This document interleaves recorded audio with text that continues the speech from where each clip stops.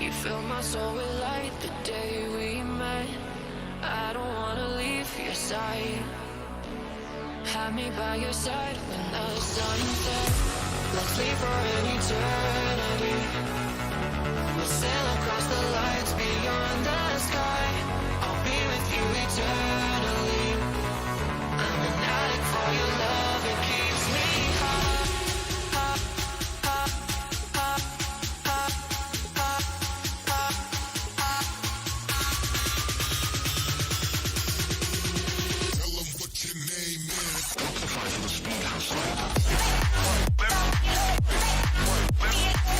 Left and right, left and right, left and right, left and right, go.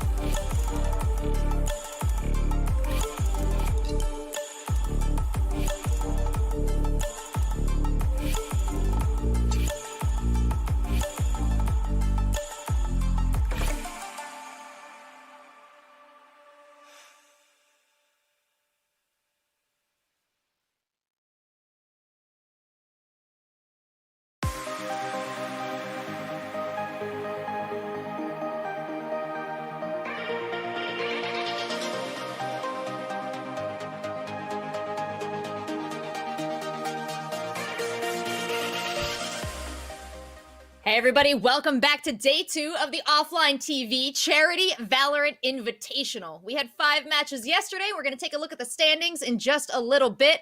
But in the meantime, we've got a lot to cover. I'm your host. I'm happy to be joining you. And with me today, once again, I've got DDK and Vansily, who will be taking us through the Valorant action. Gentlemen, welcome back on this beautiful Sunday. We are once again inside, once again watching video games, and I couldn't think of a better place to be.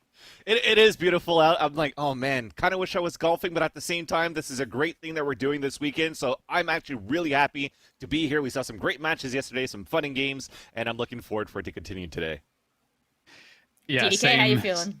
Absolutely, just so good.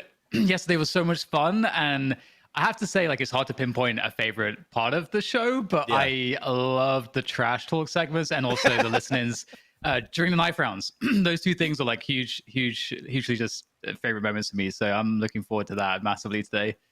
I don't even know if we could even call them trash talks because some of them were so wholesome yesterday. And that actually was one of the fun parts of it too, because you're just walking into it really smiling and getting ready for that match. Yeah, you definitely get the sense this is a bunch of friends coming together to play a game that they all really, really love. So it's been a joy watching this all go down. It's been so much fun, as you said, listening into their conversations. And I really enjoyed exploring the Murder Hornet meta yesterday, but I think I think we have some new stuff to cover today. Everyone went back to the drawing boards last night. They I think thought up some new strategies, and they did some photoshopping. So we'll take a look at all of that to come. But first, let's talk about the tournament format. As we said, we're halfway through of our round robin, and we have Team Toast leading the pack. But, gentlemen, there's still a lot to play. Correct. I was my mistake yesterday. I thought it was going to be the winner of Group 1, which is going to be a best out of 5. Same groups are playing a best out of 5 today. But it's just going to be, hey, we're continuing the group plays from yesterday on to today, and the top 2 groups in this BO1 format is going to play in a BO1 Grand Final. So that means 5 more matches on broadcast today, and make that even the 6th with the Grand Finals. Yeah, we've got some fun rules in there too, DDK. You want to walk us through all the little special touches that we're putting on this charity invitational?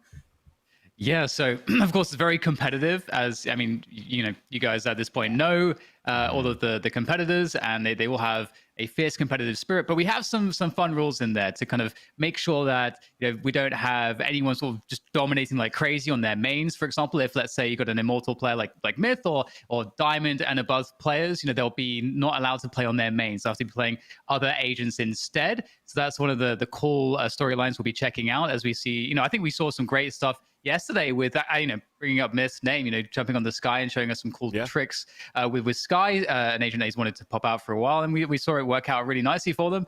And also as well, we get knife rounds instead of pistol rounds, which is really actually very fun. It doesn't sound like much fun in some senses, but I think Vansily, you were actually super into it, which was pretty fun. It was actually really fun. I hope actually today, if we have some confirmations between like the players and the admins, if the admins say, hey, you're actually allowed to plant or you're actually allowed to use abilities or not, that would add even an extra layer into the knife rounds for today, which would be even more fun. But we'll have to see what happens there.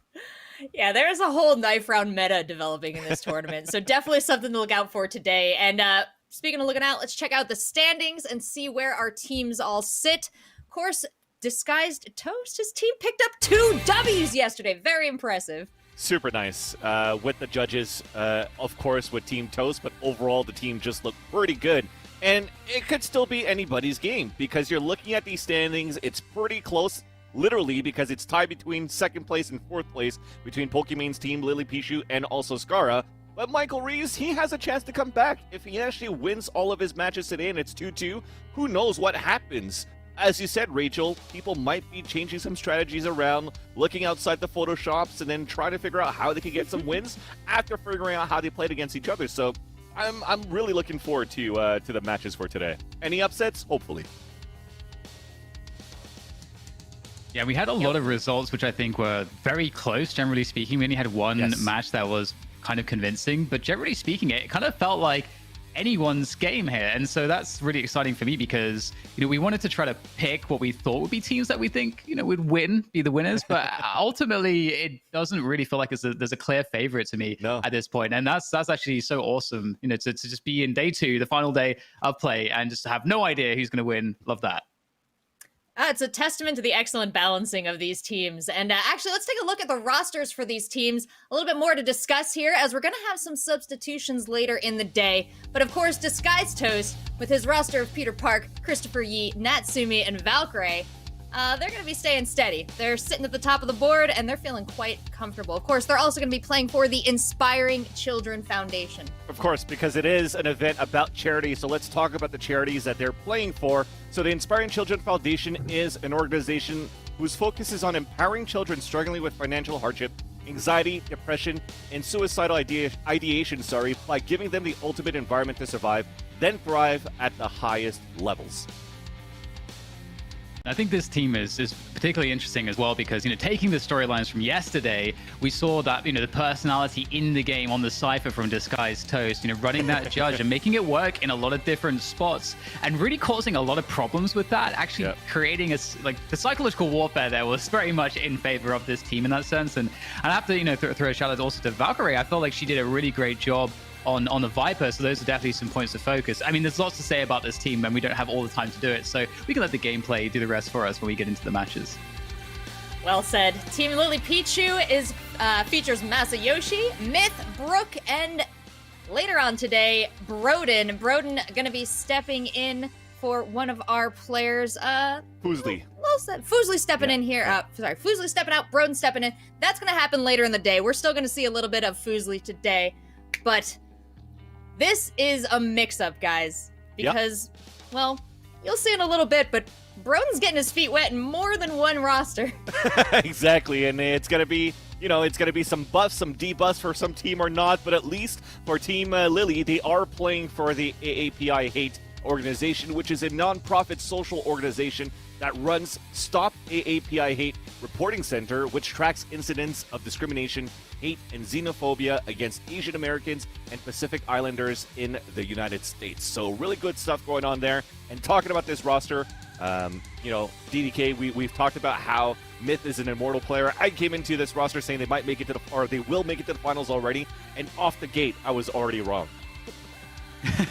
Yeah, well, I think it's really interesting too because we saw Myth yesterday in the winners interview was talking about how sort of proud he was of the team in the sense that he's playing with players that aren't necessarily nearly as familiar with him as familiar with him with the game of Valorant, but at the same time really great teammates to work with, and he does have Masayoshi there as well as that other kind of hard-hitting player. So there's lots to work with on that team. I'm really curious to see what looks we'll see out of them today. Another strong performing team from yesterday, Michael Reeves' team featuring Quarter Jade, Ivani, Jummy, and H. June.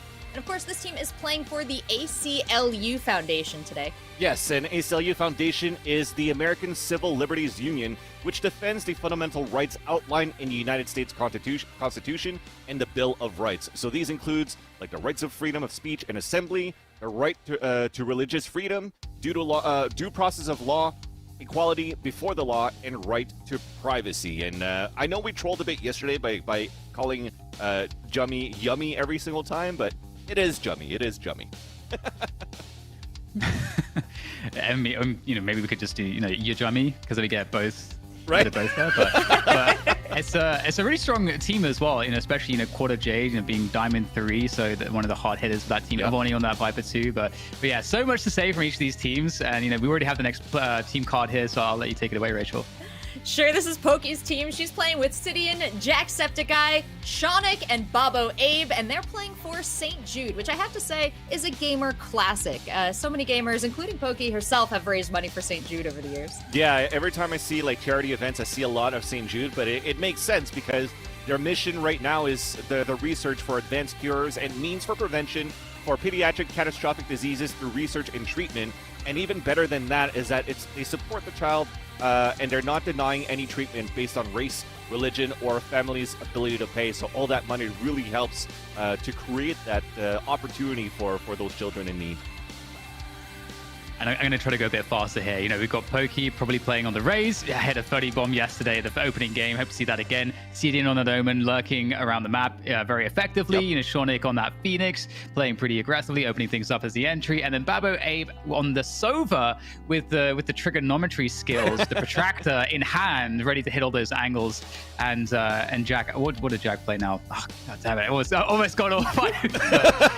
But, you know what? I'm going to have to leave Jack out of this. Oh, he was playing the Sage. He was healing for us. Oh, yeah. Oh, there you go. Sage's in the back. No, not repping the Sage very well here, am I? But yeah, Jack doing a great job. This team had a great synergy. I think that was clear from the get-go. So looking forward to seeing them playing again here today.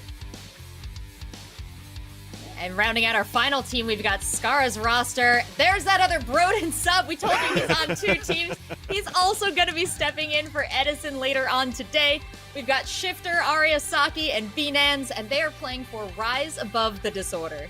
And Rise Above the Disorder is a non-profit dedicated to battling the 2 greatest barriers of mental health care, which is access and affordability. And this will be an interesting sub, I think, because, you know, Broden replacing Edison. Edison was a pretty hard-hitting player on the server, really causing a lot of problems. So lots to be done there to step into those shoes. But I think around, you know, across the board, obviously great players. You know, Binans, you know, very good in the FPS world. In pretty much any FPS game you put her in. Ariasaki had some pretty awesome moments. If you didn't catch that triple kill clutch from Ariasaki, you definitely need to go to, I think it's on the OfflineTV subreddit, so go check that out.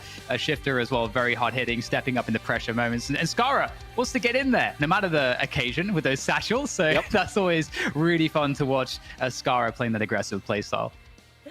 Yeah, that's team vibes and team knife strats from yesterday, but we'll be checking in with some of their players shortly for, you know, an update to see what they're bringing to the table today. Of course, talking about bringing things to the table, chat, you have donated so much to the cause yesterday. We're going to be asking more from you today. Of course, all your donations, this entire prize pot that you're seeing, that calculation on the right side of the screen throughout the day, that is the money we are raising.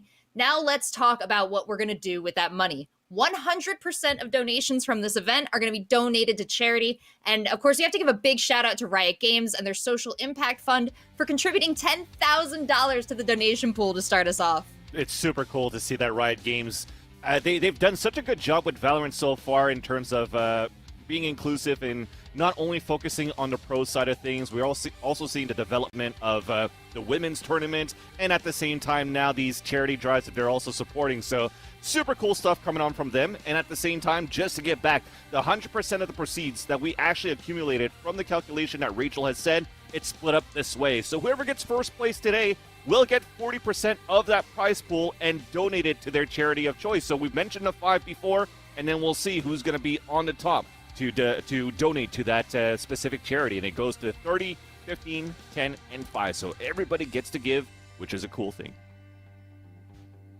Yeah, you can type !donate in chat to donate, or check out the About section below, and make sure when you do that you include your name and your contact email in the message so they can reach out for the donor-only giveaways. Giveaways are another hot topic, and we've got more information to come on that. Yeah, everyone wants to walk away with something nice, and you're coming here, you're giving your eyeballs to a great cause, maybe you're giving some money, you deserve a chance at something nice. So don't worry, everybody, we'll talk about how to get that to you. But just want to say so much gratitude for all the donations. They are going to 5 great causes. We'll find out later on today in exactly what percentages. But thank you so much, everybody. We are trying to reach $50,000, and I really think we can hit that goal today. For sure. I think so too. We've made at least $11,000 on the first game only yesterday. So we had a huge incrementation starting from the get-go. So hopefully we can continue on that ride and reach that 50K that we want by the end of today. Yeah, I believe. And I think these matches are going to be a great way to get everybody involved. And I think one of the great things also about the kind of personalities that we have playing is that it covers such a wide range of audiences. Yeah. And everyone all these different audiences ultimately united by gaming and the love and the goodness that can come from gaming. And so I just always love to see that. You know, I think one of my favorite events every year is like AGDQ, you know, this speedrunning event, which and it's just there's something about that vibe. You know, gaming for good. I think it's touched all of us in such a positive way in all of our lives. That's why we're doing what we're doing. That's why we love it so much, to connect over these things and to pump out more love into the world in this way is just such a great opportunity. Couldn't agree more. Absolutely. I love it when gamers do good. And fans, viewers, you are crushing it this weekend. It has been such a pleasure. Everyone in chat has been so supportive. I see that you have figured out that we are starting our first giveaway of the day. That's exclamation mark enter. Just pump it into chat, folks. And the important thing to remember is keep an eye on your whispers. That is how OfflineTV is going to reach out to our winners. We are giving away Valorant points. We are giving away OfflineTV merch, and we are giving away OfflineTV posters. So there's a lot in the mix worth checking out. And yeah, gentlemen, if you had your choice between all the sweet things we're giving away, I know a lot of people are eyeing the Valorant points. What do you want? So, again, I think I spent all my money on Valorant skins, so that'll be pretty nice. But to be honest with you, I'm pretty down for the OfflineTV gear because, as you could tell, I'm pretty stubby, I'm pretty chubby, I'm trying to work on that, and I have to build a sweat. So I actually like going to the gym wearing sweaters. And I love wearing, like, esports organization merch. As you can tell, I have a Valorant jacket, I have a TSM t-shirt, so I like supporting organizations, and especially when they represent good things, good vibes, and great people. So I'd love to get an OfflineTV hoodie and put that into the gym and get my sweat going. Love to see it. Just give me the points. Skins equal wins. So I need all the points I can get. It's shameless, I know, but I love it. That's my pick. I didn't even let you ask me, Rachel. I just jumped straight in there. I don't know why I needed to frame the question, really. I feel like I knew your answer. Yep. I mean, we love the game too, right? It's the reason why we're here. All right, chat. Well, while you're figuring out how to get into the giveaway, I'm going to need you to do something else, too. We are having chat pick our maps for the matches. So for our first match today, which is between Team Lily and Team Scarra, we are going to ask you very shortly which map you would like them to play on. And I wonder, we weren't letting maps go back-to-back yesterday. We weren't letting the same team play twice on the same map. So there's going to be a little bit of a limitation on the selection here. You have Ascent, Haven, and Icebox to choose from.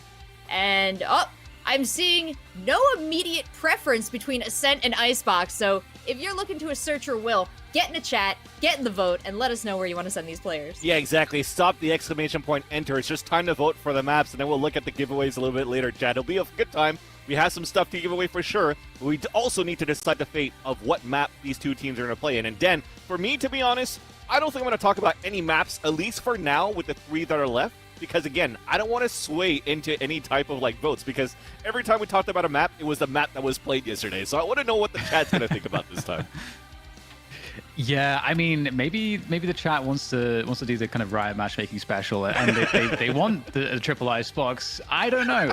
So far they've been great so far, and I'm loving that. So I have no reason to suspect any different today. You know? Yeah, I think it's going to be great. I believe that because after you've watched all the matches from yesterday, and we saw how good some players are on certain maps, right? Again, looking at Poki that says that she doesn't like to play Icebox, she drops close to like a 30 bomb and makes it look like Raze is her main character and not Sova being her main agent. So that was pretty cool to see. And then you have now Disguised Toast with a judge as a Cypher, how strong he is on a map like Split, for example, too. Maybe that's why we saw that one-sided, because that close range angle with the judge gave a lot. So now, looking at these two teams between Lily and also between Scarra, if you're a fan of Lily, chat, or you're a fan of Scarra, which map do you think you want to see them excel in? And within those 3 maps, that's where the votes are going to go towards too.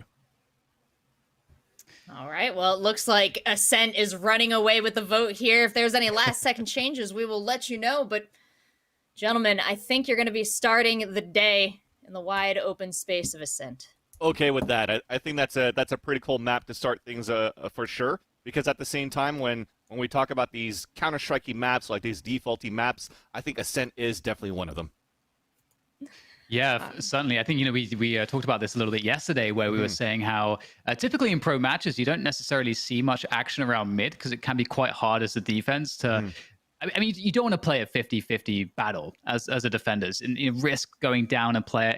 advantageous for the attackers, even if they're in a 4v4, even in some spots if they're down a player like in a 4v5, they can still find ways to isolate the defenders and play maybe like a 4 versus 2 because they get to pick where they go as a unit. So yeah, normally we see that voided and it's quite a tentative approach on mid, but this is not professional Valorant. This is in a bunch of pickup teams playing against each other, and we saw a lot of action around mid. So it's gonna be fun to see how that pans out here on Ascent.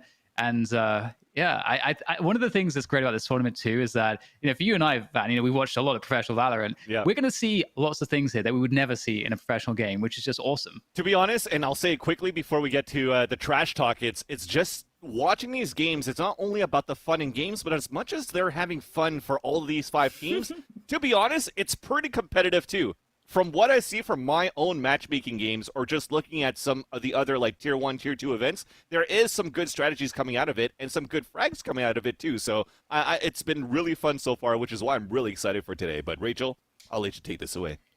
Now, guys, you have the tough job ahead of you where you'll be calling the action in all our matches throughout the day. So I'm going to let you chill for a minute, and I think I'm going to bring in Edison and Fuslie and have a little trash talk before we get into our first match between Lily's team and Scarra's team. I came in mid-dab. Are you okay? Did you really just come in mid-dab?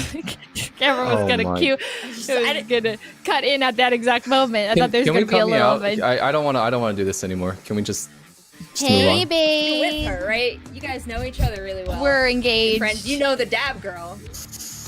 You're engaged. Is that what That's you're known as beautiful, now? and congratulations. Wait, if Edison leans in his kiss that way and I lean in this way, we can kiss.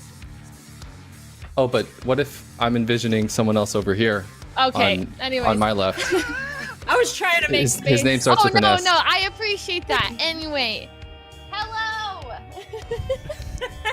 Wait, so what are we doing again? Well, Oh, right. Okay, trash talk. we gotta Yes. trash talk each other. Right. So I actually asked Scarra yesterday some tips because I was told that I might be doing the trash talking segment today, and he was like, "You need to get in their heads." Right? He's like, "You need to get in their heads." So this is what I'm gonna say to you. Okay? All I have to say is, you look really cute today.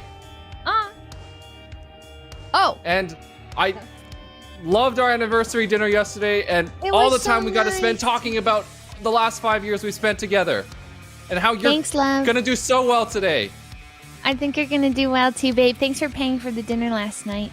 you're welcome. I love you. And well, I was gonna say that if you dare kill me, you're sleeping on the couch, and that you smell bad and stuff. But let's but instead I'll just say love you, and you're gonna do great, and I hope you get an ace. Oh, I I'd hope be you get really an ace proud. too. When Edison honestly, was you guys popping don't off even- yesterday, I was the most proud ever. It was really cute. So I actually hope that you do well. But no one else on Honestly, your team. You guys Only don't have anything to worry about. The only comms we have is this. Hey, Scar, you have the bomb. Scar, you have the bomb. Scar, you have Scar. Oh, he just double satcheled into the entire other team and gave them the bomb. Oh boy. Tell Okay. Scarra to do that same strat. That's a good That's one. literally going to be our comms the Double entire satchel, game. hand deliver the spike to us, and we will clean up. Thank you. It's so Done. interesting because Scarra described it as all vibes, excellent vibes, only on the team, perfect communication. I'm hearing something different from you now, Edison. No, it was perfect communication. Absolutely perfect communication. Yep. No drops. I only have one more question for the two of you. We have Broden subbing in for both of you. I want to know, who do you think he's going to be more inspired to fight harder, to perform better as? Who is he going to be trying to support? How do you answer this question? Yeah. Well, Broden and I are both tall, good-looking men. Well, actually, I don't think I'm as good-looking as Broden. Broden is like, if you see Broden in person, you'll understand one day. But, I just call myself good-looking. Wow, that was... Edison? that was awkward. Chat's on your side. I think that Broden is going to do a great job subbing in. I think our team will benefit from the sub a little bit more. No, does that sound mean? Wait, no, Broden's a good player. And I think Broden's a great player, and I think it's going to go well and smoothly either way. But I do think that Edison's team might suffer a little bit more from the substitution. No, my team will be Broden's fine. good, not because No. You don't even understand. My team will be great. Because they've Listen. been developing synergies. No. Oh. Listen. We have Scarra, who even though he double satchels, he hits his shots. He'll go in crazy. He's got this. Hannah, she clutches round. She's got her Sentinel like game on point. Arya, you saw her triple kill yesterday. It was incredible. And Danny, yeah, we got Danny. So yeah, we'll do fine. Well, I don't, we do these trash talk segments, and all it is love between our competitors and then absolute trashing on their own teams. So I don't know what I expected here, but I wish both of you luck. I think you're both wonderful and impressive people, and I hope you enjoy the time today that you are spending away from us. But thank you so much for coming on Trash Talk. Anything else you want to say to the people before we go? I hope you do. We're gonna smoke you guys. We're gonna get smoked. Yes, you are. Okay. All right, don't go kill to me, your babe. And don't teams. play Reyna, please. Please don't play Reyna because But I'm then what am I playing supposed to Reyna. play? Don't play Reyna because I'm playing Reyna, and then we're gonna get in my head, and then. Okay, if you convince Scarra to tell me not to play Reyna, then I'll not play Reyna. Okay. Okay, just message him right now. Okay. All right, bye. Good luck. All right. Bye. Good luck. Thank you. I love it. Again, I have smiles like my cheeks hurt, and usually my cheeks hurt because I'm spending 12 hours broadcasting a game, and then I just get tired. But now it's because I'm smiling all the time, Dan, because this is always so wholesome. And happy anniversary to Fuslie and to Edison, right? It was yesterday, and 5 years in the making, and to many, many more. Absolutely agree on that count, and it is an awesome segment actually. It's so funny because we were talking about this yesterday as well.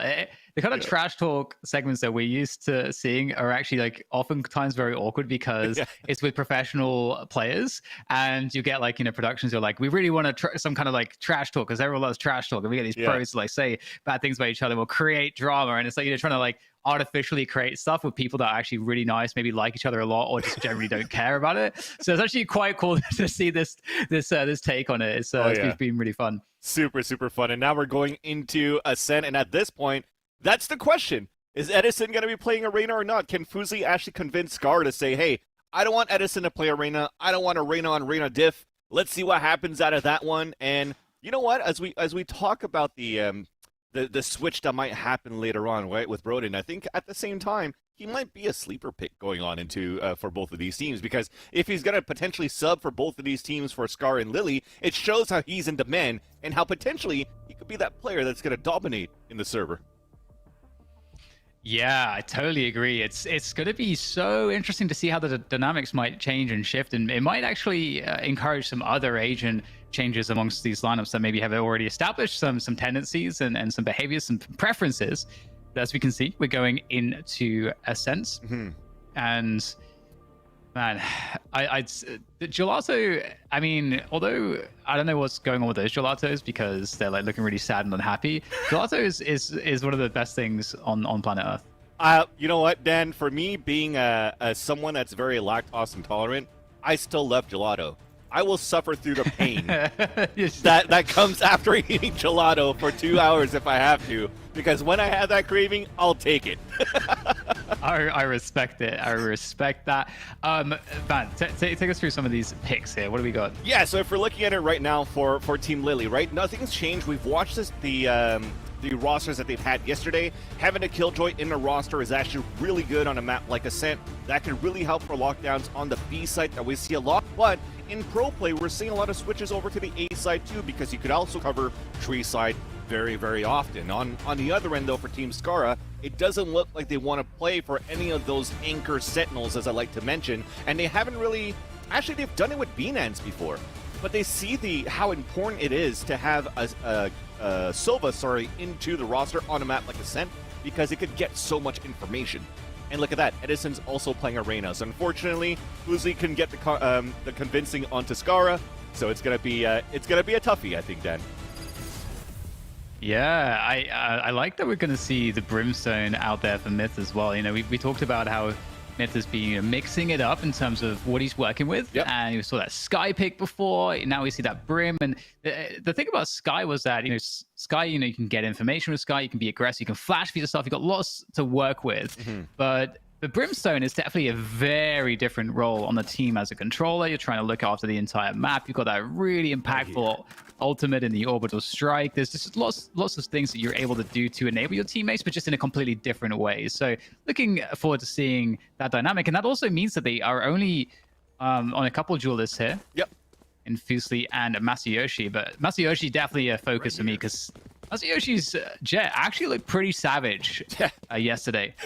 It was actually really good on Icebox. I think we've had a couple of backstab with the Blade Storms on the ultimate. The picks towards mid-side on Boiler, with even just going with Vandals, was pretty good too. So I expect a lot of fragging ability, a lot of fragging power for Team Lily in this matchup. But we're going to start things off in, once again, the knife round and see what happens. I hear some pistols, but I'm pretty sure there's going to be some knives. And let's check out. They're behind us. Perfect. Get him first. Get him first. Yeah, get him first. Yeah. He's knifed. Nice. Bet. Let's go. Sage next. Yeah, we have to Sage play next, Sage. Sage next. All right. Lily, run a train. Nice. Now turn Turn around around. and fully aggress. 4v3, Turn around and 4v3, fully 4v3. aggress. Okay, no, this is Full good. aggress. Yeah, you better run. W Look key, it do up. not stop. All right, let's go. Soba. Oh, nice. Nice. Good, Over dude. two. Well done. Hey, wait towards A. Let's go. Yeah. Die. Fine, clear. Find you, Lily. Oh Let's go! Yeah, that split shit don't work no more. No. You got that aggression. All right, let's. Two things I could take from this, Dan. I think the first one is that communication and synergy was actually really good for Team Lily, and the second of it is Myth mentioned in his interview yesterday. It's like, watch us in the finals for today. Look how prepared we're gonna be, and it definitely looks like it just from how they isolated every single agent in the knife round. Yeah, right from the get-go, it's starting to look impressive. Even though it's just knives and there's not too much else, you can see that team play, and they'll be going into the next round with the advantage as a reward. That economy will be looking much better than Team Scarra. Team Scarra on the attack here. Oh, walking up catwalk, but Masayoshi's on the other side of this one. Yeah. Hiding the dark cover. It's a great position to work from. Has the dash available still, so that's the perfect agent to have in this position. Ooh, okay. That's a great defense. Completely denying that entrance into the tree position. And Ariasaki wondering what the hell just happened to her teammates. I like the idea, though, for Scarra. At this point, can we get a backstab from Scarra? Unfortunately not. So Ariasaki, she's going to have to try to clutch, but it's not going to be a 3-player spray because she only had a classic. So unfortunately, it's going to be a flawless that kicks things off very strongly for Team Lily, actually. Going into that second round, very rarely at the same time here, Dan, do we see players going for automatic rifles. Usually in the pro play, they have, or they keep their ghosts and their sheriffs and then go with some submachine rifles like the Spectres or even Stingers. But that time, because we have knife rounds on the first round, it allows for them to just go for full upgrades and show a very strong second round hold. And we saw that from a perfect crossfire from Fuslie and Masayoshi from A main and from Tree, or Garden most specifically. Going with a full eco, trying to work things out as a pistol and rush into the A side just for a spike plant was fully denied onto Team Scarra. But this round, it's an upgrade, an Odin at the entrance, and we're trying to make it into the B site. I love this. Get that Odin in there. Brook, though, able to take down one. Edison will fall. That's a great pickup from Brook, even though she does get taken down. Lily also doing some work here with that killjoy. The double comes through. The spike has to be delayed now. Not feeling all that safe to plant it, but it will get held by Binance. But Binance is alone on the site right now. Has to try to find some forward frags. Going to take down one. Here comes the double swing. Almost getting the transfer onto the second player, but it's now down to Scarra. Easily taking down Lily, but the trade is through from Myth. Very well done. Right down to the wire there, but Team Lily will be successful in picking up the third rounds. But that's a lot of economy damage done. Yeah.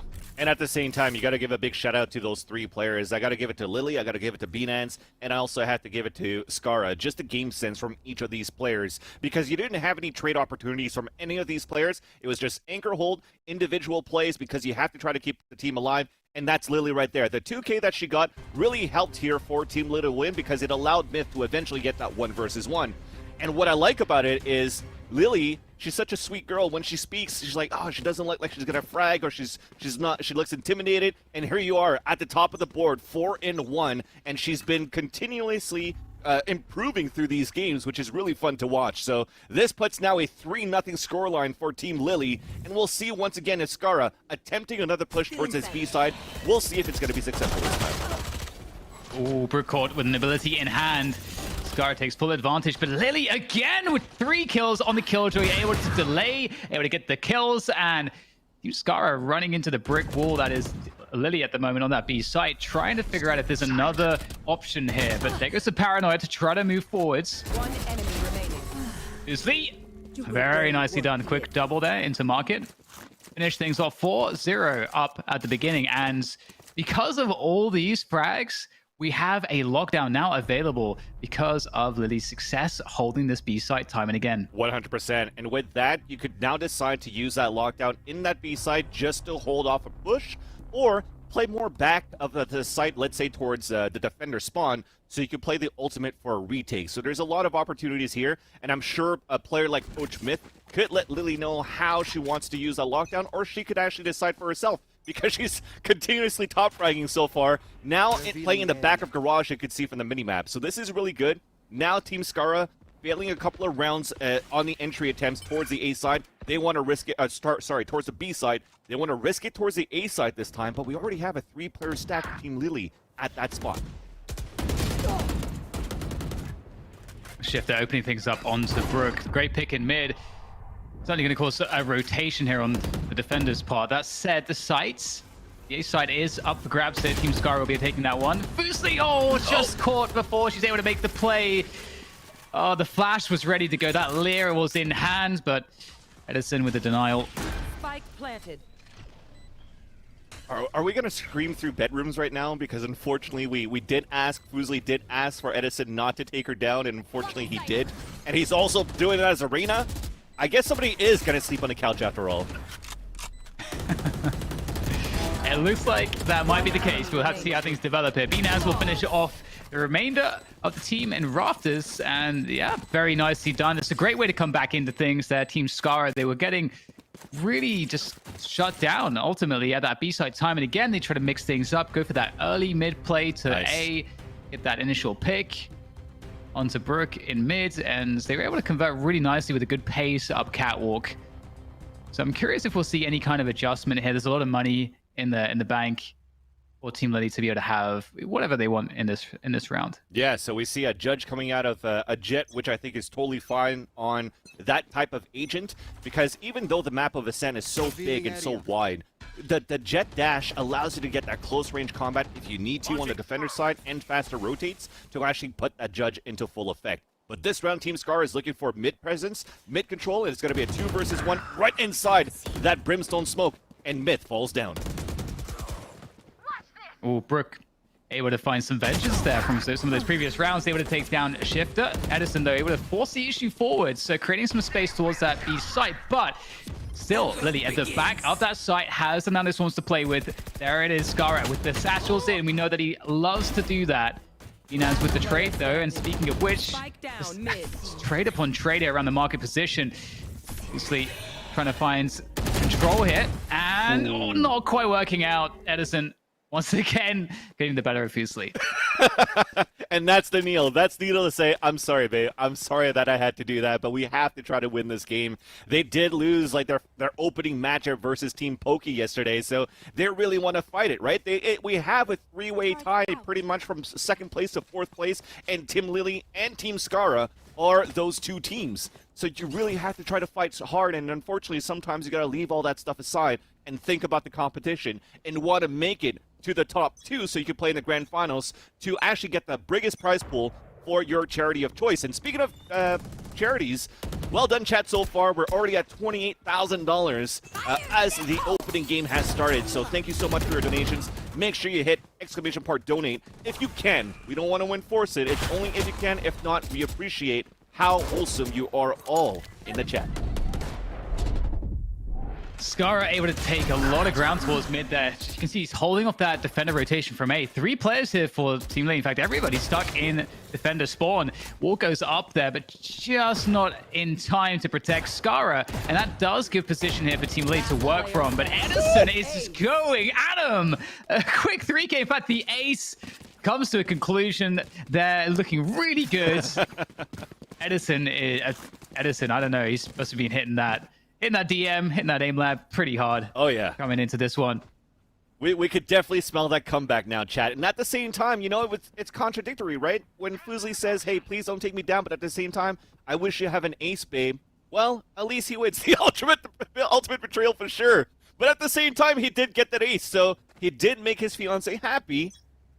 So I think he might not sleep on the couch tonight. I think it's going to be okay. We have a 4-3 scoreline, and that was an eco round for Team Myth and Team Lily. Sorry, Team Lily for Myth in general. But now it seems the money's still quite low, so they're going for a half buy. A nice Sova dart, actually, that's going to recon Myth towards that mid side, and he gets wallbang. And that's why, chat, somebody like having a Sova on an open map like Ascent is very, very useful.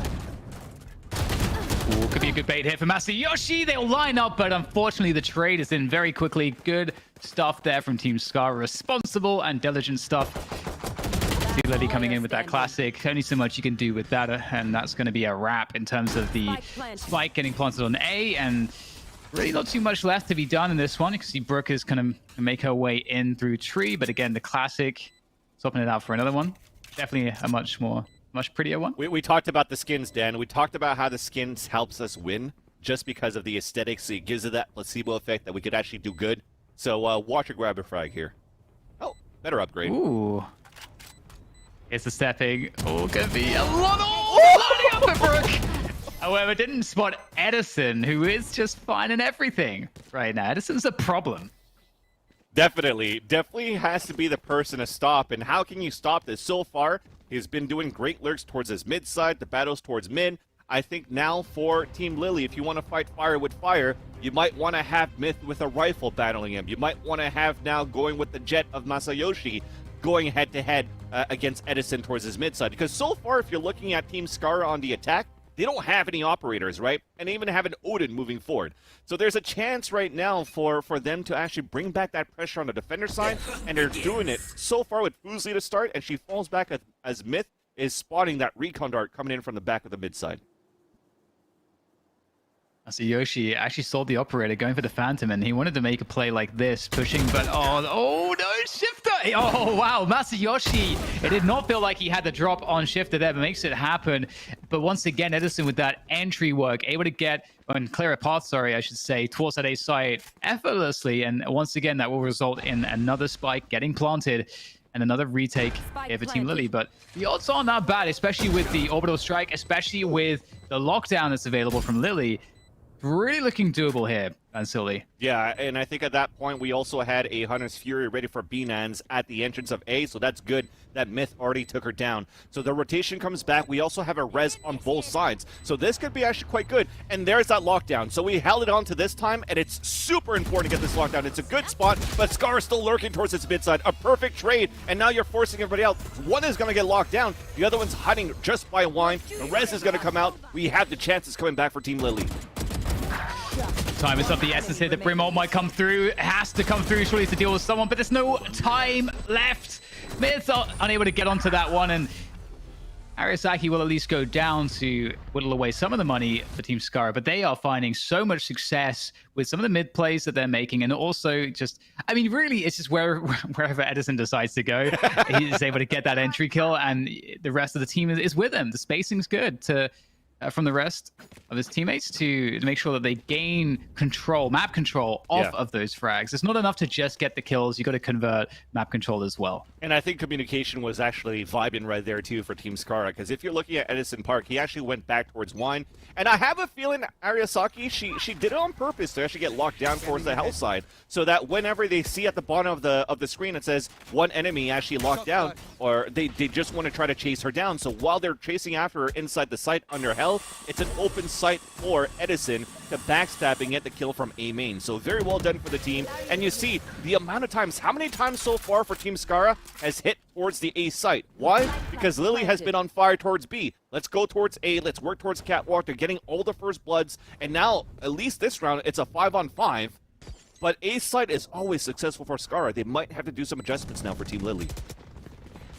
And what's scary right now is that not many players are playing on the A side itself, and the orbital strike could lock away players on A main. It will be used around the hell position instead, and you can see Masayoshi try and just nip away at them with that Blade Storm. Not really going to be all that successful though. Still working quite well from that A main position in the post plant. Team Scarra looking pretty good. They will lose a couple players here, but again, time is a huge issue. Great trade coming in from Shifter, as it doesn't look like there's all that much left here for Masayoshi to do. And Edison, who else better than him to finish it off?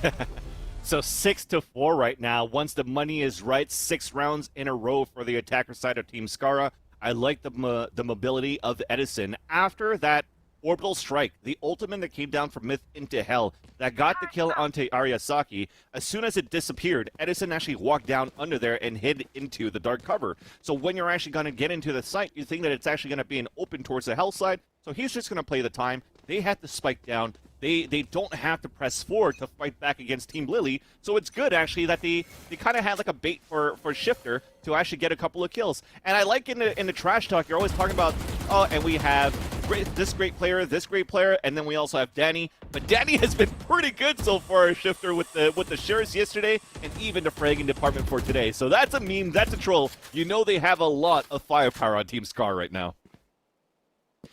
And you can see there's more respect given as well from Myth, who has been caught out in some of those more forward positions around mid. And once again, we'll see Edison looking to find that entry with Shifter in tow towards market, towards spawn and pizza. Oh no. Myth, oh, he's going to pull out the iPad. Yeah. Oh no, Myth! It gets caught by Shifter. Very unfortunate timing once again for Myth. He's not been able to find too many spots to play from so far this half. And Lily trying to do what she can. One at the very least. And Masayoshi will be able to find one too. So it's not over just yet, but it's going to be very tough.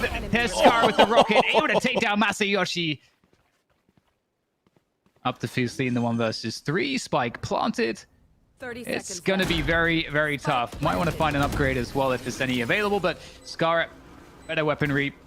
And that's going to be another round converted for Team Scarra. Looking like they're so strong right now. Like, there's 4 rounds that were lost. It's just such a distant memory here now for Team Scarra. Correct. Even getting that knife round, starting that 2nd to 4th round, I thought you were going to see that confidence come in for Team Lily on the defender side, especially, as we mentioned yesterday, when you play a map like Ascent, you're not as practiced as usual. You see a defender side usually come out stronger. And look at Scarra. You cannot run away from Scarra if he's a man that says that came from Return to Castle Wolfenstein. The way that you could flake, the way that you just jump. He probably played some TF2. I'm not even surprised about that one. And if he played some Team Fortress 2, you know as a soldier, he could land those shots with the rocket. So very well done. 1 more round to go. And we're moving back towards that A side because when we had that eco for Team Lily, who got a kill in there? Lily again. Only with the classic. Now she has a weapon. You got to be afraid of her.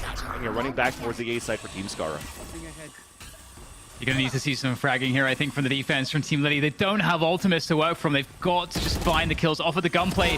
Nice double set up here. Fusely with 2. Masayoshi indeed able to help out. Shifter finds the trade on both players, but it's going to be a 2 versus 3 for Team Scarra in a disadvantage in these post plants. I don't know when we last saw that. Remaining.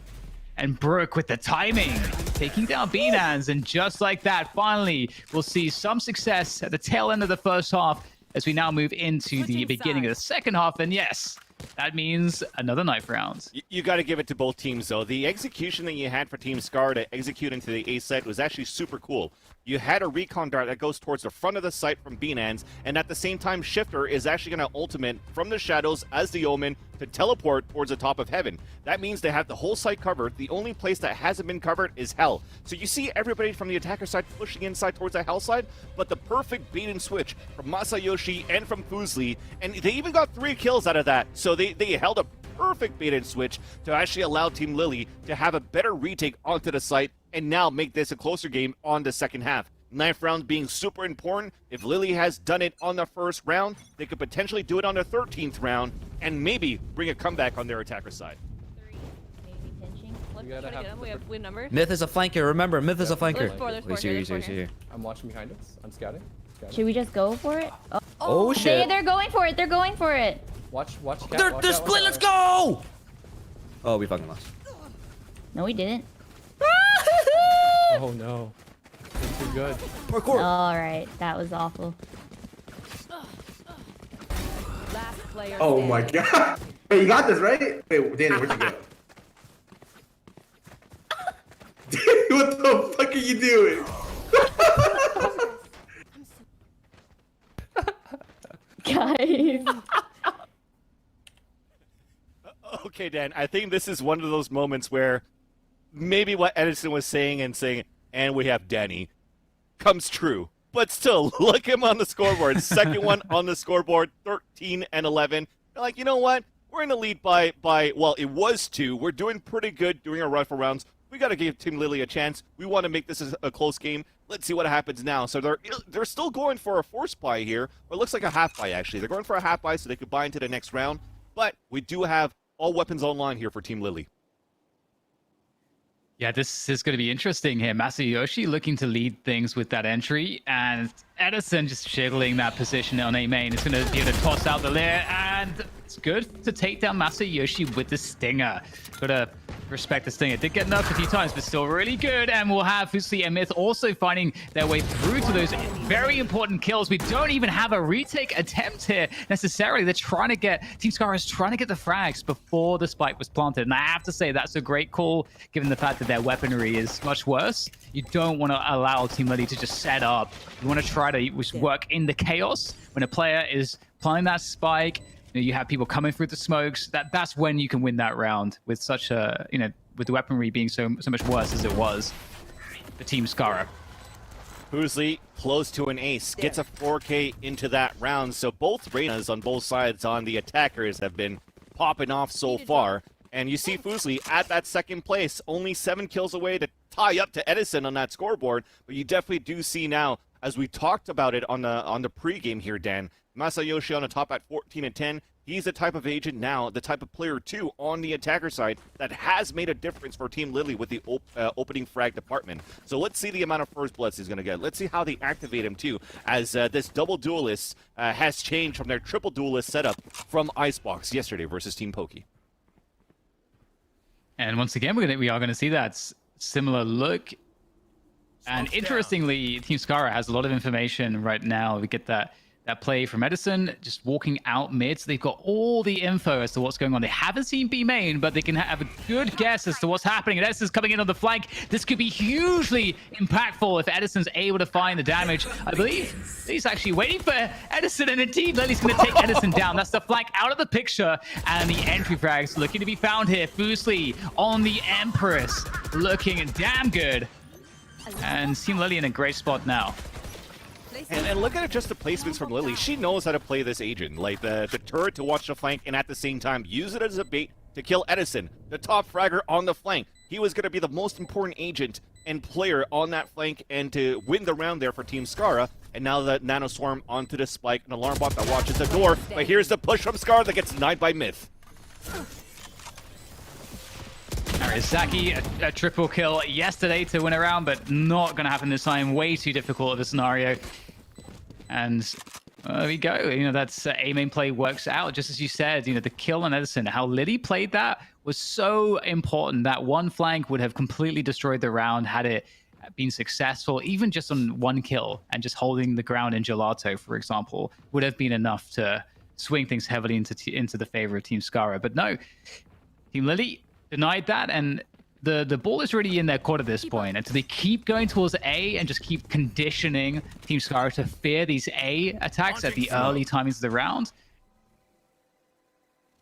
I'd love to see that. I want to see it as well, Dan, because at the same time, it's Team Lily giving Team Scarra the taste of their own medicine. Always hitting A, always getting success towards A. But speaking about success, will this Bucky find a success? No, he's in the dark cover as he's trying to throw it out towards Catwalk, and Fusli gets the first blood.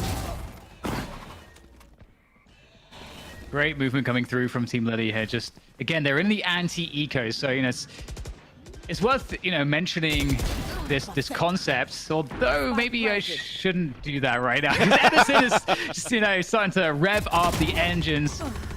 There's the second kill coming through as well, off of the upgrade into that Phantom. It's proving quite successful. Lear going out as well. The orbital strike gets popped by Myth, and not messing around here. Wants to absolutely lock this one in. Knows how dangerous Edison is. He will go down. Thanks to Brook. Ooh, could satchel across to the gun, perhaps. Do it. I would have been a Bucky to a Bucky. Fair enough. Fair enough. So just looking for exits right now, but like you said, Dan, they really just want to seal the deal for Team Lily, right? It's let's put our orbital strikes out. The way that they're playing the attacker side, wouldn't be surprised if Myth is able to get another one out soon. And there you go. That's already 1 kill, which means 1 ultimate point. If you're new to actually Valorant and you want to know how the ultimates work, every time you see the scoreboard, as we'll see after the, or right now, as you can see, there's like that 6 to 7 to 5 to 7. Every time you're at that limit, it says ready, and you could actually pop your ultimate. So to get the ultimate points, there's 2 orbs that are found across the map that you could fight for. But at the same time, you also get an ult point for a kill, an ult point for a death, an ult point for a spike plant, and an ult point for a spike defuse. So you can actually manage that to know, hey, which agent or which player can I have them plant the spike, defuse the spike, just so that they can get the ultimate that could help the team move forward. And moving forward is definitely Team Lily. So the tides have turned, how the turntables, as we like to say. And we'll see if they're going to be able to continue with this run on the attacker side for Team Lily. And that's a great start. Masayoshi taking down Scarra. And it is a full rifle round here for Team Scarra, so losing a player early like that is not going to be too fun. Masayoshi just dancing through the dark cover. The trade through from Myth, but Binance as well with the trade of her own. And trade off the trade, well, thanks to Masayoshi, the numbers game is an advantage for Team Lily off the get-go.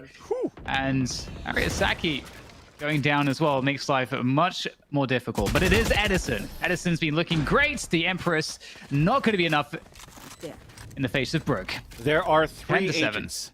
Sorry about that. And there are 3 agents that I actually hate to play against. So the first one is a Cypher without a hat. The second one is Jet with her mobility. And the third one is seeing a purple Reyna. Somehow I just cannot hit them.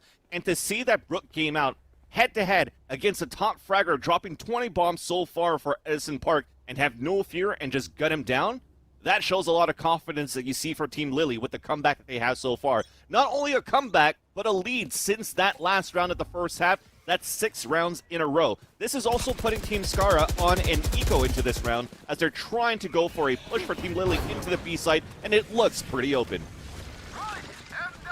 Love that dash towards that button to try to get that door down as quickly as possible from Masayoshi. Really nice work off the duelist. Part of the job of a duelist is to create space for the rest of the team, so they can get everybody onto that spike site, get the plant, but in comes Scarra with the satchels, opens things up, but the defense is looking quite strong here so far. So good as Masayoshi knocks down Binance, and it's not going to leave all that much left here. It, once again, is Edison with a measly sheriff. Quick work for Fuslie, able to get some vengeance onto Edison. Definitely a good try on that retake for Team Scarra, because I saw that big paranoia that was thrown from Shifter from the log side onto the sidewalk. That was actually going to blind anybody working towards the close boxes, anybody jumping down on the sidewalk on the attacker side, which I think did hit 1 player. And at the same time, you see Scarra come in with that showstopper, connects to a shot, and somehow still lands on their Radiant box. So you'd think your opponent would land on the ground. He's landing on the box. He throws off your crosshair placement, and you're hoping for Scarra to now play the bait for the rest to run in to be able to get a couple of kills. But again, as you mentioned here, Dan, it's only a couple of sheriffs. They tried to work it with the ultimates instead to try to win the round instead of, saving, looking for exits, which is a great try to do it. But for this round, it seems closer and closer for Team Lily into this victory as we have a lockdown towards the A side execute. Yeah, the lockdown is looking good in some senses, but at the same time, Team Scarra take full advantage. They've got a flank coming in from Edison once again, and it has to be successful for Team Lily on the site. And it's not looking all that successful. They do have the site, but they don't have position at all. They're all stuck there together, playing one spot, and they're going to get split on from Rafters, from Catwalk, from A main. Yeah. It's the defenders that are going to have a very solid split attack. And Ariasaki holding that Odin. Out it goes, and it's going to work a treat. Masayoshi. Oh. That was nice. Very, very nice indeed. Last player standing. 2 players left in hell. Now just Masayoshi. I don't know how he'll be able to pull this one off. Able to try to swing out the Cloudburst. Goes for it, but Shifter is going to be able to defend Ariasaki. And Team Scarra, again, such a great response, Fansily. The lockdown goes down, and they just pushed everything on the rest of the map so that they had very, very good retake positions immediately. Exactly. Definitely where they pushed here for Team Scarra after the lockdown was Catwalk, the flank from Edison Park at Gelato, And who was that catwalk? It was B-Nans with a Sova. And we talked about it yesterday. When you're trying to play a retake game and having a Sova alive, it could be a very useful agent for those type of retakes. We didn't see a recon dart, but the owl drone that flew in, tagged one person towards a generator, and also flew in to see a little bit more. And that allowed Shifter to throw the paranoia from the garden and allow for Team Scarra to just push into the site, knowing that everywhere else is pretty much clear because they can only focus within the site. Nobody's going to be flanking because everybody flanking on their side for Team Scarra. The hunt begins. Ina's able to defend. Oh, sorry, get the kill onto Myth. But the defense is lost on that B site. But that might be okay here. We do have a res available right now. Oh. Shifter has the TP. Usually going down. There's that res onto Edison. Pretty big kill to get. But Lily, what can she make happen? Only one, unfortunately for Lily. Still a couple players left on the site itself, though. So this is not over and done just yet. But as they say that, Brook goes down, leaving just Masayoshi. Switching up the angles. Can only do so much. And we will get another round coming in from Team Scarra. It feels like a late resurgence here, Vasily. Definitely at that point. And the positioning from Lily at that logs continues to be a detrimental position versus Team Lily. So gotta look out, or sorry, for Team Scarra. So you gotta look out for that spot. But at the same time, when they're trying to move in for Team Scarra inside that site, a 4 versus 2 is something very hard to do. It worked before when Masayoshi and Fuzli were playing that bait and switch towards that hell side. But when you're playing a post plant, I do respect the fact that they leaned in on both sides. One watching the entrance on the staircase, the other one watching the entrance on the sidewalk, and try to bring those individual battles 1 versus 1 on both ends. But again, you get one, there's another one coming out. It's like Battleship Troopers. I can't remember what that movie is called. Starship Troopers. There you go. You kill one of those bugs, another bug comes out. Right? I was gonna go with Battlestar Galactica. Then I had like these office jokes, but then again, I'm way too old, and I think the audience doesn't know what the hell I'm talking about. Oh. All right, well, we usually able to take down Scarra, trying to get that info towards A main. Caught on the push. Masayoshi, the acrobatics there. The bait and the switch. You love to see it. Myth taking full advantage onto Shifter. All right, so this round seems like a foregone conclusion at this point. Just Ariasaki remaining with the Odin. The glitch pop Odin. Big fan of glitch pop skins. Do you like it? Because for me, when it comes down to like getting the upgrades for the Vandal and the Phantom, because the sound makes it sound like you're shooting an LMG, it throws me off on the aim. I like it on everything except the Vandal, actually. Yeah. All the upgrades and I like all the glitch pop weapons except the Vandal. It's super nice. It's super nice, actually. Even the knife, I upgraded that one. So every time you pull it out, there's like a different color that comes out to you. Yeah. I mean, chat, you've heard it before. We love talking about the skins for this game because they're all pretty nice. But yeah, that's it. We have actually Ariasaki that's going to try to save her Odin as we were talking about the glitch pop in the back of the site. Great execution here. A flawless right now for Team Lily as well. So this is good here, Dan, because now they win around flawlessly. Okay, they lose Myth in the end because they really didn't want to allow Ariasaki to save her weapon, which that is totally fine because looking at the economy here that the attackers still have for Team Lily, they still have a lot of money. And they have a 3-round grace where looking at the next few rounds, the next round, even if there's a plant or a defuse or a kill for, sorry, not a defuse, but a plant, an orb pickup or a kill for Lily, she could have a lockdown. So they have a lot of grace right now in terms of trying to win this round, win this game versus Team Scarra. So this is looking pretty good. Scarra's going to have to start vibing a little bit harder and try to come back in this game. Pinaz holding the angle. The operator might just catch one. Oh, Masayoshi able to dodge that. And that's a very important dodge from Masayoshi because that operator, they didn't know about it. I know the surprise is huge, but with that said, Edison is going to be able to take down one, so that's an advantage early on here for Team Scarra. The question is the response from Team Lily. And we get the push from Scarra as well into Gelato, so there's so much control right now for Team Scarra. Yeah, it's definitely a push from both sides because it's Gelato and B-Main as well. And there you go. We see Ariasaki moving out. She's going to get that kill onto Brook. Ash is getting that res onto Lily. So that's a lot of information. They know that the hit's happening towards B because now they have mid control. They have long A control, and they're also going for the flank. And a win from Scarra, aiming on the sight with the Bulldog, and it bites off Masayoshi's head.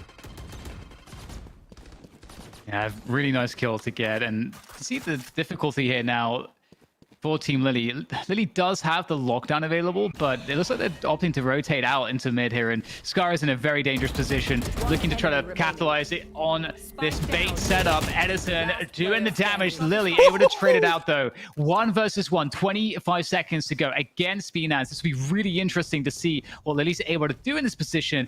Full utility available. The alarm bot, 2 nanoswarms, the lockdown, the turret in 15 seconds, the plant going down, time enough to get into a post-plant position. And this is going to be interesting. Yeah. We'll probably see in a second what BNAS has available, but yeah, it's a lot to work with. Okay, so does BNAS. Exactly. I was going to say she probably has a lot in her kit as well for the retake. So this is a great 1 versus 1 rock, paper, scissors because it's a lockdown versus trying to get clearance, trying to get these abilities to try to clear out the site for this 1 versus 1. But it's looking pretty good for Lily so far. The drone not really getting the info that BNAS was after. They're able to clear hell at least, but at this point, have to expect that it's going to be that A main play. So close. Oof. He has no idea which angle. It could even be tree still. Does and it looks like Lily has just done this so well. What a important clutch to win. That's going to win the map as well. 13-9. And it was not just this round, but many rounds in which Lily clutched it out for her team. Yeah, definitely some key moments there for Lily for sure. On the holds on a B side, that clutch in a 1 versus 1 on the attacker side, with some great support though from Masayoshi on the attacker side when he was playing that Jet. Gotta give it to Fuslie at the same time too. The amount of opening kills she's gotten for the team for these hits towards the A side. It was actually another one of those games where it came down to the wire, very close. 13-9 is actually still pretty good in terms of a final score because you see the string of rounds that both of these teams were getting back and forth. So really running on that momentum on both sides. Oh yeah, and you know that Coach Smith must be very proud because we saw yesterday again. He was, and I think we could see it here. As the most experienced player, he's doing a lot of shot calling for the entire team. Micromanaging in certain situations too. But it is down to the players on the team to be able to execute from the calls that he's making. And I feel like there's so much that's been done really well in that sense. So shout outs to everyone on Team Lily for doing such a great job. But yeah, Team Lily, started out damn strong. I mean, 7 kills in the first 2 or 3 rounds on the defensive B. That was huge. And even though Edison was popping off, still didn't end up being enough. He was definitely the one that made things very scary there for Team Scarra, right? He was definitely popping off. We saw at some point he had 21 kills. The amount of, he got an ace. He got, I think, even a 4K going at certain rounds too. He was playing very well on gaining map control. You were talking about how Duelist has to gain that map control. They create that space, and he was able to lurk towards that mid side and catwalk very often. The flanks didn't work, though. So I think what I like from Team Lily is that on their attacker side, they did a very good job on shutting Edison down on flanks. I think that was probably the most important part that allowed Team Lily to surpass the rounds versus Team Scarra and getting that victory. And again, we've already talked about Lily, but Lily was actually so key in dealing with those flanks. Yep. We saw a couple rounds where that was the case. So there's just lots of different types of impact, and it's one of the reasons too why you'll probably never hear Vance Leroy ever talking about frags in a game unless it's someone, a duelist who is actually just has a massive score line, and then it might be fun as an addition. But generally speaking, it's about the impact a player has for the team, and there's so many different ways in which you can have impact that has nothing to do with the kills that you get. 1 kill can be more important than 3 in a round, depending on the context. And Lily did a great job in getting some of those very impactful kills in this game. And so, if there's an MVP for me, it's probably Lily, given how much we've been talking about her and how many spots she was in, and the impact that she was able to deliver from those spots. So really great, going from strength to strength, going from yesterday to today. Yeah, well, definitely. I agree with that. I probably have to give the MVP for Lily at the same time too. And you mentioned that the kills are not that important, especially when you're playing. Because there's so many different agents in this game where the kit, their abilities are what's going to be the most important to help your team move forward. And there's that rocket I was telling you guys about that lands onto the radio night boxes. But all these agents and the abilities, those are the important parts right now that allows all of these players to work at as a team. So if you're looking at Binance, for example, you saw how she was able to even trace her spray to get a couple of kills, the entries that she's gone, holding down towards the default at the B site and get a couple of kills before she falls down. Where she shined the most was when she was using her kit as that Sova to get the L drone into the site to allow the defenders to come back finally when they took that side to retake the site with the combination of the paranoia. So the combination between Binance and Shifter has been pretty good on these retakes and even executions into the sites. So overall, I think today, when you're looking at these standings or overall what's going to happen by the end of the day, it could still be anybody's game. Any of these two teams out of 5 could really make it into the grand finals.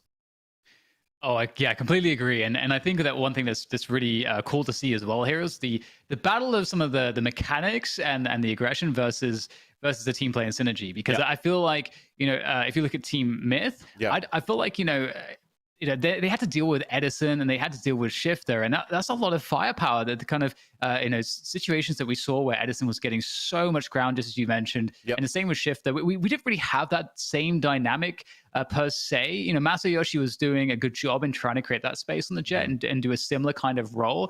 But generally speaking, it was more about the overall team synergy that really worked out, I think, for Team Lily. So definitely something that I'm really looking forward to seeing more of as we get some more games here today. Yeah, and just as we continue here, as we're waiting for the interview coming back with Rachel, is to reflect back onto that matchup that we just witnessed, that we just casted here, Dan. We were talking a lot about the map control, how mid control is going to be very important, something that maybe not a lot of these teams do when you're not playing it like that, or you're not taking a game seriously and competitively, right? You're just playing for fun with friends and it's pickup games. But you see now how important that mid control was for the attacker side too. And again, talking about Edison Park. So Edison, the amount of times that he went towards that mid side, the iPad, unfortunately, that was heard from Myth on that market side from time to time. So Myth lost maybe about 2 or 3 battles holding towards that mid side at Pizza. And I think the attackers here for Team Scarra did a very good job to take advantage of that, to abuse that, and allows these splits to happen, because in the end, when they were gathering 4 rounds in a row for Team Lily on that defender side, they've lost 6 right after that, maybe even 7 rounds until we finally had a 7-5 scoreline with Team Lily taking the last round of the first half, right? So very, very well done on that end for Lily, Team Lily, to come back into the game. And speaking about that, let's roll on to the interview and have Rachel take it away. Thanks so much, guys. Oh, I'm so excited to talk to you once again, Fuslie. You crushed that. How does it feel after that match? That was crazy. I had going into this tournament, I had such low expectations of myself, to be honest, because I've been playing Valorant. I'm stuck in bronze 1, and I've been going 4 and 10, 4 and 15, 8 and 20 in most of my games. And so then coming into the tournament, I'm it's going to be even worse because we're under pressure. And then me, Lily, and Brooke are all bronze, not that we're bad, but we just, we're bronze. And then, so we thought it was going to be a solid Myth, John carrying us, and us 3 just kind of trying our best, but I think that what works so well there is that Myth and John have such good comms, and they're so encouraging even when we mess up. And they're let's go, and then we were counting down and 3, 2, 1, shush, so it was very encouraging to play with them. And then Lily and Brooke and I even had we all clutched separate rounds, so that was really cool. That was awesome! That was so exciting! It was really fun to watch, too. The play is so high level. I mean, we brought in DDK and Vansley from the pro scene, and they're blown away by the quality of these games, too. So you guys all brought some real fire this weekend. Yes. I'm really sad I can't play in the second one, actually. But I'm sure Broden's going to step up, and I think our team has a real chance at winning this whole thing. Go Lily! Go Team Lily! Well, especially with all the effort you and your teammates put in, I would say so. Broden's got an easy road ahead of him. But I do have some questions, because in Trash Talk, you laid out some rules for Edison, and he did not follow them. So will there be consequences? He didn't. Yes. So earlier I said he would be sleeping on the couch. He is now demoted to the floor because I told him not to play Reyna. He still played Reyna. And then not only did he play Reyna, he also got an ace, which we actually got this morning off stream that he was not allowed to do that. So he got an ace on Reyna. And I was very conflicted because I was kind of proud of him, but I also was very mad at him. So yeah, he'll be sleeping on the floor. But that's about it. Well, those are the sacrifices you make for a charity for tournament, but big thank you so much, Fuslie, for coming out, for playing. Anything else you want to say to everyone watching before you have to head out for the day? Shout out to my team, Team Lily, Myth, John, Brooke. They were so much fun to play with. We found our rhythm. It made me like really excited to play Valorant more. Like I hadn't had this much fun playing Valorant in a long time. It's like, I don't know what it was. It was just, my hands were shaking and sweaty, and I was like, oh god, here we go. And then like getting those kills and like hearing your team root for you, and then it felt like everyone on our team like had their pop off at some point during the past 3 games we've played, and so I felt like the rush for them, and yeah, it was just great. So big shout out to Team Lily, and that was awesome. Thank you for putting on this whole tournament. This has been amazing, and yeah. Well, I'm glad to send you on a victory march out of here. Thank you so much, Fuslie, for coming on to talk to us and for showing us some great games today.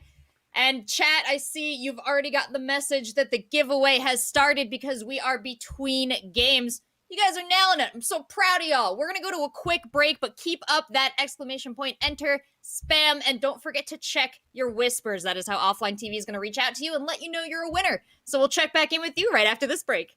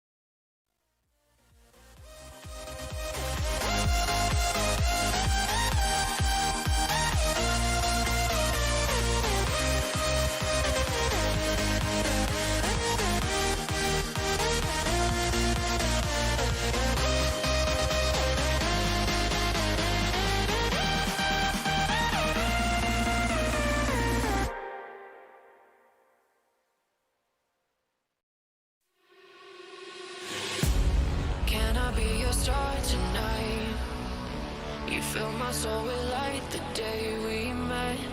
I don't wanna leave your side. Have me by your side when the sun sets. Let's leave for an eternity.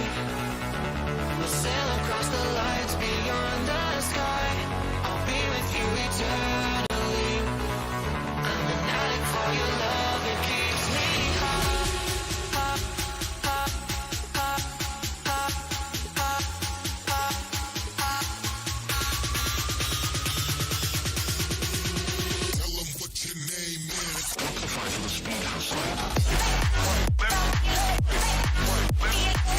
Left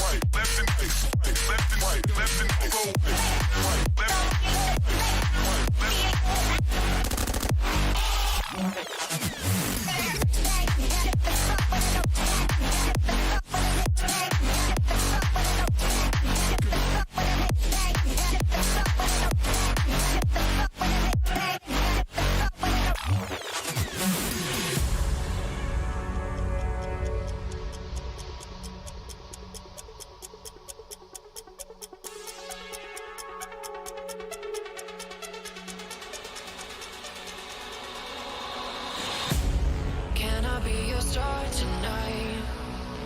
You fill my soul with light the day we met. I don't wanna leave your side. Have me by your side when the sun sets. Let's leave for an eternity. We'll sail across the lights beyond the sky. I'll be with you eternally. I'm an addict for your love, it keeps me high.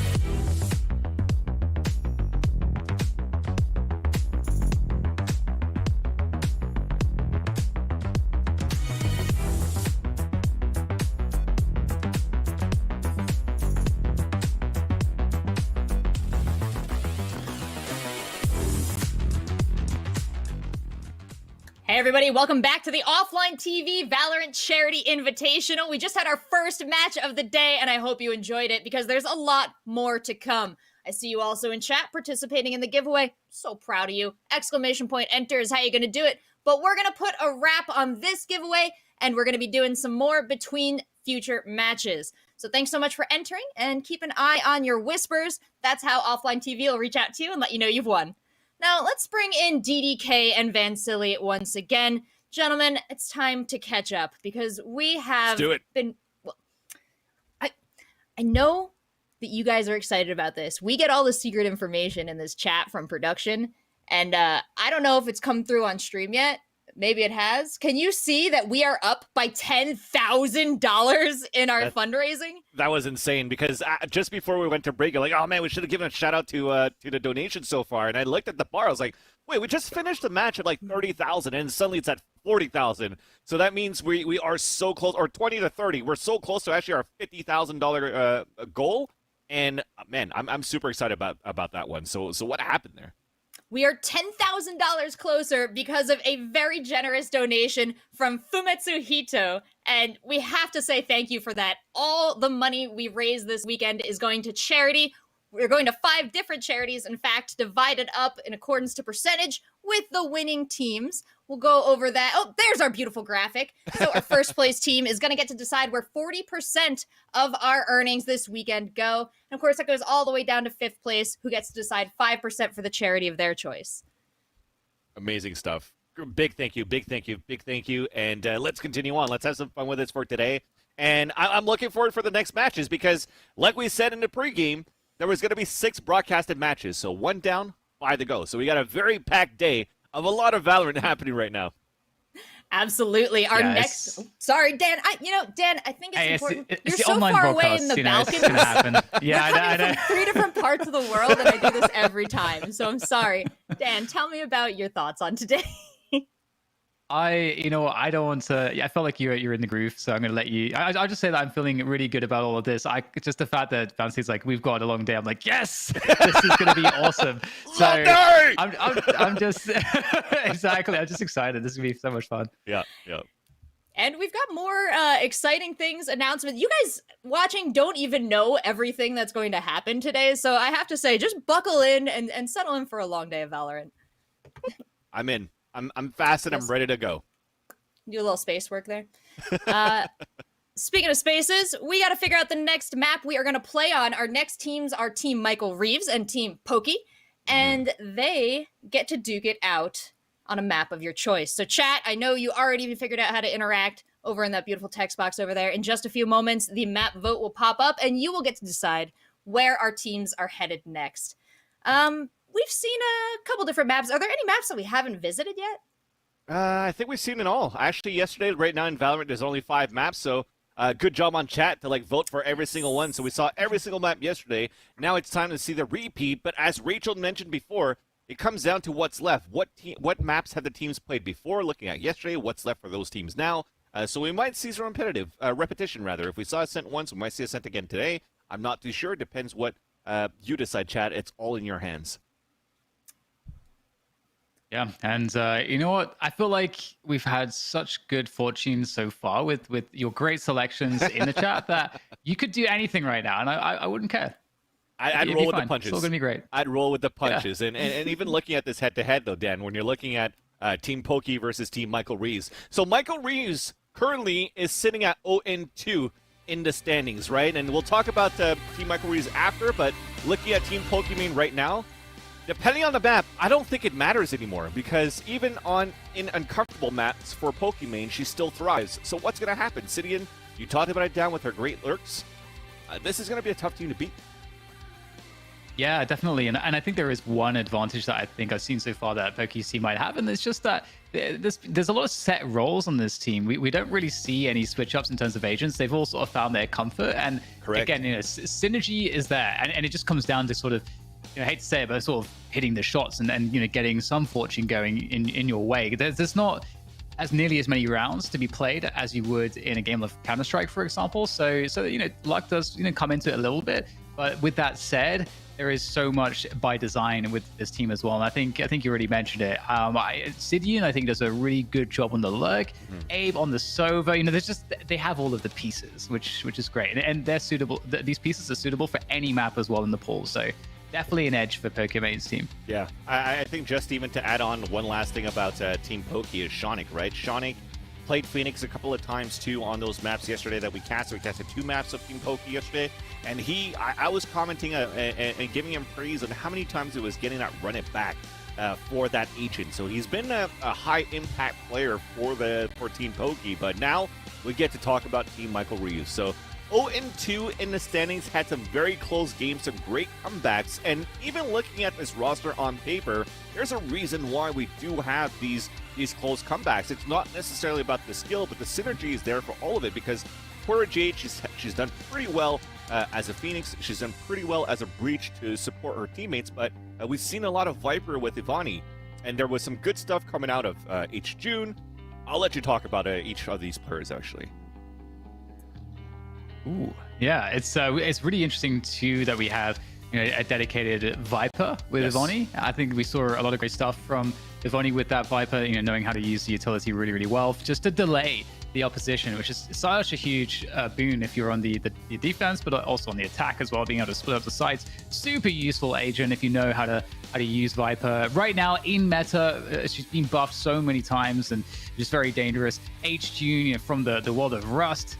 He's got some really excellent aim as well. I think we've really seen, a lot of potential across the board from this team in terms of pretty much everything.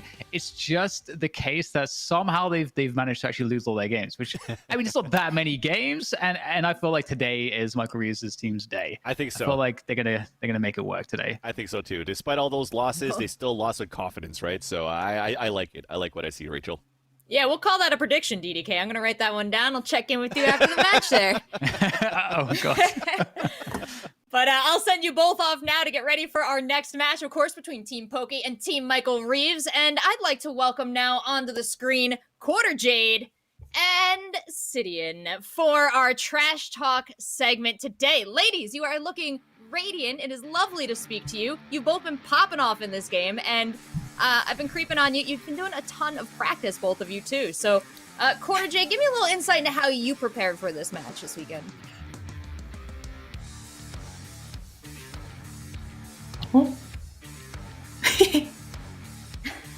Hello? Oh, we got you now. Sorry.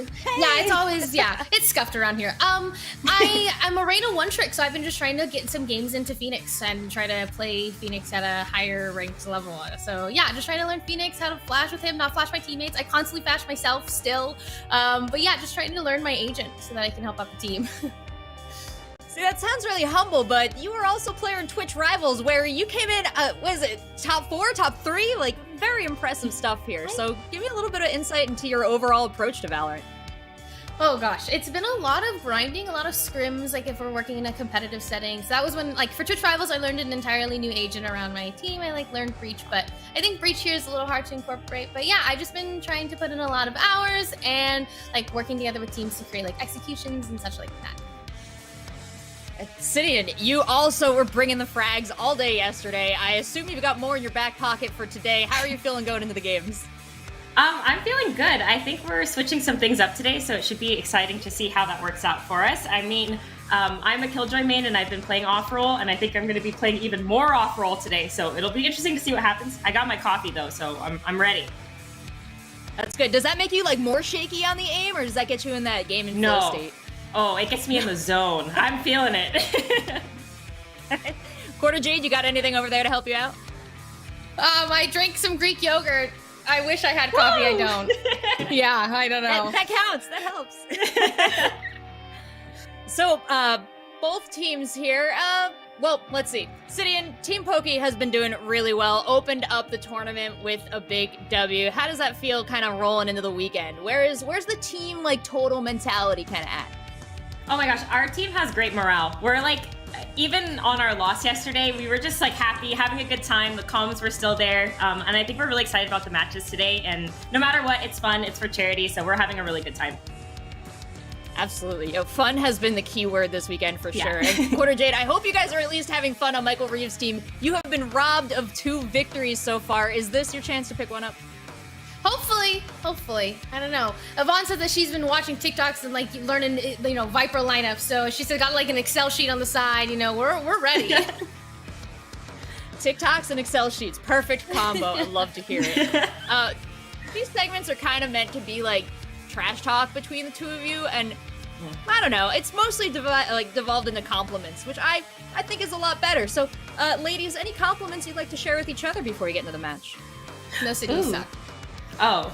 I was gonna say, I love complimenting Jodi. Hey, you suck too. Yeah, you're gonna honestly, play great. Everybody's aim is cracked. Everybody's aim is cracked. Sydney's lurk is crazy. I'm always gonna be like, where's Sydney? I know she's always watching lurk. It's in the back of my head.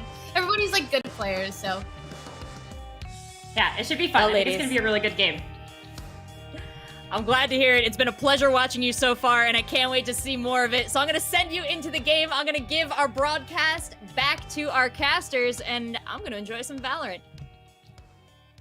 Thank you so much, Mademoiselle. So looking at this here, Dan, I mean, I think there's going to be an ace under the sleeve here for Team Poki, because we had Sidian saying she usually plays a Killjoy. Then she went into an Omen as a perfect lurk player on that Icebox matchup for that team yesterday, and now she says there's going to be something new. I wonder what she's going to pull out.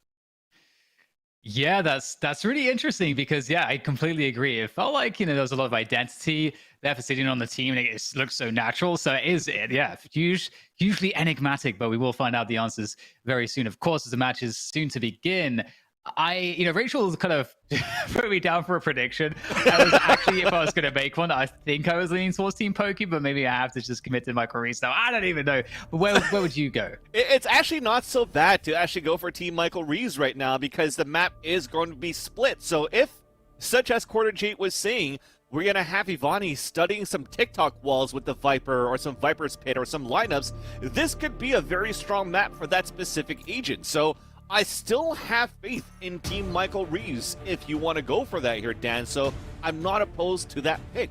And if you see how Quarter Jade, she's only learning the agent, Phoenix, it looked pretty good for someone who's just been learning the agent on that map on Bind yesterday when they played. So I'm looking forward for this team overall, where they could actually bring something very difficult. They're going to bring an opposition to Team Pokimane that's going to make things tough for Pokimane to win. I think right now, when you're looking at these lineups so far, nothing's really changed for Team Michael Reeves. For Team Poki, Well, Sidian's gonna go with that Omen, so she baited us. She baited us perfectly to still stay with the Omen. Yeah, that is actually hilarious. I was a believer. Total believer. Yeah, it's interesting. You know, Shonik also picking up the Jet. You were mentioning Shonik on that Phoenix and the impact that he had, and I feel, you know, one of the things about it for me was just that Shonik picks really good spots to just pass forward and just go at the opponents. And it's really important to, obviously, as the duelist, know when those timings are, where maybe you'll catch opponents off guard, or it's just the right time in the round to try to swing things back in your team's favor, or create something, create a moment in a timing that is not going to work out for your opposition as they're setting up. Something like that. And Shonik really, I think, showed a sense of knowing some of those spots. And with the Jet, there's so much room to play around with in terms of the mobility. So very curious to see what Shonik will be able to do on the Jet. Jet's always going to be a talking point on every map, no matter what. I think my talking point looking at this match is probably going to have to be Abe still picking up a Sova on this map. So from the way that I see it, I have a feeling that chat,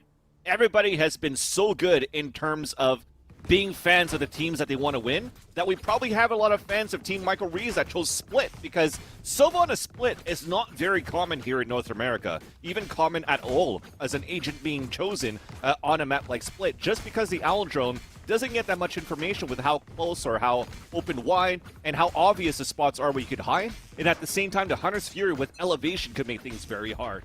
But we'll talk about that in a bit. Excuse me? Excuse me? Oh shit, they threw it and Excuse. Who set me by fire? Wait, there's a flank. There's a flank. There's a flank. There's only flank? 4. Oh my god, I there's think a so, yeah. flanker. There's a flank. There's a flank. Kill this guy. Kill this guy. Kill the flank. Kill the flanker! Kill the flanker! Oh, he's Kill the running flank. away. All right, go back. Oh, Go back. Go Sova's back. hit. Sova's hit. Okay. Sage hit. Oh god. Oh god. Oh shit. Okay, okay, we got this. We got this. Sage hit We got 75. this. Sova hits 90. Got Yup. him. Got him once. Oh, they're split up? Last player Oh, standing. I hit him once. Last 2 guys low. And Nice try. Yeah, and TNT. NT. One thing I like about this, Dan, is so far, like, again, there's a reason why Team Michael Rees could still garnish so many fans even when they're falling from behind, because of how upbeat and how they're so loud, really, like, wanting to win the rounds, but when they lose the rounds, it's not too bad. They'll pick themselves up into the next, and they'll keep fighting. So it's very nice to see, and what else is very nice to see is that we're at $42,000 in terms of charity. Exclamation point donate. We're pretty much under $8,000 to reach the goal, so thank you so much, Twitch chat, and everybody else that's been participating and donating when you can and if you can. Now, back with the action, Dan. We have Team Poki working towards this A site. Yeah, we're following Abe there. The Human Protractor. We'll see exactly why he is that title, I'm sure, through the course of this match. And he's actually going in first with that beautiful glitch pop Bulldog. Shonik managing to find his way around, but Abe will be enough to finish off Quarter J. So the control of the A side is with Team Poki right now, looking real good. And to be expected, of course, they won the knife round. That means that their economy, you know, after winning that first round will be better. They've got better weaponry. We have the save coming in from Team Michael. So just sticking with the pistols as they want to save that money so they can get the rifles out in the next round. So with all, you know, after all is said and done, despite it being a flawless round, it's pretty much expected for Team Michael as they go into the third round now with the full rifle buy. Yeah, I'm liking already some things that I'm seeing from both of these teams, though. The way that you enter towards the site for Abe and even for Shonik. So Abe went in from the side of map towards the A site. Shonik's pushing towards the other side. So they actually cornered Jade onto the elbow. So synergy is there for that team for the takes. But then Ivani on the retakes, even though they didn't win that round, I could see now those TikTok walls. That toxic screen that's been thrown up, the same one that Valkyrie has been actually throwing on the retakes towards the A side, splits up that A site in half, where they can actually get out of the screens, usually more safely, so that they can pressure back towards the retake. So we'll see if that's going to happen later on. And into this round, though, there's a lot of mid control that Jade is trying to hold. Yeah, it's a difficult spot to be in, isolated by ropes. But the Jade actually does have some assistance as well in the friendly sky of Michael Rees. H-June, though, finding a nice timing, able to dismiss away from that fight. Great attempt to try to retake this position coming in. Michael Rees with another couple in the bag, leaving just 2 now here for Team Poki. And it's tough right now because the spike is lost in mid, needs to be recovered. Might have to be Abe that does that in mid, but is getting flanked at this point. Up Ramen. We'll see Ivani move. And Abe might just back straight into Ivani. A knife is possible, but Ivani's going to get it done with the Phantom instead. Yeah, you definitely want to secure the rounds, right? You're falling behind by 2. The knife would have been fun and embarrassing for the other, but at the same time, you do want to have that first point on the board, and it has been very convincing for Team Michael Rees, and I like that because they don't have, I don't think they have an anchored sentinel in the team right now, so that allows for them to have the sky, push out towards mid, get the guided lights, moving in as a team, and fighting back with the flashes that you have from Quarter Jade. And it really helps Team Michael Rees right now on this defense. And look at that, pushing back towards that spike. Ivani is waiting around the corner, using the patient game. The time is of the essence for Pokimane. So a great off angle, a great kill for Ivani, and they had the first point on their scoreboard. So there you see it. There's no agent going on for a full lockdown or cyber cages, sorry. Jummy is actually playing a raise onto this map. Yeah, and definitely, you know, it's good to see from Ivani also to go for the push on B main, because it's not a guarantee that Ivani is going to be safely moving through the position into a flank. It's a calculated guess based on some of the action that was already seen. So good to see that proactive play. Looking forward to seeing that continue as we see Abe with that triple bounce, double bounce even. You can't actually do a triple bounce in this game, but the bounce is coming through. Yeah. Dummy. Opening things up nicely. Abe goes down. Ooh, okay, sitting with the trade. So still some space gain towards the site. One could go through here, but it's going to be a tough one to hold. It's a 2v3, and they won't have any post-plant positioning here, Van Silly. Yeah, it's looking pretty good for that take inside the pulse plant. The perfect position from Jack as well, as he lands a headshot onto Ivani. So that wall did come up, and she tried to come out towards that heaven side, but it was just so difficult. And look at the abilities being used, trying to split out this retake. The Seekers to come out just to make sure to know where Jack's at. That guided light, this is going to be huge right now for the retake. Oh, they blinded each other. Jack's so blind, my goodness. Oh, Jack. Oh, poor Jack. Just adding insult to injury. The dog coming straight for him. Nice retake, though. And that's going to be good for the 2-2. Tying things up here is Team Michael Rees. Very well done. Spike did get planted, though, for Team Poki, so that is going to be some extra cash in the bag, but still not enough to get a full buy. They'll have to just get a few pistols here. And it's just going to be down to... It's really what we need to see here is Team Michael converting the advantage they have. Really big advantage in the weaponry. This is a great opportunity for them to build some money in the bank to just secure future good buys in future rounds.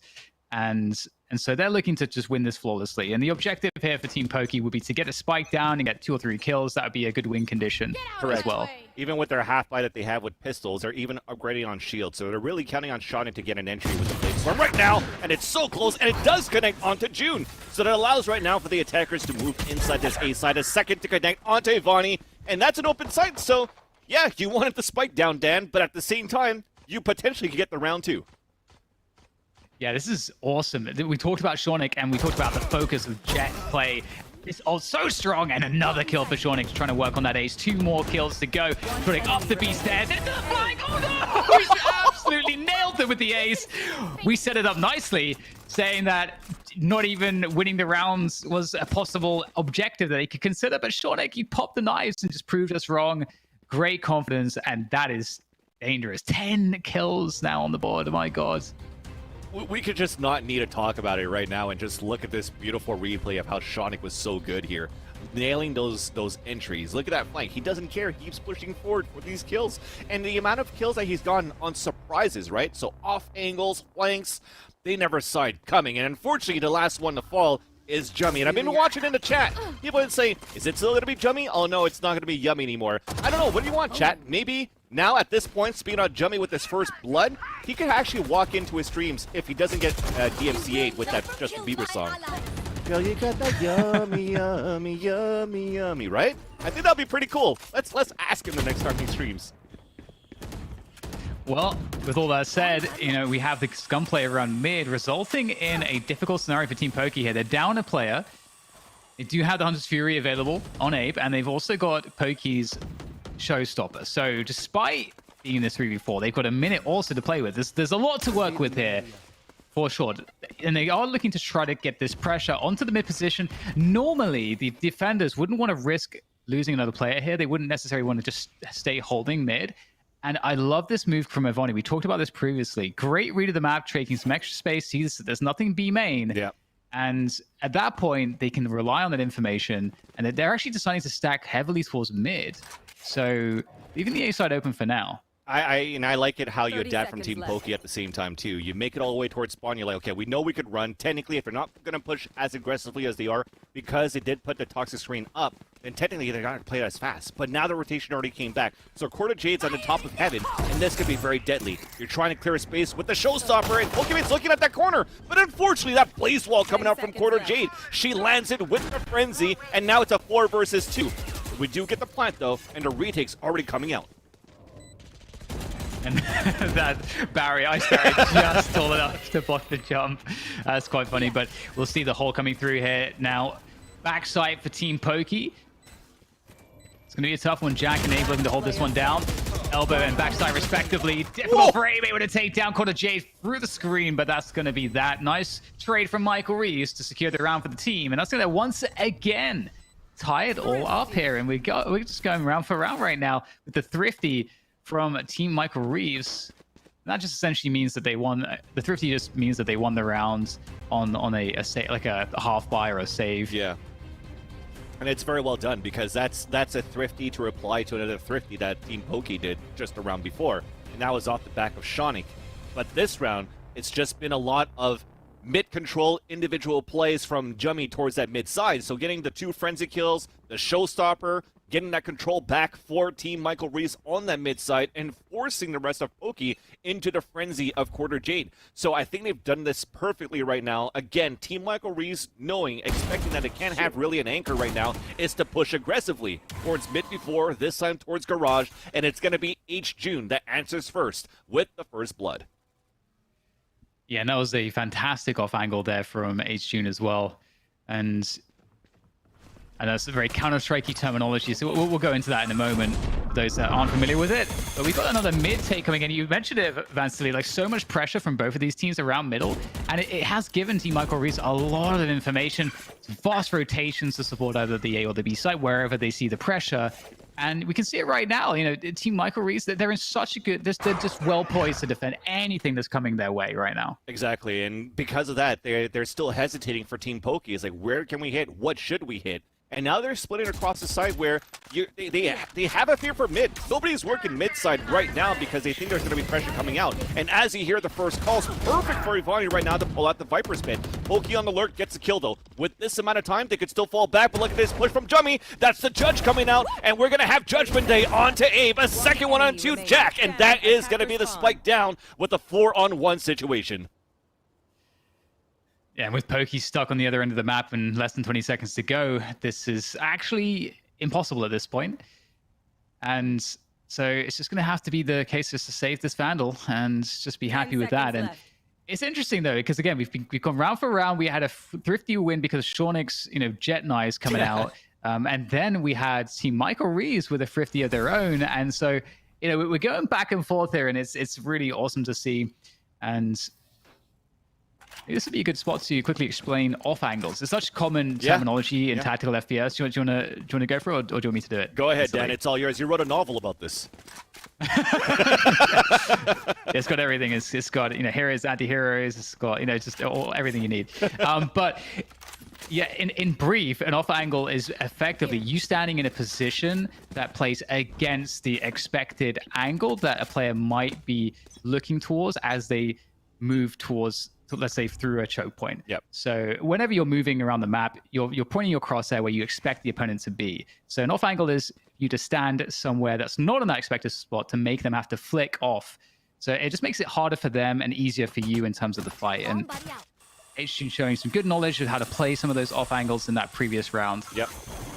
And even at this one, this could be one of those ones too, like just be on the top of the boxes. But unfortunately, Shonik turns around and gets the kill onto Ivani, and that opens up the site. And this is my question mark looking into this one here, Dan. It's also seeing how, again, Abe, now that he has his Hunter's Fury, how he's going to use it. I think at this point, with the spike being planted at the default spot, he might run back towards B main, where he could actually use that Hunter's Fury there. But so far, it's looking pretty good where Team Poki will not even need it.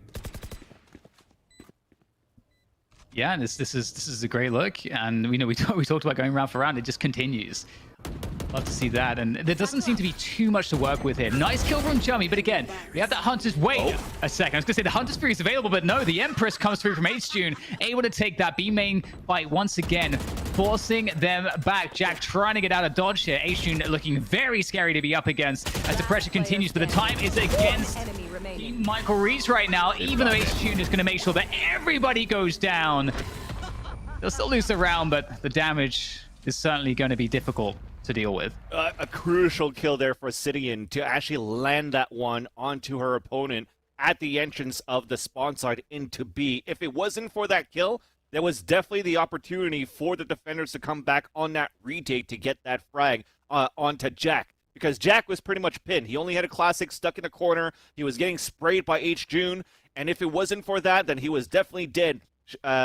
Sidian did a great job on her position in the back of the site. So now we even things up again. So it's going tit for tat. But again here, Dan, when we're looking at this matchup, it's kind of like one of those situations like Ascent. A map like Split, if you're not going to be as prepared or as practiced, tends to lean towards the defender side. But Team Poki, the reason how they've gone to this 4 rounds was, again, the Shonik entries with the knives, and now he gets it with the Vandal. But you saw that boom button unfortunately go behind him and blow up in the face of Poki.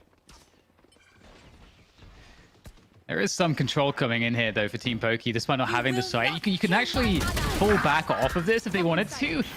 With that said, though, a great additional pick is found by Shonik onto Ivani, so with a minute to play with, there's just so many ways right now to get the advantage. But with that said, these open engagements around A main will certainly favor, it would appear, Team Michael Reese picking up those frags, putting it back to a 3 versus 3, especially after that res situation. This is really anyone's, and we see right now Team Poki cutting the noise, and you can see what the effect of that is. It means that there's no information for Team Michael Reese, the defenders. So they have to spread out across the rest of the map because they're wondering, where are the opposition? Where do we defend from? We don't know. So they have to go and respect that. And by spreading out like this, I have to say, this is such a smart move from Team Poki. They've made the A side significantly easier to take now. That's right. And the Omen is still alive, so they could actually definitely get the smoke here into the spawn. Unfortunately, as Quarter J was saying, I don't want to flash myself. She does. And also the dark cover comes out at the same time. Off angles we were talking before. There's Poki that gets the backstep onto Quarter Jade. And that is now going to be the Spike Planet with a 3-on-2. And now the tides have turned. We do have Michael Reese that's going to have to try to come back with H-June to try to win this round. Yeah, definitely doable. And I'm sure for Team Poki, they do not want Shonik to have to pop those knives, get the Blaze Storm out. Oh, great anticipation from Michael Reese. Clears Poki pretty quickly. And with that, it's looking not too bad here. In fact, wow, H-June also winning his engagements against City, and she'll go down in that 1v1. And that's going to mean Team Michael Reese looking at a comfortable retake. That's unfortunate, I have to say, for Team Poki, because I love that call. Whoever made the call to cut the noise, so smart. That was just like the perfect call, and it's sad not to see that work out, but credit to Team Michael Reese with the confidence on that retake. Correct. And Chad, if you're wondering what's this, why do we want to kill noise right now? We mentioned it yesterday, basically, when you're going into this matchup and you've actually made yourselves known in the beginning. You're trying to get these fights, win or lose, potentially more towards the losing side of things. You kind of want to say, okay, do we want to rotate back towards the mid side? Let's start walking back for a bit to regain our map control, and let's actually kill noise and see if we could push back later on. Oh. And later on, let's talk about this quickly. Later on, it makes your opponents guessing to be like, okay, well, now there's no noise. Where can they be? You start rotating some players off their positions on defense, where then again, when you re-attack towards that same spot, there's potentially less number on the defense after, and it allows you to take the site. Again, a 3-on-1 when they got that spike plan versus Quarter Jade, so that was perfect. But unfortunately, on that retake, it was still good for Team Michael Reese and for H-June. So we talked about the knives into this round. Another entry for Shonik. I think he still has a couple. Indeed, he does. Still 5 daggers, kunais, to try to get more entries here for Team Poki, potentially with another Thrifty. Certainly, and it's great again to seeing the pace slow down. They get the entry, they respect, Team Poki respects that utility on the defense, and the Knives are gonna miss. Oh, Jamie not able to get the connections, and Shonik with the fade away right click classic for success, and now the entry onto that B site, looking for the plant of the spike, and Michael Reeves, he's looking pretty good so far, and unfortunately Sidian once again finding a great timing to help defend her teammates. And that is exactly what's going to happen, leaving for the Jade in a 1 versus 4. And that's a great start, but there's much more to accomplish after that. And with the Hunter's Fury there, I mean, it would be great to get into a spot where she could create an argument to use that Hunter's Fury, just burn it. That would be great. We just haven't seen it yet, right? So there's, but what I do like though with a Sova on this map, because I've seen it before. It's happened once where I've casted or even to watch Team Immortals versus Sentinels on a map that doesn't have a Sova that's used usually. Gangsta, being a main Sova player for Team Immortals, what he does is that he uses the Owl Drone into the A site to push any type of players that's going to be playing on the top of the rafters of A Heaven. Because when you get pinged by the Owl Drone, you want to try to fall back because you can get sprayed through smoke, and that already allows a perfect clearing at the beginning. Then you throw a recon dart towards that front of the site, where again, you can't have the player holding the defense on the A Haven back into the site. But when it comes down to Hunter's Fury, I haven't seen that go into work yet. You have to be fairly practiced, maybe going from the sewers to try to ult into, let's say, A Heaven to try to clear areas. That could maybe help for the team right now, and that's where Poki, Team Poki that is heading towards to. And here it is, a very fast attack into the A site. Coming in hot is Team Poki, and Quarter Jade will use that run it back, get some info, and unfortunately not really get too much off of it. Good for Team Poki, though, able to take that out without losing too much. Sidian taking down HG, a huge frag to get. Although Sidian's on 1 HP, my goodness. And the save down it's going to be a tough one. Yeah, it's looking really difficult. These retakes me good. Oh, I love to see it. Just throwing those shock darts up in the sky. So if there is a defuse attempt, there'll be 2 shock darts there to greet you. And I love it. You can see those bouncing around. Almost want everybody to get to the spike just to see how that plays out. Yeah. But looks like it won't be necessary. So that's exactly why Abe is actually using a Sova on this map. Just because we want to get to the memes. I mean, I've seen it on Reddit clips when this game first came out of exactly that. Aim straight up in the air, double shock darts, double right click, and just shoot it so that it gets the double bounce and then the hits, where it actually got some clutches. So I do like it. I'd love to see it into this game if it's actually going to happen. But looking overall back into and focus into the overall scoreline, it's Team Poki back in the lead. So we're getting a lot of these series of 2 into this half so far, but at least into the last round, everybody has the economy right. And that's another key reason why you have that Sova out, because you have now the Owl Drone that spots Jummy, and unfortunately Scenic gets the first blood.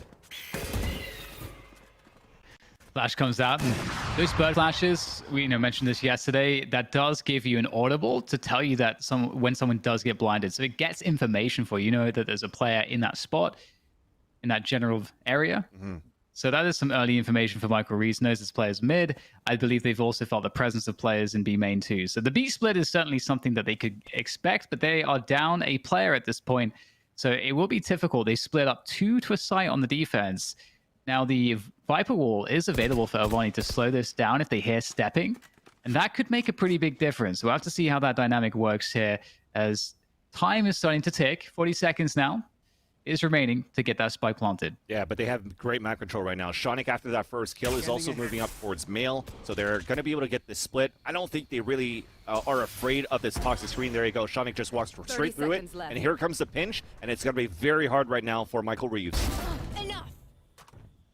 Ooh, but Poki's actually crept through to be stairs to spawn. That's a huge kill to get. Takes down H-June and cutting off the rotation. They have to go and deal with Poki and spawn, and that's exactly what Michael Reeves will do. Out comes the bird. The flash is good, but still, so many players in this position. The spike has to be planted. Time is against them. Michael Reeves is just pressuring the wall.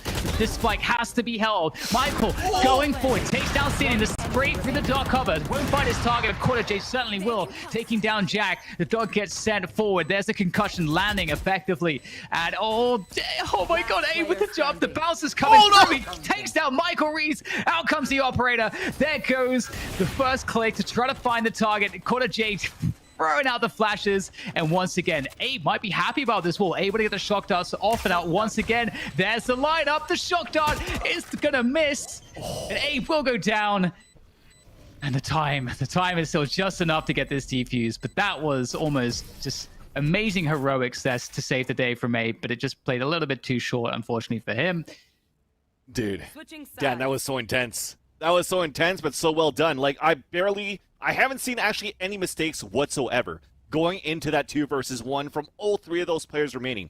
Michael Reeves, the pressure that was going into the site, the off angle that he got for the first kill, and even pushing towards spawn for the trade onto Poki makes the site a little bit easier to hold. But on that retake, almost getting the spray when there was like barely a second left on that plant, that would have been around already. But then the retake, the clutch attempt going on from that Silva, going with the shock darts for the first kill. The second one from Quarter Jade, the curveballs coming out from Quarter Jade at the same time, and putting the blaze wall, the recon dart, everything was like perfect from all of these players that made such an intense 1 versus 1 in the end, where Team Michael Reeves finally was able to come back on top. And now we have a 6-6 scoreline. We're basically turning the page. Alright, all five. Now you know I'm Shay. Yeah. I'm gonna bait him. I'm gonna bait him. Whoa, you thought. They threw the bomb at us. That's rude. Guys, I'm on flank. I got H-June. Oh yeah, you got H-June, okay. Nice. Oh. What's up, bitches? Oh, snap! Oh, snap! Last player standing.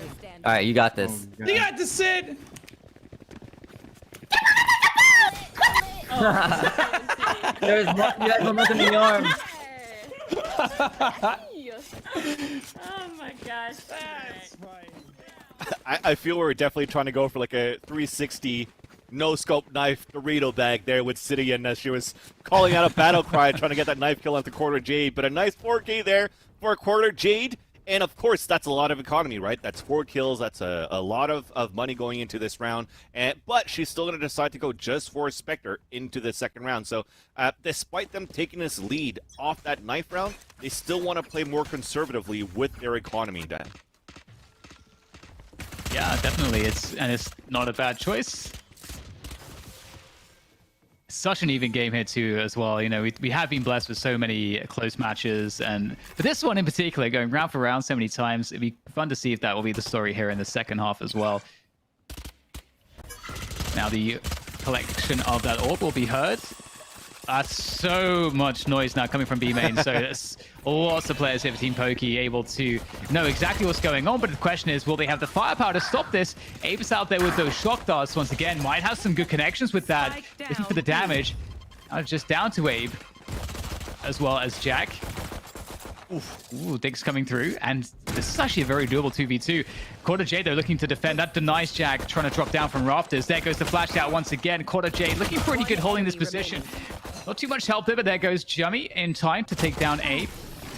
And Quarter Jade holding on for dear life for so long there. Very well done. That was actually very close and stressful again. Another one of those rounds where the idea was there and pretty good there for Team Michael Reeves, but you saw it. It was 4 or 5 players spamming the Spectre through the billboard at the B site. And unfortunately, I'm pretty sure that with the Spectre, you actually don't have bullet penetration into the billboards. You actually need to go up to the Vandals, where unfortunately it actually scares the defender towards that back and exposes that defender to actually get picked off. But like you said, Dan, it was like sounding the alarm. Like, we're coming into the B site and it's going to be a battle, a bloodbath in there. But thankfully, it's still Team Michael Reeves that takes the upper hand. So it's a 2-point lead. They're not looking for an early mid-side control. They know how good it's been on their side, but knowing that they have a Sage for Team Poki, putting up the Sage wall at the beginning just at least making some presence, known by spraying down that wall, will keep a couple of those defenders into this mid side as we're trying to ult into B, sorry. Yeah, going for that fast pace once again. The Viper Wall is going to be hugely important in denying that vision. You can see the defenders now kind of stuck behind the wall. Don't want to go through it. You do take instantly 50 decay, which is quite scary. We can go into that mechanic a little bit more in a moment, as we do have a retake now coming through. Ooh, Poki gets caught out there. Great peak timing coming in from team Michael Reeves on the defense here. And you get a trade from Sidian.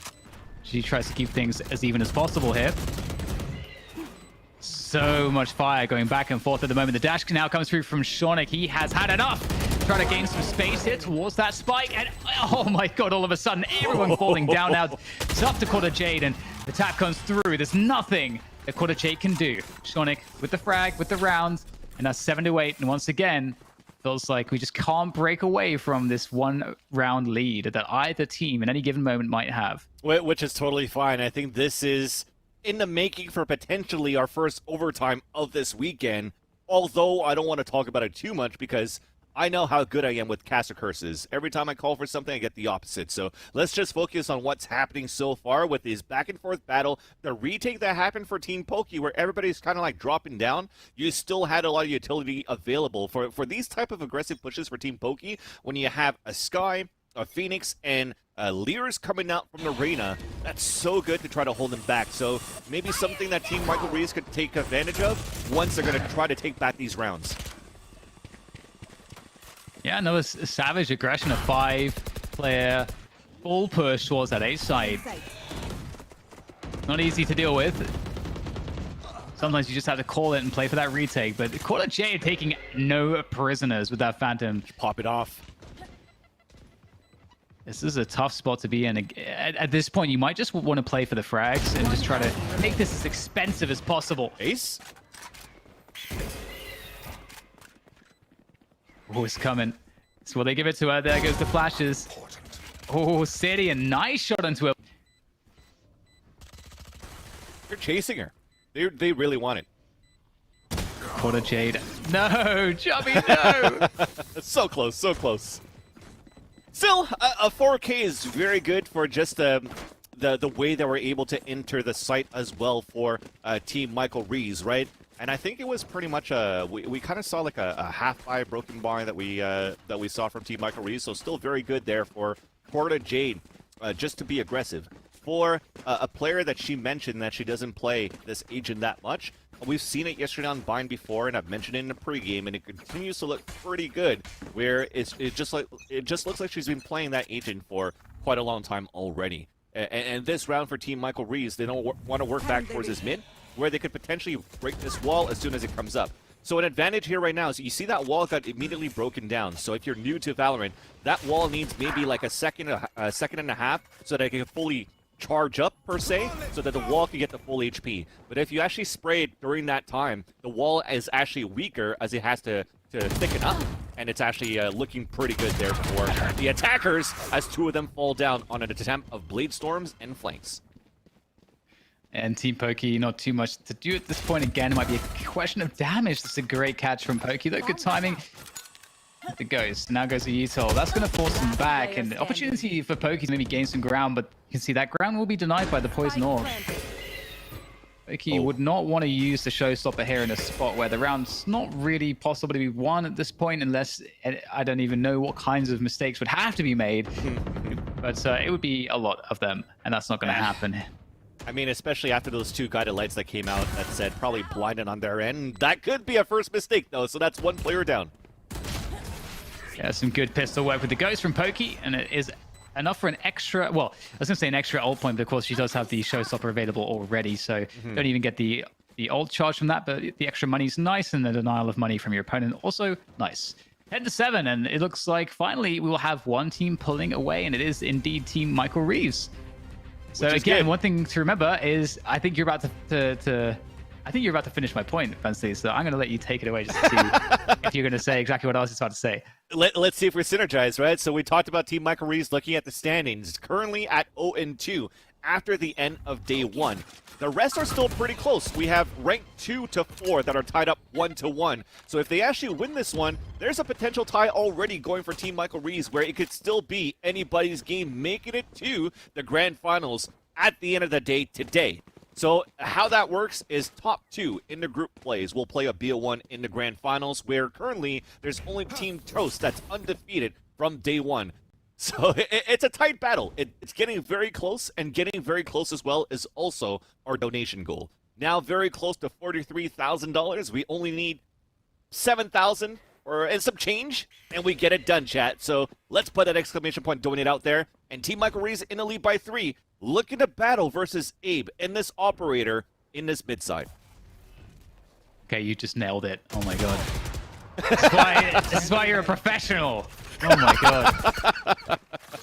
I'm glad I didn't say anything. We connect. This is like Pacific Rim, where we could actually both command a Jaeger together. Oh, nice. Nice. I'm not sure how to follow up after the Pacific Rim comment. There's things I want to say, but we do have the push coming through onto the A site, so that will have to wait for now. Yes. Vonnie might be the first one in there. Oh, we'll have the double satchels coming through. Ooh. And there it is. That's actually very interesting. I only noticed it right now because that wall that they had going up, look at their agent composition here, Dan. They have no smokers, so they don't have anything going into the screens. Big kill from Pokimane right now, though, but there's a Viper pit that's up towards the post plant. Yeah, that's the scary thing, right? You know, you take down one, but still, how do you deal with this? You need to get the kill on Ivani, get rid of that Viper's pit, but Poki will not be the one to do it. She'll get taken down by Jummy. Jack with the kill on Dakota Jade as well. So it's looking pretty good here right now. Team Michael Rees still holding on, burning a lot of the clock. And Shonik on top. Oh, Ivani, my goodness. Shonik, very well done. And with that, there's more than a chance. In fact, they have just completely nailed it. That Viper's pit became a non-issue with those acrobatics from Shonik. He put on the parachute and drifted down right into Ivani's face. And, well, that was the play.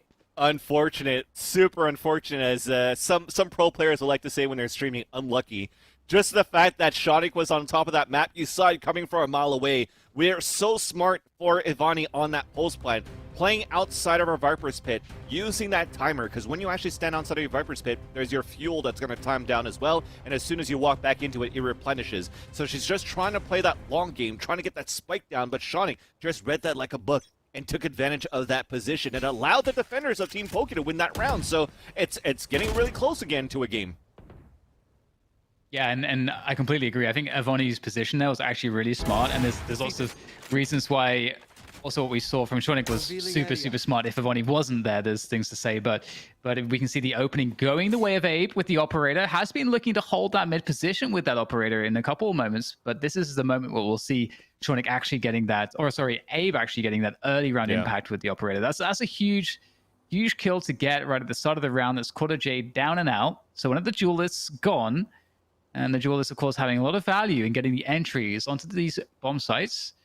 And the full rotation here from Team Michael into the A site. I love this. When you go down a player, you don't bother playing for map control most of the time. Just get all the players in one spot. And Shonik in that aggressive position. There's the dash, the cloud burst. You can't trade that kill. And that's why Jet is so annoying to deal with.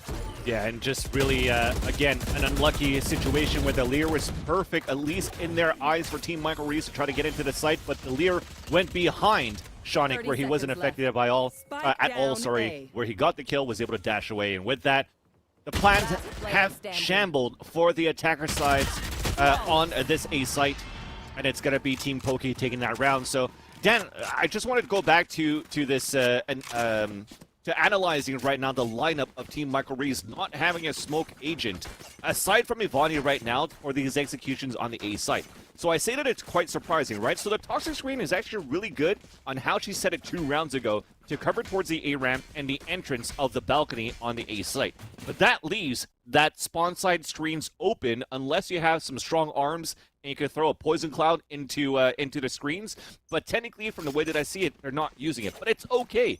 Because if you look at the rest of their agents, they have so many flashes right now, especially with Michael Reeves as that Sky, to actually do create that disruptance towards the screens on a rotate to allow Team Michael Reeves to get into the site. So I'm not opposed to the composition that they have currently for Team Michael Reeves on the A side executions. Yeah, and I'm definitely with you on that count as well, and especially in a spot like this, you can make these wacky lineups definitely work if you know sort of how, if you know what you're missing and then how to mitigate that. That's really all it's about. It's really like anything, any fighting style you'll see in, let's say, MMA or something like that. You know, every fighter will know, given the style that they choose, the areas of weakness that they have, and that's so important. So that you know how to play to your strengths and what weaknesses your opponent will be looking to exploit. Correct. 10-9 is such a close situation. We have a lot of ults going across the board here. Definitely the advantage for Team Poki in this 5v5. 40 seconds. My goodness, Sidian just popping a bullet straight through the smoke, and that finds H-June. Very unfortunate there for Team Michael Reeves, but we'll see what they can do. There goes the showstopper. Jummy able to take down Poki. Raise onto Raise action. There go the cabbages as well, and Sidian is doing more damage. Great round from Sidian so far. Now the question is, in this 3v3, whether we'll see any ults coming in from Team Poki. They've got a lot available. Going towards backside, and at the same time they're pushing out towards the heaven, and it works. So Shonic gets the kill into Jummy. They have a res as well, so Pokemon's going to come back out towards that red wall. Now fully blinded is going to be Michael Reeves, and unfortunately also Ivani is going to fall. So you talked about the ultimates. They used them all actually on the retake, and it worked out. The cabbages that went out for Michael Reeves was pretty darn good to get some information, but how it works for the Seekers is that it's actually going to find 3 different people. So technically what's going to happen, if you kill the cabbage that's coming after you, then the other 2 are never going to go against you. They're still going to find the 2 other players. So for Sean to actually shoot all 3 at once doesn't give the position away of his last 2 teammates, which is going to be perfect for that retake. And Sidian, you talked about her. She had a perfect 1-tap onto H-June at the beginning through the smoke, and also using from the shadows, from the spawn side into back of B to create a disruptance. Everybody's going to look and place their crosshair towards the back of the site, allowing Shonic and his teammates to run in and allow Jack to also get a res and a retake for Team Poki. So we're tied 10-10. Potential overtime. I like what Poki's been doing as well with the boom ball, just creating control, close positions. She's taking B main control, Abe there with a defensive kill onto H-June. And given the fact that they've lost B main control as well, this is huge information for Team Poki right now. They have Team Michael Reeves exactly where they want them. Shornik in such a close position, able to dodge the curveball, the off angle, and there it is. We saw that play before, worked just as well as it did the previous occasion. And that is going to put Team Michael Reeves in a terrifyingly bad spot.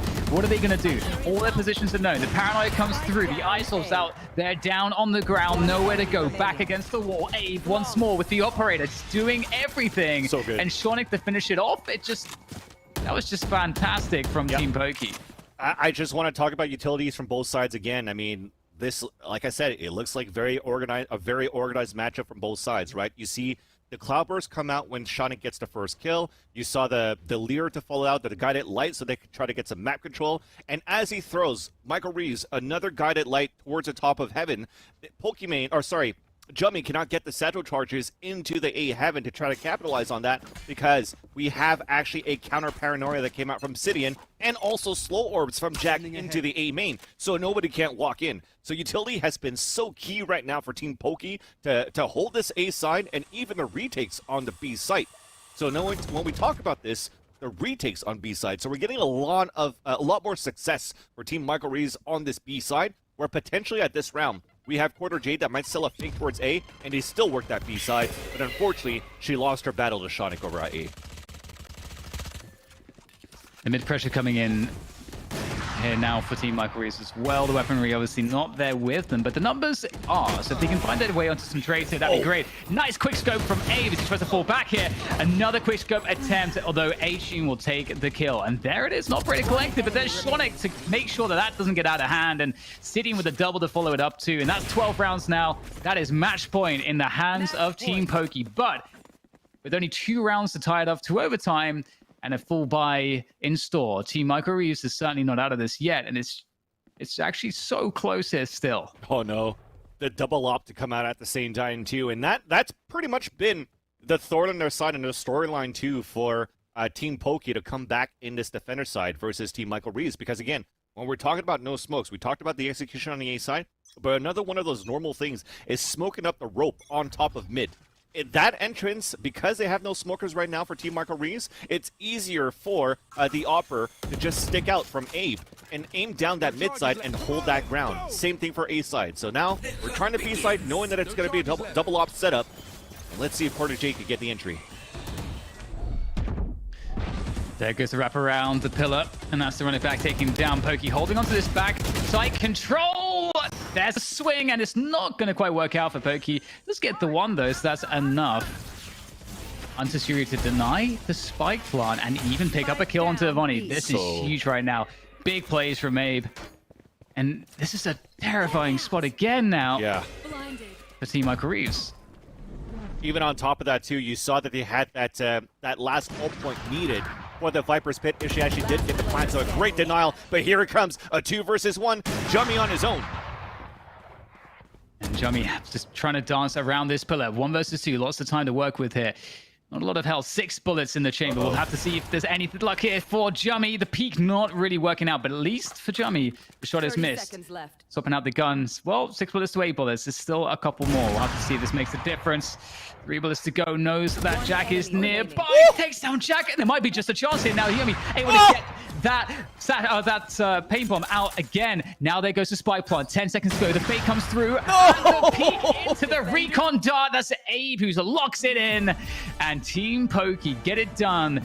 What a close game that was, though, Van Silly. Fantastic stuff from both teams, but heartbreak from Team Michael Reeves that just can't seem to get that dub on the board. That was such a nice try there for Jummy there, Dan, because it was perfect. The fake to actually try to win that 1 versus 1, knowing that there was, 10 seconds left into the round, so he knows there's still time on his side, just a bit. And because of that, you want to play the mind game versus your opponent. Say, well, if it's only 10 seconds left, he might stick it. So when you're going to force, I think it was Abe, right, that came out with that operator. Yeah. If that recon dart wasn't there, I'm pretty sure it would have been Jummy's round to win. But that recon dart, again, beautiful display of a utility usage from both of these teams, and smart play there to win that 1 versus 1. The ping also allows for him to get ready for the shot in the peak. And unfortunately, it finishes a 13-10. So no overtime like Caster Kirsten story chat. But at least we still had another very good game. Yeah, it's so interesting. We've had such close games. We haven't gotten overtime just yet. And that's kind of crazy. But at the same time, the games have been so good, we can't really complain. And there's a lot of different elements to talk about in that matchup. And, I think on that second half, I was really liking what Poki was doing, because even though it's just a simple thing, throwing that boombot out on the B site, playing that anchor position, sometimes that boombot is not going to see any resistance in that B main position, which then means that Poki can take that for free. And then once you take that position, you can get the orb to charge up that showstopper, and you can get information for your team, knowing that, okay, it's likely a play towards A or mid, and you get the rest of your team to move to better positions to defend the A attack as it comes in. So even though there weren't a lot of engagements there for Poki, that constant pressure, that constant information was hugely beneficial to a team's defense. 100%. And I think even if you're looking at the composition of how this map played out overall, when we said, hey, if you're not going to be as organized or you're just playing it for fun, especially for fun so far we've been having, you're starting to see more defender-sided rounds or more defender-sided halves. And you saw Team Poki start really come back into this one, and it's on the way that they were able to get those retakes all together as a team, being aggressive too, right? There wasn't anything flashy or anything fancy. It's just, let's go for a group, let's get the trades, and it worked out. But with that, I think it's enough for us to talk about this game. It's time to go back to the interview on the post-match game, with Rachel. Whew, thank you so much, guys, for calling all that action. Thank you, Sidian, for bringing us that action. I don't know if I can curse. We covered this yesterday, but holy shit, dude. That was fire. So I just want to know, standard post-match esports question. How do you feel after that game? I'm so proud of our team. It was a super close game, and huge props to Team Michael. They fought really hard. We both we were sweating. I don't know if you guys got a chance to hear our comms, but the entire time we're okay, everybody quiet, comms clear. I'm smoking this. Everything was super intense, and it was just a really, really fun game. I think we all feel really great because we worked really hard. So yeah, it feels good. You absolutely deserve it. And it's interesting, we hear your comms during the knife rounds, but we don't get to hear them necessarily in the regular rounds. And they must be fantastic, because you had a couple shots there where you were picking off the enemy team in smoke. You didn't know where they were, and yet you knew where they were. Is that because these are friends of yours? Are you just logging hours in this game? How are you able to do that? Okay, so I've learned from watching VCT that you should just spam smokes, because whatever. I was playing Vandal, and I think I headshot Michael twice. He was also playing Vandal, so I could see his spray. I just assumed where he was, clicked, and it happened to work out, but it doesn't happen all the time, I swear. Super heads up from you guys, and just a really enjoyable match. Like you said, it was super, super close now. And now you're playing for Team Poki. You've talked about how great comms are on this team. Tell me a little bit more about just coming together, playing with friends here in a tournament like this. I think it's so amazing that OfflineTV, all their friends are raising money for all these charities, and it's a great cause. Yeah, it feels so good. I think we all love the game. Like, I think that's my favorite part about it is, like, we all love to play Valorant, and I think we're all competitive. That's what makes us, like, gamers. That's why we love this. And so to be able to compete against and with your friends feels really good, and we're doing it for a good cause. So that's even better. I'm incredibly happy to be a part of this, and I think that we're all just having a blast. So it's good to be here for sure. I know the viewers are having so much fun too. Sidian, you've got so many of your fans in chat. They are in fact taking over right now. So I'm going to give you an opportunity to maybe address them and share some love.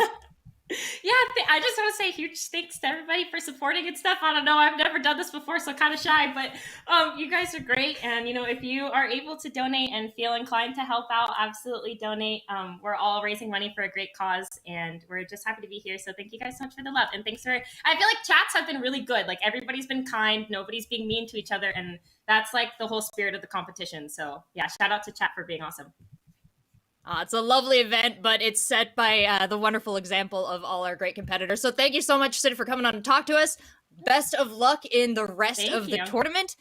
And chat, I'm going to wish you luck as well, because you seem to have figured out that the giveaway has started. We are between matches, so now is your chance to hit !enter in chat and enter into the giveaway once again. This time we're giving away 6 $10 Valorant point cards. We have giveaways between every match, and if you've been entering, don't forget to check your whispers. That's how OfflineTV is going to reach out to you and let you know you've won. We're going to go to a quick break, and we come back, lots more Valorant.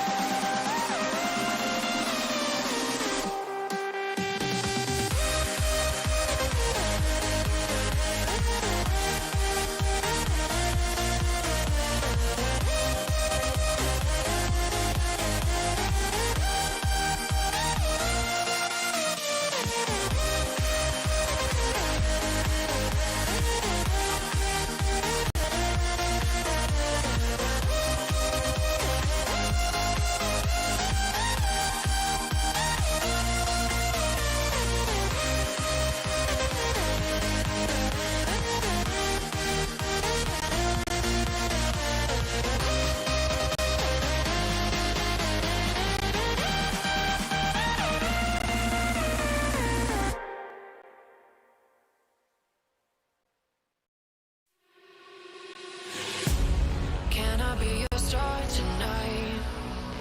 You fill my soul with light the day we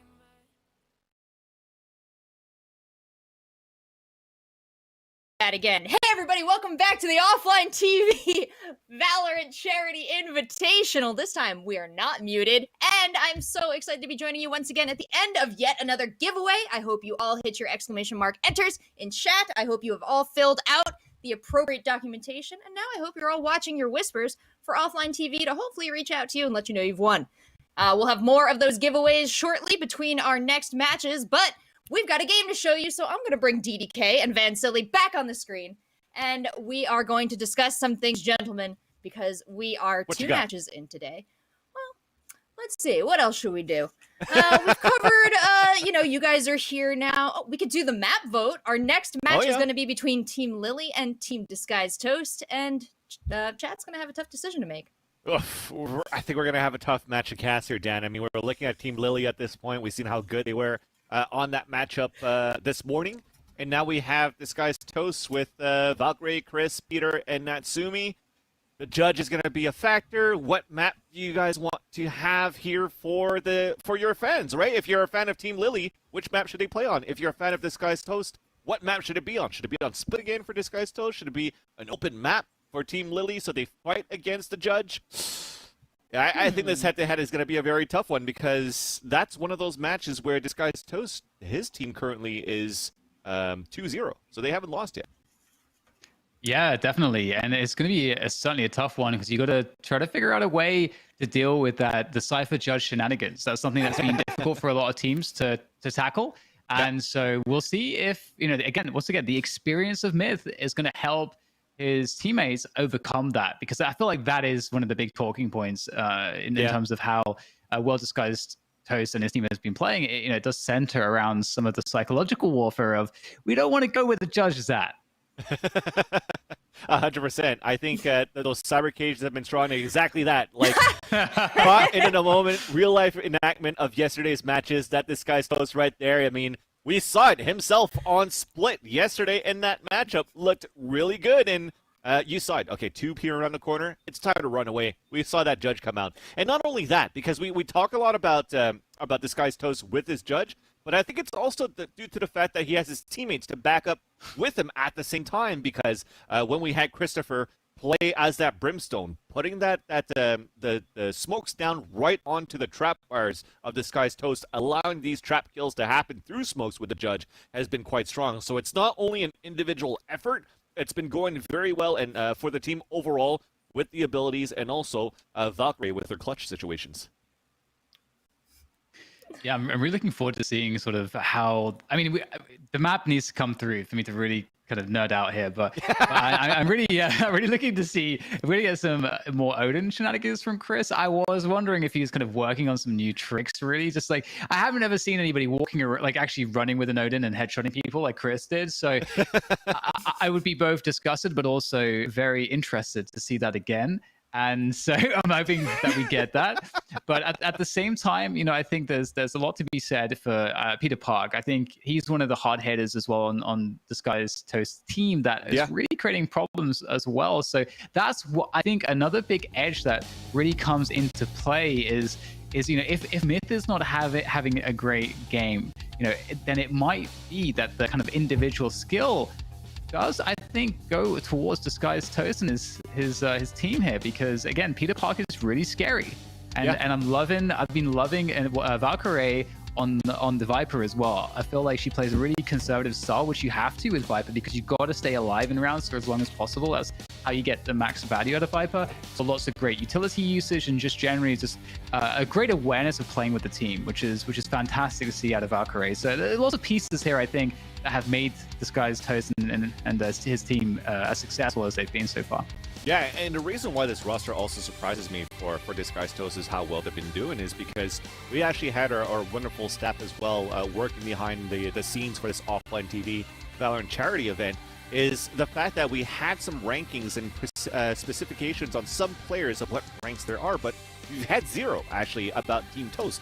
So we don't know if they're actually diamond skill players, bronze, whatever it is, but at this level, when they're competing against other players that are currently diamond, I know it varies a lot, and even going up to myth that's currently at immortal, to still be 2-0 shows that they have a lot of firepower still, and that rank doesn't really matter at this point. They're not afraid of anything really, and it's all with these toast traps that are being thrown here by Disguised Toast.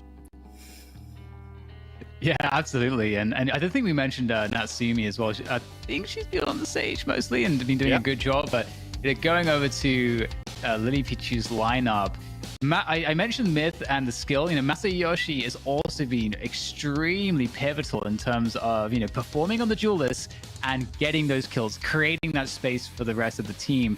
And as we can see here, we do get the stand-in now coming into play. We talked about this earlier in the show, but we will get, you know, Broden, you know, in the mix here. How do you guys think that that's going to impact things?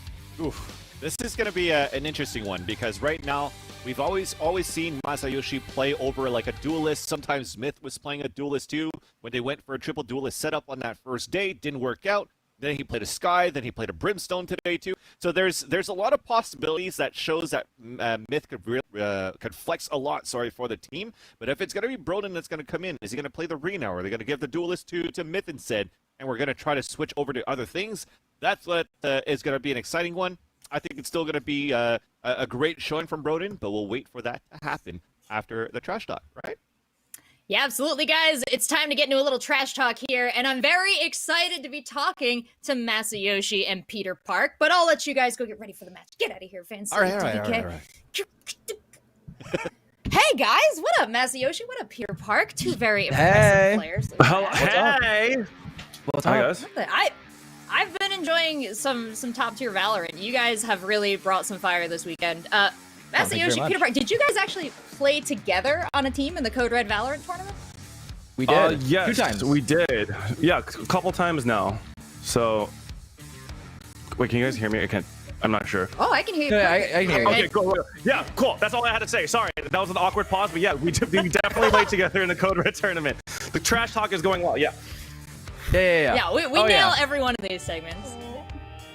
So, Peter, what do you know about Masayoshi from playing with him in 2 tournaments that's going to allow you to crush his spirits in this next match?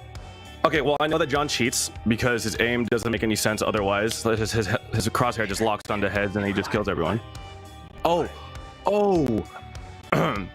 John's really good at the game, and you know, like, he really strikes fear into the enemy team. But you know, I think what we have on our team is really solid. We have really great teamwork. We may not be the highest ranked team, but I think we've shown from yesterday that with through our teamwork and our comms, we just played off of our strengths, and with Toast as our IGL telling us the strats and the breakdowns, we've been able to succeed so far. So yeah.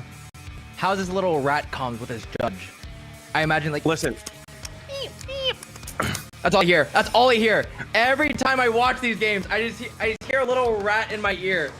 What is going on in those comms? Let me hear this. Listen, Let me hear this IGL. I'll be like, okay, so how do you want to hold the site? And Toast's like, don't worry, I got this. I'm like, oh, and then he just holds B site by himself, and then you just see 1, 2, 3K, and then I'm just like, all right, I'm sure they're kind of upset about that, but yeah. So it's mostly psychological damage that we do to your team, more than anything else. We'll do. We'll tell Zuckerberg that Bezos is coming through. Pass along. We'll do. John, actually elaborate on that a little bit here. What is your strategy for taking out Team Toast, who has established themselves as the team to beat in this event?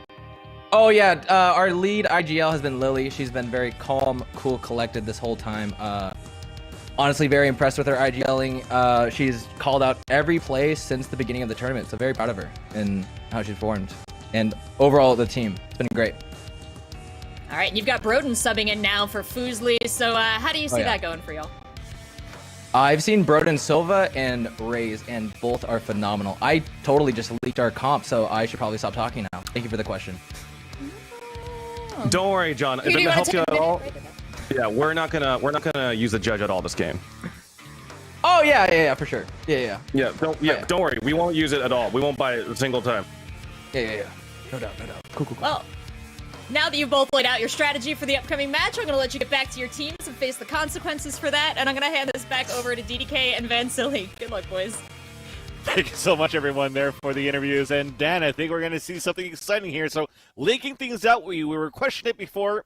Are we going to see like a duelist come out of Broden right now as Fuslie has to step out from this game, unfortunately? And it potentially could be because he could play a Raze or he could play a Sova. It depends, again, for us to nerd it out once we figure out this map.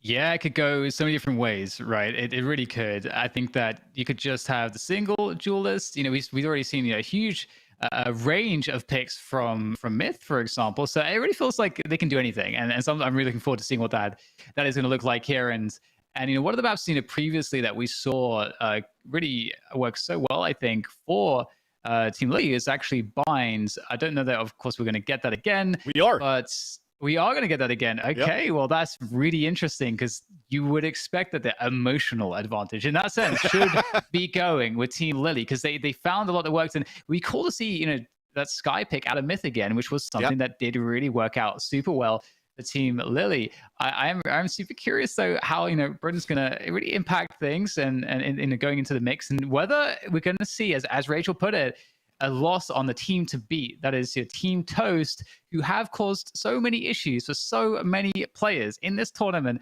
with that judge. It came up in the trash talk for a reason.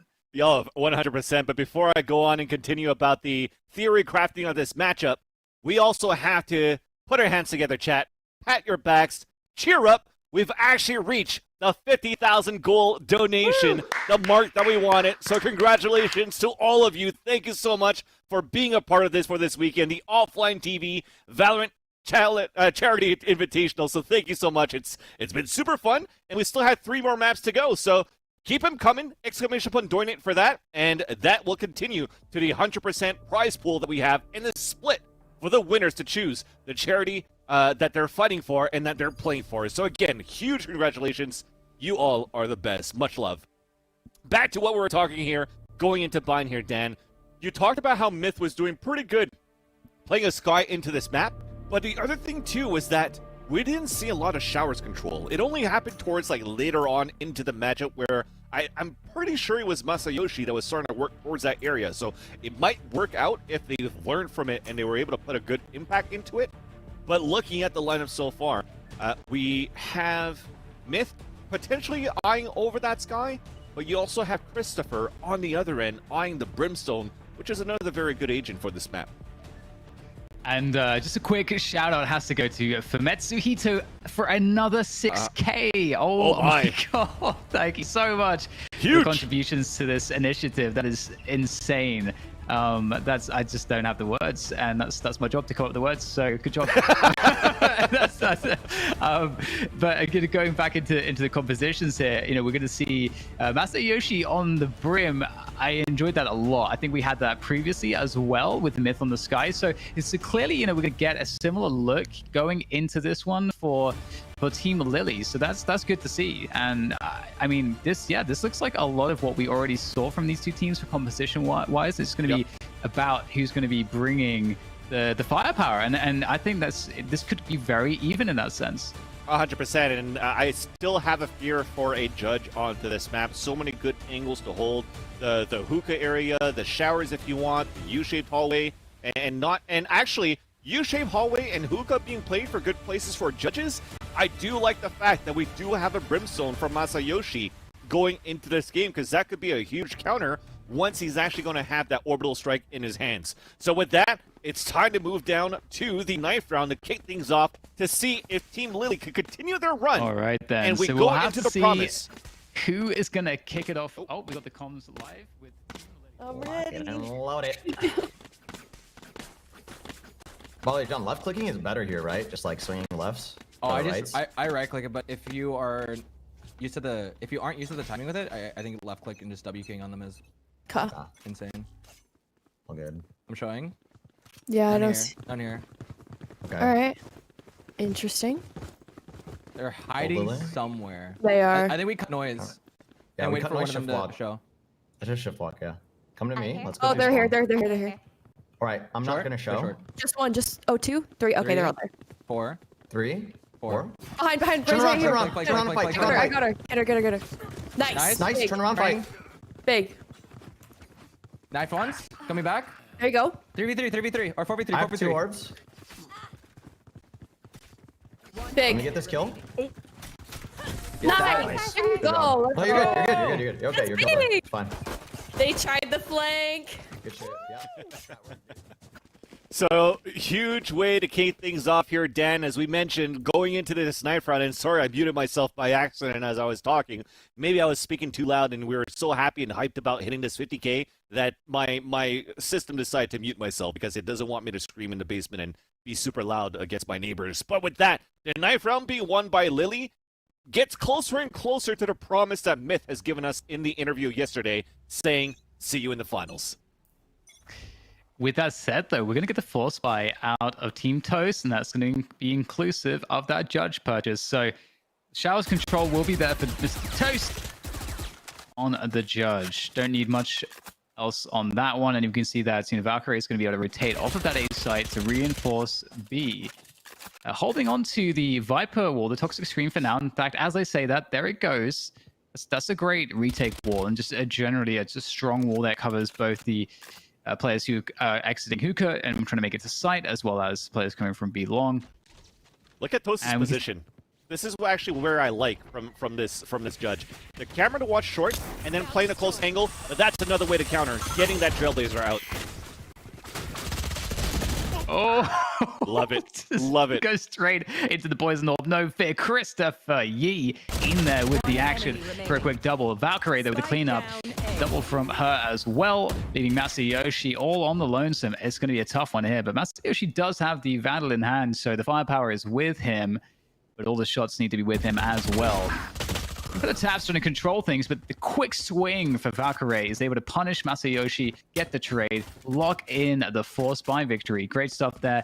All for the force buy. I do wonder if that was expected at all by Team Lily, but regardless, it is going to be difficult now for them to find momentum because they're on the pistols, and it's going to take a lot for a Thrifty with no ults in play.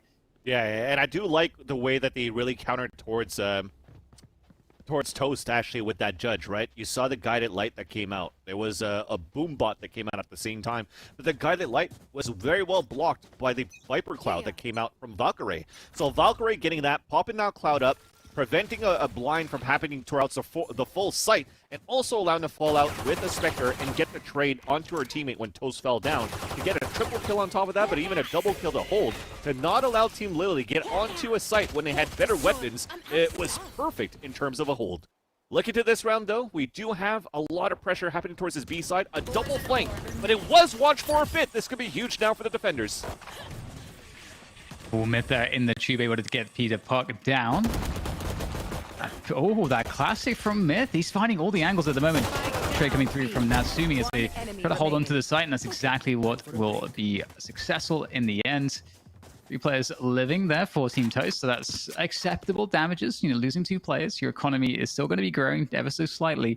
And the other thing about the judge purchases too is that it's only 1,600 credits versus the 2,900 credits to get a full buy. So the judge allows this guy's Toast to keep buying for his teammates as his bank will grow significantly in rounds in which they win. Exactly, and with that, even buy for himself too, in a position where he could continuously have and make an impact if he's going to keep going with these judges like he always does. So with that, very well done in terms of economy management. And for this round, we're trying to get information very quickly on both ends. Pain shells, boom bots, guided light just to try to get the audio cue. Look at all the walls. Look at the amount of utility for this battle on short A. But there's not going to be much left if they want to try to re-execute very soon. I've got your trail. And you got Myth here getting that info. Actually, Masayoshi playing into the cubby, trying to make sure that they're able to take control of these forward positions towards the A site. The charge comes through, and great work there from Myth, able to get the concuss onto Christopher Yi. Peter Park will go down as well as the showers push is excellent from Myth. He's really doing a great job in calling the shots for his team, getting the flashes out there, getting the info with that dog, and that's going to create such a strong attack here. And there's nothing left after all of that is over. Dust settles. Natsumi in an unwinnable position, and I mean that's a scary prospect, Vansili. I feel like a round like this shows that it doesn't matter how strong your short setup is, you have to have showers control against Team Lily, because Myth is gonna, if he gets that for free like that, he can work that position with those flashes so well. Correct.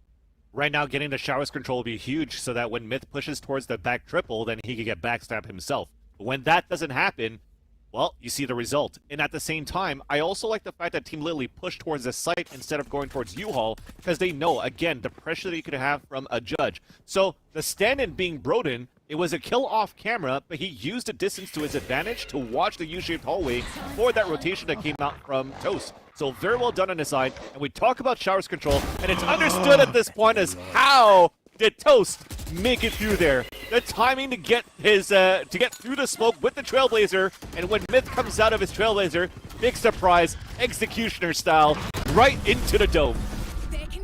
Oh my god, that's so insane. What a timing indeed. And we'll see a quick switch from Team Lily to the B site. Valkyrie, oh, with the ghost in the poison orb. You'd love to see a great trio of kills coming in from Valkyrie, coming in hot on the defense. That is fantastic work. Spike down on the ground in no man's land, and it's Lily to do it all against 5 players. And again, you're looking at an objective for Lily here to get some kills, hurt the economy of the opponents, maybe charge up the lockdown, 3 away from that lockdown. And that's really what Lily would be aiming to do in this position. So we'll have to see if she's able to find anything with that. 30 seconds left. First engagement might be against Valkyrie, who's creeping around market. Lily looks like she may be avoiding that entirely here. Yeah, I think at this point it's a smarter play, right? It's a 5 versus 1. You're at a situation where potentially you have to go on to a save. So using this Phantom into the next one could actually be really beneficial for Team Lily at this point. And that's how you break the momentum. And unfortunately, Valkyrie looking for the 4K, and it's going to happen. And when I talk about breaking the mental, that's how you do it, right? Pushing through with the judge, the timing, and then a surprise kill onto Myth. I don't know if Myth is streaming right now, but that's probably one of those moments where Myth stops talking, looks at the camera, and in his mind he said, I can't believe that just happened. And with that, that's another way to do it. It was an eco that they had? So we talked about the judge, how strong it could still be in the situations where they don't have money to work with for Team Toast. And Valkyrie did a perfect job to play under the window, get those kills with the ghosts, upgrade to a Vandal, and get a 4K on top of that. So that puts now the attacker side of Team Lily. Looks like they could still buy, but the economy probably after this could be fairly low, where the half buy only comes in after. Yeah, definitely. And the Viper's Pit will be activated by Valkyrie on that A side. That'll allow the entire team, if they wanted, to rotate to defend this B site. And look at how the Poison Orb is there as well. So Valkyrie is able to have defensive impact on both sides of the map at once with Viper and Viper's utility kit. it's a strong kit, and with that poison orb up, you don't want to run through it again. We didn't explain fully for those who aren't players of Valorant how the decay mechanic works, but effectively, if you move through Viper's utility, whether it's a toxic screen, the big wall, or the poison orb that we just saw in B long there, then you'll take 50 damage immediately, which will regenerate very quickly when you're out of the poison orb or the screen. But if you get tagged by any damage during that minus 50 health and armor that you have, you'll lose all of that instantly, and you won't be able to recover it. So it can be very damaging. Correct. That's the idea of that DK that we see at the bottom when they're walking through, and you're going to see it right now. They're going to attempt it through the Viper's pit, try to plant into the A site. Perfect Trailblazer to hit Christopher and try to get in. Actually, they're trying to push towards U-Haul, and there's still going to be a second player waiting inside there, and it's dropped by a Nanoswarm. Perfect for Lily. Through the teleporter we go, and into the site. We do have a great execution. Guided Light, supposed to come down. Enemy spotted towards the back of the site, and oh no, it's Toast with the Judge towards that back of the site. There it goes, spraying out, but Masayoshi gets the kill. Orbital Strike to come out. That might get a few as well, but they managed to make it out on time. 5-on-3, the retake happening for the defender side. A Valkyrie at the point. Really big ult advantage as well at the moment. It's not going to be a good lick here. We'll have to see if Valkyrie can get any damage in this position. And it's going to be very difficult, but Christopher Yi able to take down Masayoshi, and that's the orbital strike out of the picture. Oh, Broden going to go down as well to the flames, to the incendiary. Brook taking down Natsumi. 3 versus 2. Now make that a 3 versus 1 here for Team Lily. Just Christopher Yi trying to get some additional damage here on the outset. Charge up his ult a little bit more. And there's the kill onto Brook. And another one as well. That's a pretty good impact. You will just about be able to escape this spike. Oh, maybe not. That was a close one. But he did get a couple kills for that death, so definitely worth it. But 3-3, another very close game right at the start, out of the gate. And with that said, it is, as I mentioned, very advantageous in terms of the ultimates coming in here now from Team Lily, and we may see that orbital strike on U-Haul. I'm getting a feeling that might be something on the cards. Very well done there for Team Lily. Big brain on her call as the IGL, as we would like to call it here for her side, as Masayoshi was calling it before. Seeing that Viper's Pit, getting that kill onto you, forced a rotation out, allowed for them to get into the site. But I do like their retake attempt for Team Toast, right? The combination of the slow orb with the snakebite and Molly towards that B cubby to get that kill in attempt of a retake. Chris did a lot of job, like a very good job to hurt the economy going in for Team Lily into this round. Yes, it's another full buy on both sides, but you still want to chip away that economy moving further into these rounds. Speaking of moving further, they'll be able to with a lockdown towards the B side, which will eventually push out the defenders outside the B site. Yeah, aiming to go with this one, not using this lockdown as a fake, as sometimes we may see. Wall goes up, and the Valkyrie's crept backside. Oh, Masayoshi able to find the headshot there on the pixel angle on top of the bomb site. Broden trying to fall back, trying to control this elbow position. A huge fight. Elbow control is massive for the retake success, and it's going to go the way of Peter Park. Nice tag coming in from Myth, though, finding the head of Peter Park for the trade. That will prevent that attempt of elbow control from really being all that impactful here, and we can see the numbers advantage now heavily in favor of Team Lily. Oh. He was trying to save that off, and he just jumped through that molly. I thought he was low on HP where he could die, and I was like, oh, let's try to see him with the knock, but it's not going to happen. It's just booking it into the next round for his teammates. The question is now, what are we going to see here from Team Toast to mix things up a little bit? We just saw, that round 1 off of the back of the lockdown, so it would be a good moment for Team Toast to try to throw something funky into the mix. Try to go for an aggressive showers, take a 2 or 3, player setup there, perhaps, or maybe a B-long push. Try to take some early control at the beginning of the round just to get, 1, information, and 2, to disrupt what the opponents are doing. And if they aren't even in those positions, you get massive amounts of information as well as to what they're doing. So it gives you lots of options that way too. Yeah, I think the 2 options that are really good right now to try to get that early information without sacrificing much is going with the operator from Disguised Toast, which he's actually not using a Judge right now, surprisingly, and the other one is the Guided Light, or all of the kit going in from Sky so far. But they don't need it. They don't need to find information. Information's coming towards them. Masayoshi gets the first kill as Slow Orbs is going to slow things down and force them to rotate over. But Lily, so far, that team is winning over the site. Really huge problem here as well in that Team Lily Masayoshi, he has an orbital strike. That's going to be huge for the post plant. It needs to be a very quick progression onto this spike and start tapping that defuse to make it so that doesn't really matter too much. And we will get that snake bite, slowing things down in U-Haul. U-Haul control really huge. Brook, though, is able to get a quick double. And with that said, every single position will be held. The retake attempt is completely foiled. And Team Lily starting to pull away. 2 rounds to the good against Team Toast, who still yet to come up with a solution here, as they are now looking at somewhat of an eco situation, a half-buy perhaps, although that said, Christopher Yee's pretty rich. So they might try to go for a force buy here.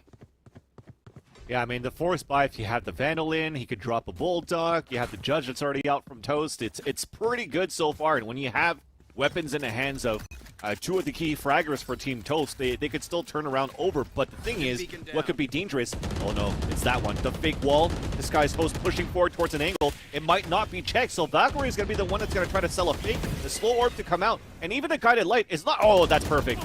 That was a molly to ice the slow orb combo with the molly that's going to force him out of position, and that's already Toast falling down. And I have to re-emphasize it, you called it, but that was, they put the wall up there to suggest that nobody was playing the cubby, and yet still the incendiary goes down there. So that just goes to show that they know psychology is really going in favor of Team Liddy right now. They know every single move, every single read is correct right now. The force in which they just push that B side, you just can't stop them. They're just steamrolled it completely. And an immovable object, and you know, we need to see Team Toast becoming that indestructible force. Or how does it go? Immovable object meets an indestructible force? I don't know. Correct. Something like that. Yeah. So anyway, the other issue here is that these rounds are coming pretty easily for Team Liddy in the last like 2 or 3 rounds, I would say.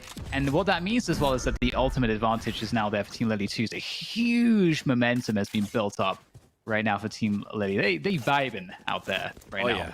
And as it slowly comes back for the momentum, because you're starting to get closer and closer to the ultimate points for Christopher and for Peter Park, the thing is, for Team Lily's side, they still haven't used theirs yet in terms of that orbital strike.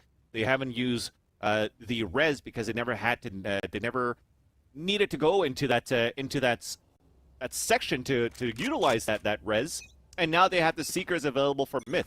So we'll see what's going to happen right now as this control. We talk about Shower's control a lot in this battle, but it's always towards a short A. And both teams are stubborn about it. They're always putting bodies, they're always putting utilities, and they just want to fight it out. And they see right now, they realize for Team Toast that there's been a lot of these A hits faked to Bs, which is why the Viper Pit actually from Valkyrie starts immediately towards the B side. And let's see how they hold it off now for the defenders of Toast.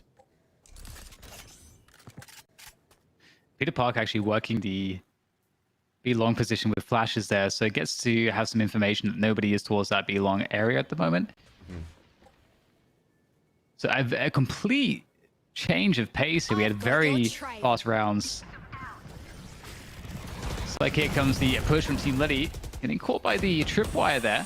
Some really cool trips coming out from Disguised Toast. Playing this position around pocket with that Judge. Christopher Yee with the Odin. We talked about that before. The shenanigans are out right now. Myth trying to walk out of Showers, even though it seems expected. Still not going to be enough to deal with Myth. 2 versus 3 now for Team Lily as they try to find some way back into this. And Myth might be providing that. Lily, nice flank. Distraction on that Sumi. Looking at Myth's position towards Showers was enough for Lily to take advantage. And there goes the plant behind the APC. And in comes the Valkyrie now from the Showers position. The 1 versus 2. It will be tough, but Myth is quite low. Lily is going to be playing towards U-Haul right now with Myth. So playing off of one another, trying to make this impossible for Valkyrie. Using the wall there to protect herself from that short peek, should there be any players there. But with this plant, just looking at this plant, that can narrow down some positions. Great catch on the Nano Swarm there. The pressure comes in with a tap. Valkyrie takes down Lily, but that's what we're talking about. Myth and Lily playing together, making it impossible for the trick for Valkyrie. Great hold, and that's the 7-3 scoreline. Yeah, even an alarm bot on top of that too, to try to hold things down, but just a hit towards this A side. You talked about the Odin play. I actually like it from Christopher Yee. So he's playing inside U-shaped hallway where with the Odin, it's a tight angle. It's kind of playing that spray from the Ascent B side into the B entrance. Very similar. You're springing from U-shaped hallway into short A right now. As you can see, we're floating over short A. The thing is that if he tries this again, these shenanigans towards that side, they still have that orbital strike. Got to be careful for that one for Christopher Reeves. And for the rest right now, we'll see if they're going to be able to hold out the B site. I call him Christopher Reeves. I'm thinking about Superman here. I mean, it has to be a Superman play if he wants to stay alive from an orbital strike in there, you know? In my head, that's happened. It just didn't happen in my. That's a recovery. That's a recovery. Yeah. Either way, we're gonna see now. You know, again, the showstopper that's available for Pokemon. Pokemon. Man, let's go. What am I I threw us off. Yeah. Oh well, back with the action though. Yeah, you still see. So we talked about killing noise, right? So they've killed a lot of noise, but the thing is, right now for the defenders, they have good utility to get information. That camera's up on short A, and they're actually looking for the showers control that we talked about for a very long time here, Dan. Absolutely, and Myth really trying to sell this play into the B side as the walk comes through up A short, and nice. Very nicely done from Peter Park. I'm loving this play, though, coming in from Team Lily, trying to just keep the players towards that B side. But the showers control, also pretty awesome. And you see Masayoshi, he wants to make absolutely sure that Yuhul's clear, but there's a counter-orbital strike that slows down the spike plant, and that buys lots of time for the rotation to come through. There goes the Sky's Toast, straight through the smoke, gets himself two, and there is very limited time to get the spike down, but that doesn't even matter. All the frags now falling the way of Team Toast. Nice timing to get back on the board from the Sky's Toast himself, leading by example. Definitely, and now when you're looking at it too, we talked about it yesterday, Dan, as well. When you're looking at maps where usually gets very pick-up-y, very puggy, you usually see a more defender-sided half. But looking at how Team Lily's playing so far, they've been playing some mind games versus their opponents. To be able to get 7 rounds on the attacker side is actually quite huge. So rounds are desperately needed here for Team Toast. So a great way to actually work the clock in their favor and to allow this explosion, the Sky's Toast, to come out of the shadows through the smoke to be able to get these kills with the judge, and the surprise backstab that came in from Peter Park that just allowed for those kills to happen in the round to come in for the defenders. So it was very well done. And finally, the orbital strike's been used, but still in this last round, they have so much to work with here on the attacks in terms of ultimate. They might try to work for this lockdown towards B-side again, and there it comes, but Valkyrie's off the angle. She gets stunned by the dog, the ult comes down, and she's still getting pushed. Is she going to be able to cancel it? They won't. They won't. Ooh, nice shot from Valkyrie right in the back, and it's Masayoshi now also to get that trade very quickly, to get that spike planted. Is very desperate here, though. I'm wondering if the res can take place, but Brooke has so much pressure coming her way. There goes the judge. Brooke able to take down the Sky's Toast. One more to go. The Idiot comes out. No bullets, though. Christopher Yee with the Odin is getting it done. And another round here coming in for Team Toast. So right at the end of the first half, they're managing to scrape a couple together to make this one, to keep this one competitive. You love to see it here on Bind. And as we move into the second half, everything could change here as we go, you were an attacker, now you're a defender, and vice versa. And instead of a pistol, of course, if you're just joining us, we have our knife rounds instead. Yeah, and you got to give the attempt, put your hands together there for Brooke, I think, right? Because she was trying to win that 3 versus 1, able to get the first kill, and you could dodge many bullets, but when you're trying to dodge, 100 bullets from an Odin, very hard to do, and that was just unlucky on her end, and it's going to be still a very close half to end things off now on the first half for both of these teams. So very well done on the comeback. Good way to readjust as well on how Team Lily were working consistently towards this short A side, taking control, the fakes, and just how they're holding the utility to get that information without showing their bodies has been good. Now, knife round. There's people missing. They're definitely going to try to flank. They're luring us. No, they're there. Yeah, we want to move forward. All right, move forward. Surround I hit. Nice. I got 50 on Myth. All right.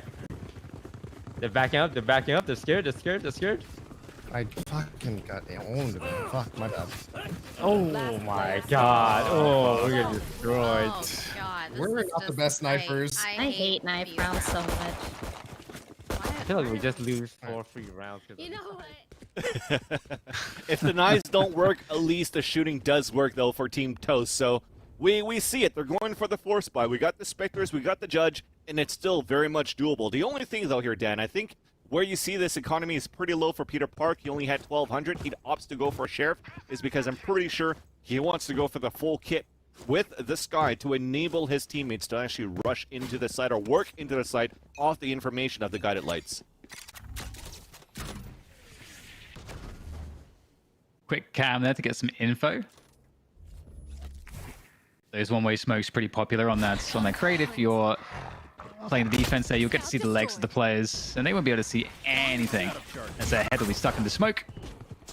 What's the pressure felt towards A short here? You can see Team Lily really expectant now at this point. The rotation starting to come in to shore up this defense on the A side of the map. And nice. Broden, oh my god, so much damage off that raise util. A quick double, and that's going to really make life difficult here for Team Toast. Yeah, especially with this flirt spy. Look at that full blind from Toast, just staring at the wall, just ready to go down. It's like, I don't know as a kid, Dad, I don't know if you ever played Bums Up, but basically it was like, and maybe it's like a weird French-Canadian game, but Bums Up was basically you had a tennis ball, and you were playing with your friends and throwing the tennis ball against the wall, and you can only bounce once and you try to catch it and rethrow it. If you actually drop the ball while you're trying to catch it, you have to run to the wall and tag it to be safe, and if you don't reach it, and the ball, somebody throws the ball and it hits the wall before you reach it, then you actually have to put your hands on the wall and you're able to throw a fastball, just like in baseball, right onto your bum. And that's basically what happened there. Toast just got fully blinded, couldn't get safe, and then it was just an easy execution. It's just Myth laughing, getting his revenge back, and we do have Team Lily in the lead by 4 now.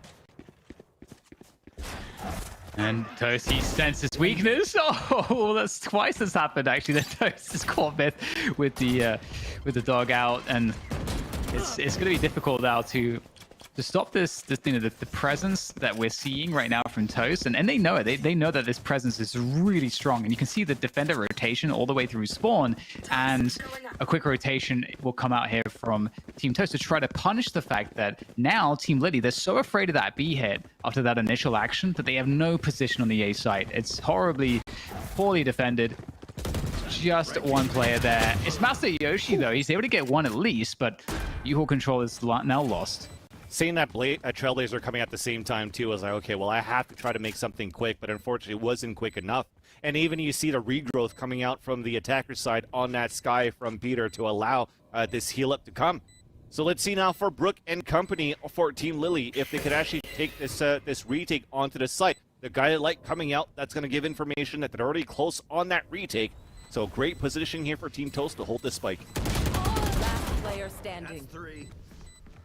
Such an important position to hold. 4 versus 1 now. Just as Broden left. Broden will go down. Great rounds. Using the numbers advantage to get that early pick. And then once you have that 5v4, you know, you can see the kind of stress there for Team Lily. They don't know where to go. They know they have to try to stack one of the sites. And it's a hard decision to make. And it was played, Team Toast played against that. They exploited that fact really well.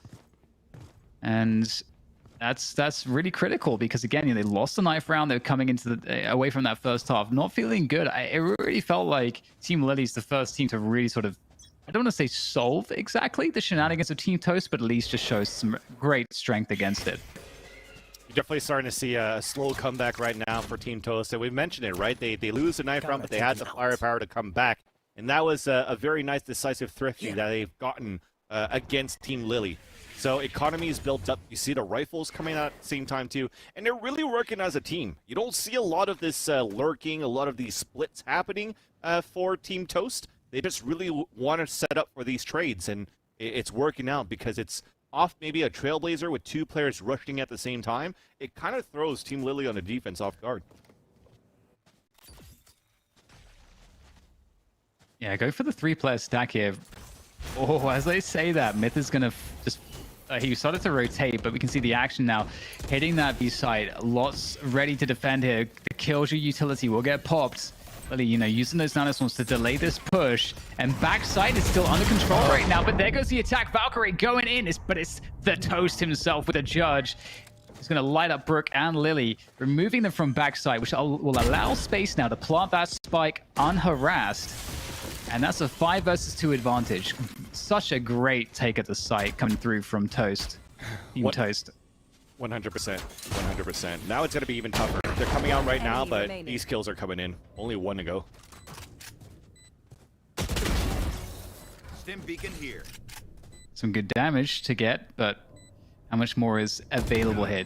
This guy's toast is very low, and Masayoshi's able, oh, not quite able to get around the corner in time. This guy's toast is going to take him down, but some good damage there. Some extra ult charge is always going to be good. Yeah, so you talked about the nice execution, and I love it as well, because the fact that they grouped up towards that long B, Valkyrie actually threw that toxic screen to split the map diagonally into the B site, and also the Trailblazer went through the toxic screen to clear out elbow. We had snake bites on the left side of the entrance of B, so the whole left side of B was fully covered and also cleared out. So they know that if there's going to be defenders in the site right now for Team Lily, Team Toast could move in and work towards the back of the site. So it was Disguised Toast that moved towards the boxes, went through the toxic screen that was lit by Valkyrie.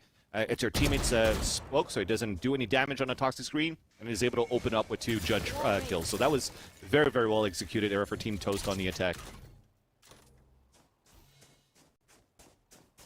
Showers control will be the order of the day here now for Team Toast to open up the round. They're actually playing more of a default, whereby they are spread out across the entire map, showing pressure and presence on both extremities, which really pulls things into question here for Team Lily. But with that said, Myth doing what he does effectively with Sky here, which is to possibly play for that info, that mid-round information, to see, okay, what is this team doing?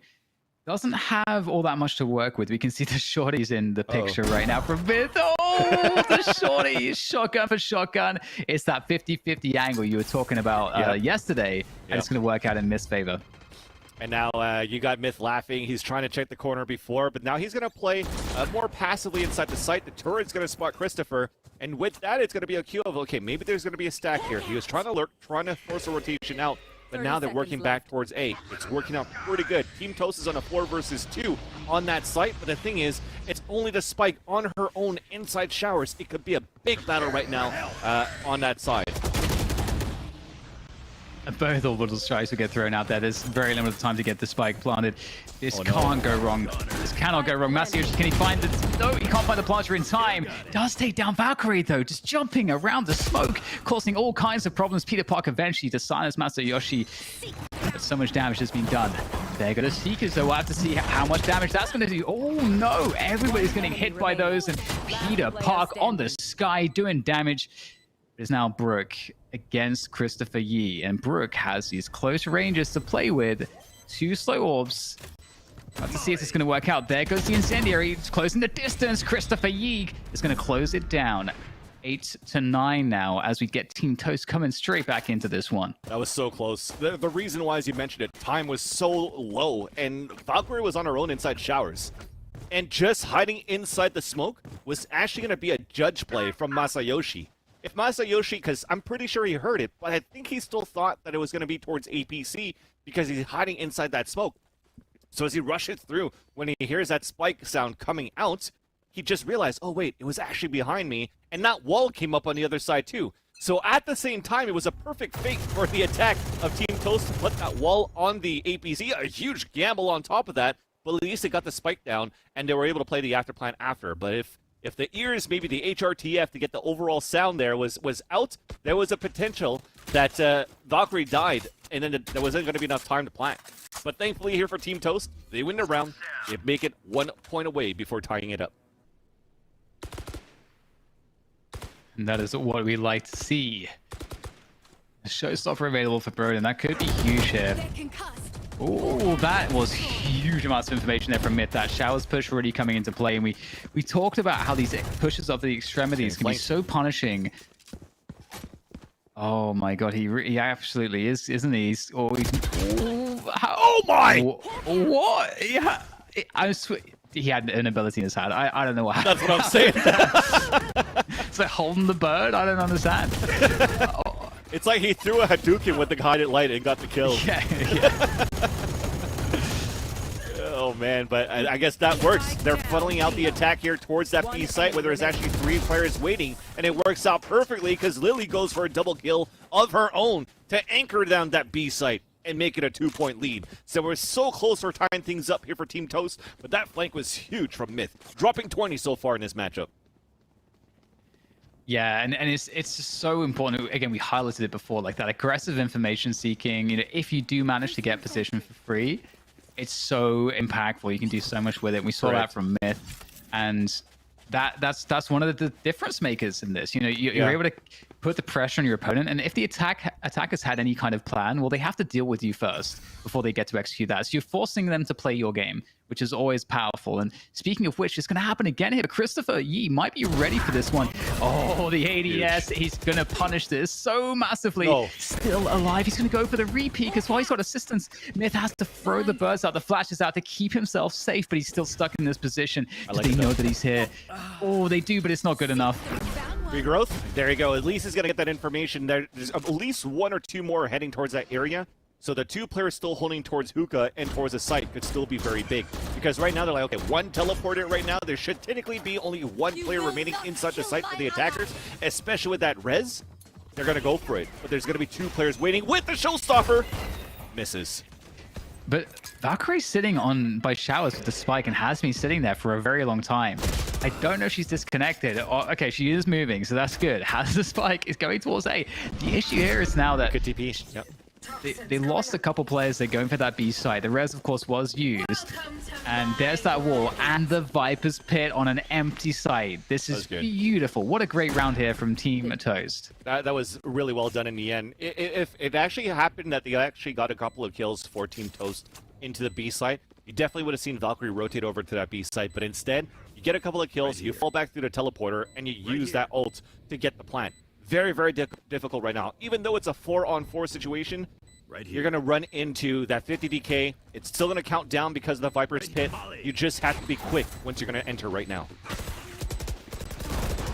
And there is the quick push off of the back of that dog that gets sent out there. And Masayoshi's going to go down to the snakebite. The snakebite's very difficult to deal with. Great stuff. The combo between the judge and the snakebite's too much.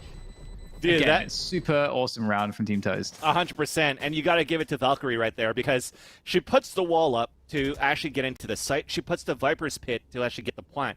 But you saw that she put a poison cloud on top of that spike too. So when you're walking into the Viper's Pit, then you're going to walk into the poison cloud. You're decaying, like it's like instant, and then she still had 2 snake bites to work with.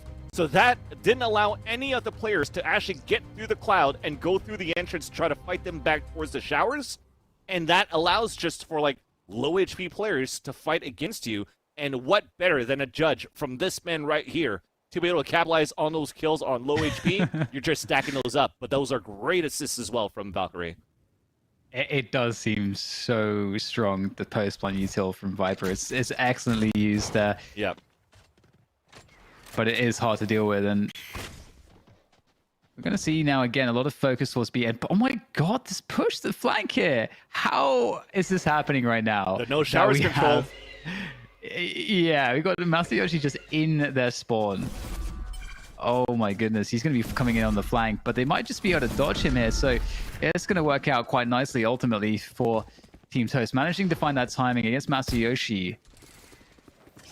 They have a lockdown for retake too for the defense, so they're going to try to figure this out. Brooke has to hold for as long as she can. She does have the ult for a res, so I don't think she wants to die right now. And they're going to have to play the retake. And they have utilities for the retake, so this is still doable.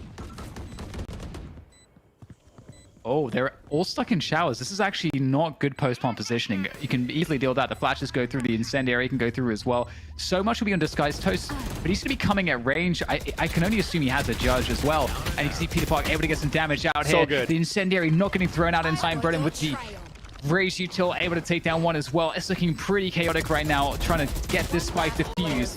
And oh, wow. Disguised Toast will wrap this, and there's not too much that Brennan can do in this position. Judge versus Judge. The crossfire is there, ready to go here for Team Toast. And there's the finishing blow. And I don't know about you, Van City, but I did not expect that to go so well for Team Toast. They're all stuck in showers. I fully agree. I fully agree, because even the lockdown that was set down from Lily actually covered all the way up to the orb area. So you've lost a lot of map control at this time. And realizing that for Team Toast, what they did was like, okay, well, we got 4 players in here. How can we delay this a little bit longer before the lockdown runs out? So 3 of them run out, and they instantly drop the molly onto the ground just to make sure nobody's going to bring it halfway on that. And after that happens, nobody can get onto the spike. You have to fight back towards the showers. Everybody falls back towards the orb. That allows Disguised Toast, to move forward and on that flank from that short A side and allow for them to play that pulse plan quite beautifully. So very well done. And just like that, we've tied up this game. We'll see the opening presence again towards that B long position for both teams. And Myth is just jiggling. He does catch some info, but again, we've already seen a couple times the Team Toasters play kind of defaulty, so don't know how much is behind this. That said, a lot of stepping, okay, a lot of gunfire, so now they know exactly how many players are out there. Yeah, but the Trailblazer went through the teleporter and it spotted the Masayoshi pushing out towards showers. So they know now that this is happening. So as much as we talk about Team Lily on the attacker side going short A to teleporter to B a lot, right now for Team Toast is work up long B, waste utility on that side, work towards the A side after. But look how we adapted for Team Lily. They actually put Lily onto the A side to anchor it up with the nanostorms, with the alarm bot, with the turret. So that's a great way to get that information. And now Myth is also pushing towards the fountain. They know this hit on B is happening. If Masayoshi drops an ult right now on short, that would be so insane. He's just going to go for the flank though, and so much damage. In fact, an ult will come through it. It's not from Masayoshi though, but Masayoshi with that flank is going to do so much damage. The Spectre trades up for the Phantom, and Myth will finish it off. Nice headshot coming through with the Sheriff. Spike is planted, but it's just Valkyrie against 4 players. It's going to be incredibly hard, and Broden's going to be able to take her down. So 10-10, soon to be 11-10. In favor of Team Toast. And that was off of Thrifty, if I'm not mistaken. We'll see once the defuse comes out, which means you had a lot less in terms of the economy. And Broden, there you go. No Thrifty there. I mean, I saw a couple of shares, so maybe there was some players that actually went with ARs, which is why you don't see that sign come up. But at the same time, though, you gotta give it to the defenders of how they adapted. I talked about it before, or just before. Not only did we change Lily in that position, but knowing now that for like 2 hits in a row, maybe even 3, that Team Toast is going B to A, we saw that Myth, once they killed Sound for Team Toast, Myth decided to push down for Team Lily at the long B side and allowed that double flank for himself and Masayoshi to be able to win that round. So 23 and 22 for them, but also that wouldn't have happened if it wasn't for Lily on her anchoring that A side and slowing down the push from Team Toast.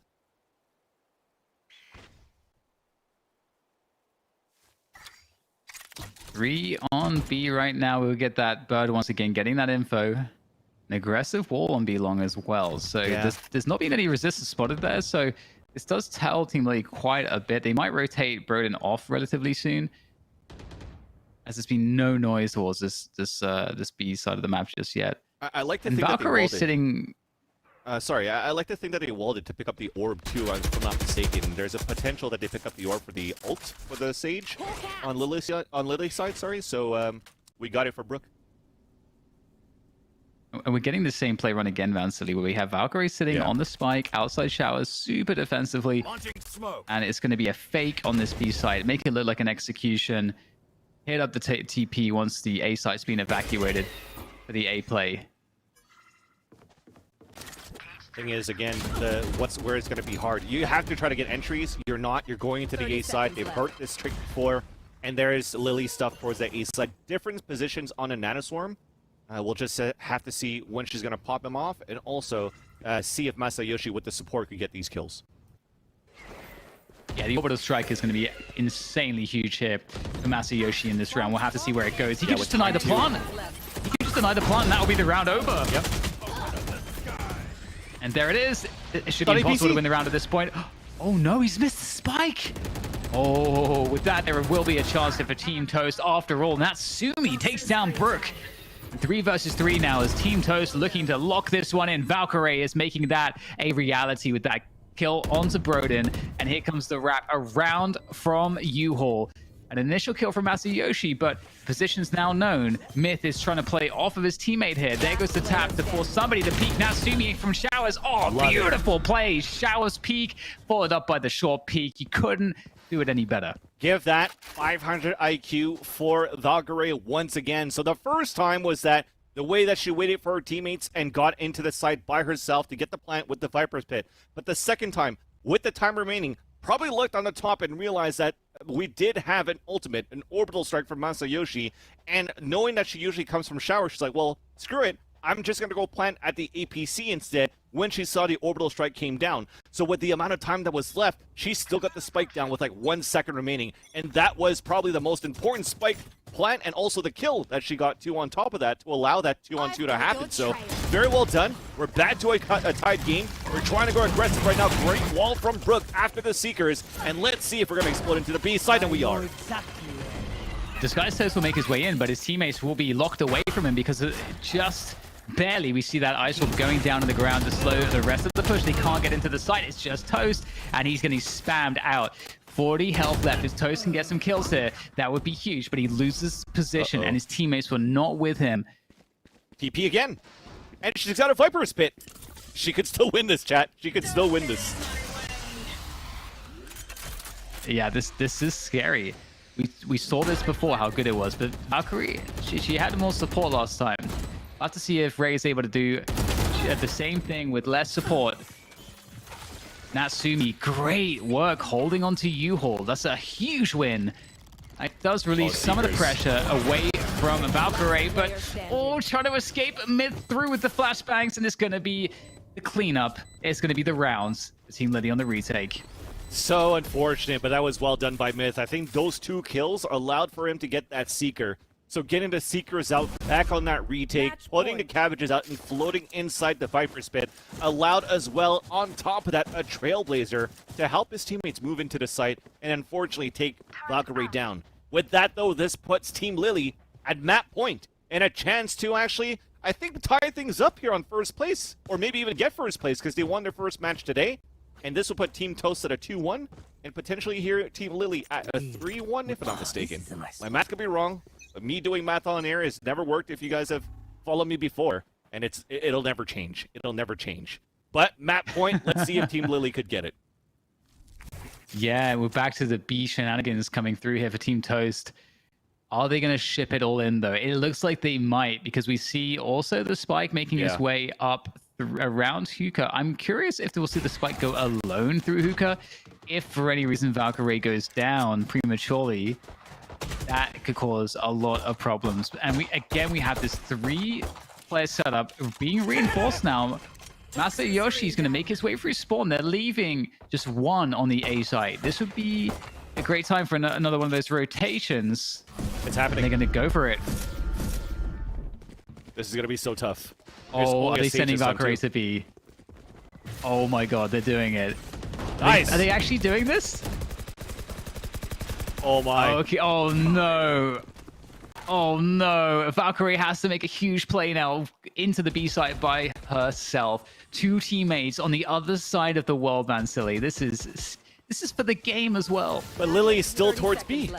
Lily's still towards B, so this is so good right now in terms of game sense, trying to get things done. A res for the bait just to make sure the 4-star rotate, and there you go. Lily gets the kill towards B. This could be it right here. A 5-on-2, a 5-on-1. There's only 15 seconds left, and Natsumi has to go clutch a 5v1, get to the teleporter. It's not going to happen. Team Lily is going to win this 13-11. An orbital strike to force her out, and that's it. Rook with the final kill. An important wall that came up on her side as well. And now we do have Team Lily Pichu going to the top. They are looking real good right now. I did love the looks, like trying to run those fakes with the spike. It was phenomenal. I mean, you could see that it did catch the defenders out of position, but the retakes, that was where some of the difference was made, because even in those spots where, yeah, some of the times they didn't have the position Team Lily, they still managed to coordinate in really, really well. But that said, that game was on a knife's edge. Imagine if Masayoshi with that orbital strike in that 1 round is able to hit the APC with it. That changes everything. And it's just there's just so many small moments like that in this game. It's so close. It's got, again, heartbreak here if you're not Team Lily. I think, again, you have to give it to the people over at OfflineTV and the admins that have been working in the back end to continue to make these games really, really close. And my math was right. We got the screenshot coming up here. Thank you to our production, Sam. That shows me Disguised Toast was at 2-0 going into this game. So with this loss at 2-1, and then you have Team Lily. They're at 2-1 with this victory today. Now puts them at 3-1, right? Or they won 2. Yeah, maybe my math's off no matter what. So we'll see what happens with that. But overall, it still becomes a very close game between both and a knife round. Despite all that, despite how you know, it didn't look too good for Team Toast with the knife rounds. They still look pretty good on the fights overall. There you go, correcting everything for me. Disguised Toast at 2-1, Lily at 3-1. And it was really interesting to see as well. You know, we had all those shenanigans with the judge just looking to cause problems from Disguised Toast, and Team Lily was able to deal with that pretty effectively. Of course, it still had impact. We still saw some great stuff from Disguised Toast, some really nice plays made with that cipher, and that's and the way that he likes to play the judge. But even still, there was just quality coming in from Team Lily that was enough to either deal with it, or if they sustained a lot of damage from it, found ways to recover in some of these rounds. So it's a great game for sure. Like, of course, I think is that the closest game that we've had? I feel like it might be. I think so. I think we had a few at like 13 and 10 for 2 matches, 13-8 I think for 2, and then 13-5. That was yesterday. And then going into today, I'm pretty sure this is the closest one. So close to actually make it into overtime, as we had, I think, one match that went 13-10 again today. So yeah, you can't get closer and closer. It shows how much all of these teams want to make it into the top 2 so that they could fight into the grand finals. Is there anything that stood out for you in terms of individual performances or smart plays or team play? Where does some of the credit go? Because I think obviously, there's, again, in attack FPS, credit does go to the entire team. Yep. It's just how specific you want to get. I think if we want to choose one from both sides, I think for Team Toast, I'm going to have to definitely give it to Valkyrie, right? I think if it wasn't for her, you wouldn't have seen a 13-11 scoreline so close there for the team on the round that she played. I'm not gonna go over it again because we did talk about that. But on the other end, I think that I'm gonna have to give it to Lily one more time. I think she's come out to play today. I mean, she's done good on the first match. The second one right now too has been very good. The adaptation for this team to say, look, they keep doing these fakes for Team Toast from the B side over to A. Let me put my utility on the A side. Let me try to hold it back, and it worked. And then the other round where that fake this time was like, okay, let's play the mind game warfare right now for Team Toast. Let's put it over towards that fake on A, and then Valkyrie towards B. Lily didn't bite onto that. She stayed into the site and got the most crucial kill that allowed for her team to actually win. Totally agree. And with that said, it is time to hear from the winners. Let's pass it over to Rachel. Thank you so much, guys. Very excited to talk to you again, Lily. Congratulations on picking up another W. Thank you. Nice we gotta take a breather after that match. I don't know. Chat was saying exactly how I felt, and this was so intense. Was it intense? Yeah, it was super close. My hands were shaking the entire time. Myth is such a good shot caller along with John. Like, they tell us exactly what to do, where we're gonna execute. So I think all our team did really well. Yeah, talking to John before the match, he was saying that you, Lily, are phenomenal on the comms as well. You stayed really calm with everyone, and not true. I am so quiet during the comm. I let them speak. I said nothing. He was capping. He was joking. It was mostly Myth who was like shot calling. Well, that's good. Hey, staying quiet on the comms is a thing too. I'm a screamer, so any way to keep those open and clear is good stuff.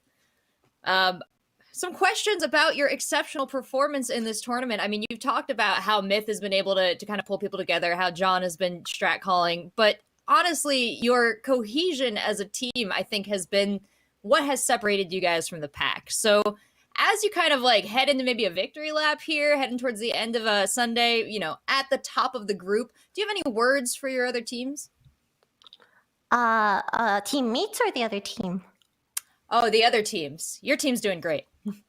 Oh, this is fun. Good job, everyone. Everyone's doing really well. Yeah, I'm not good at this. I'm sorry. I don't know what to say.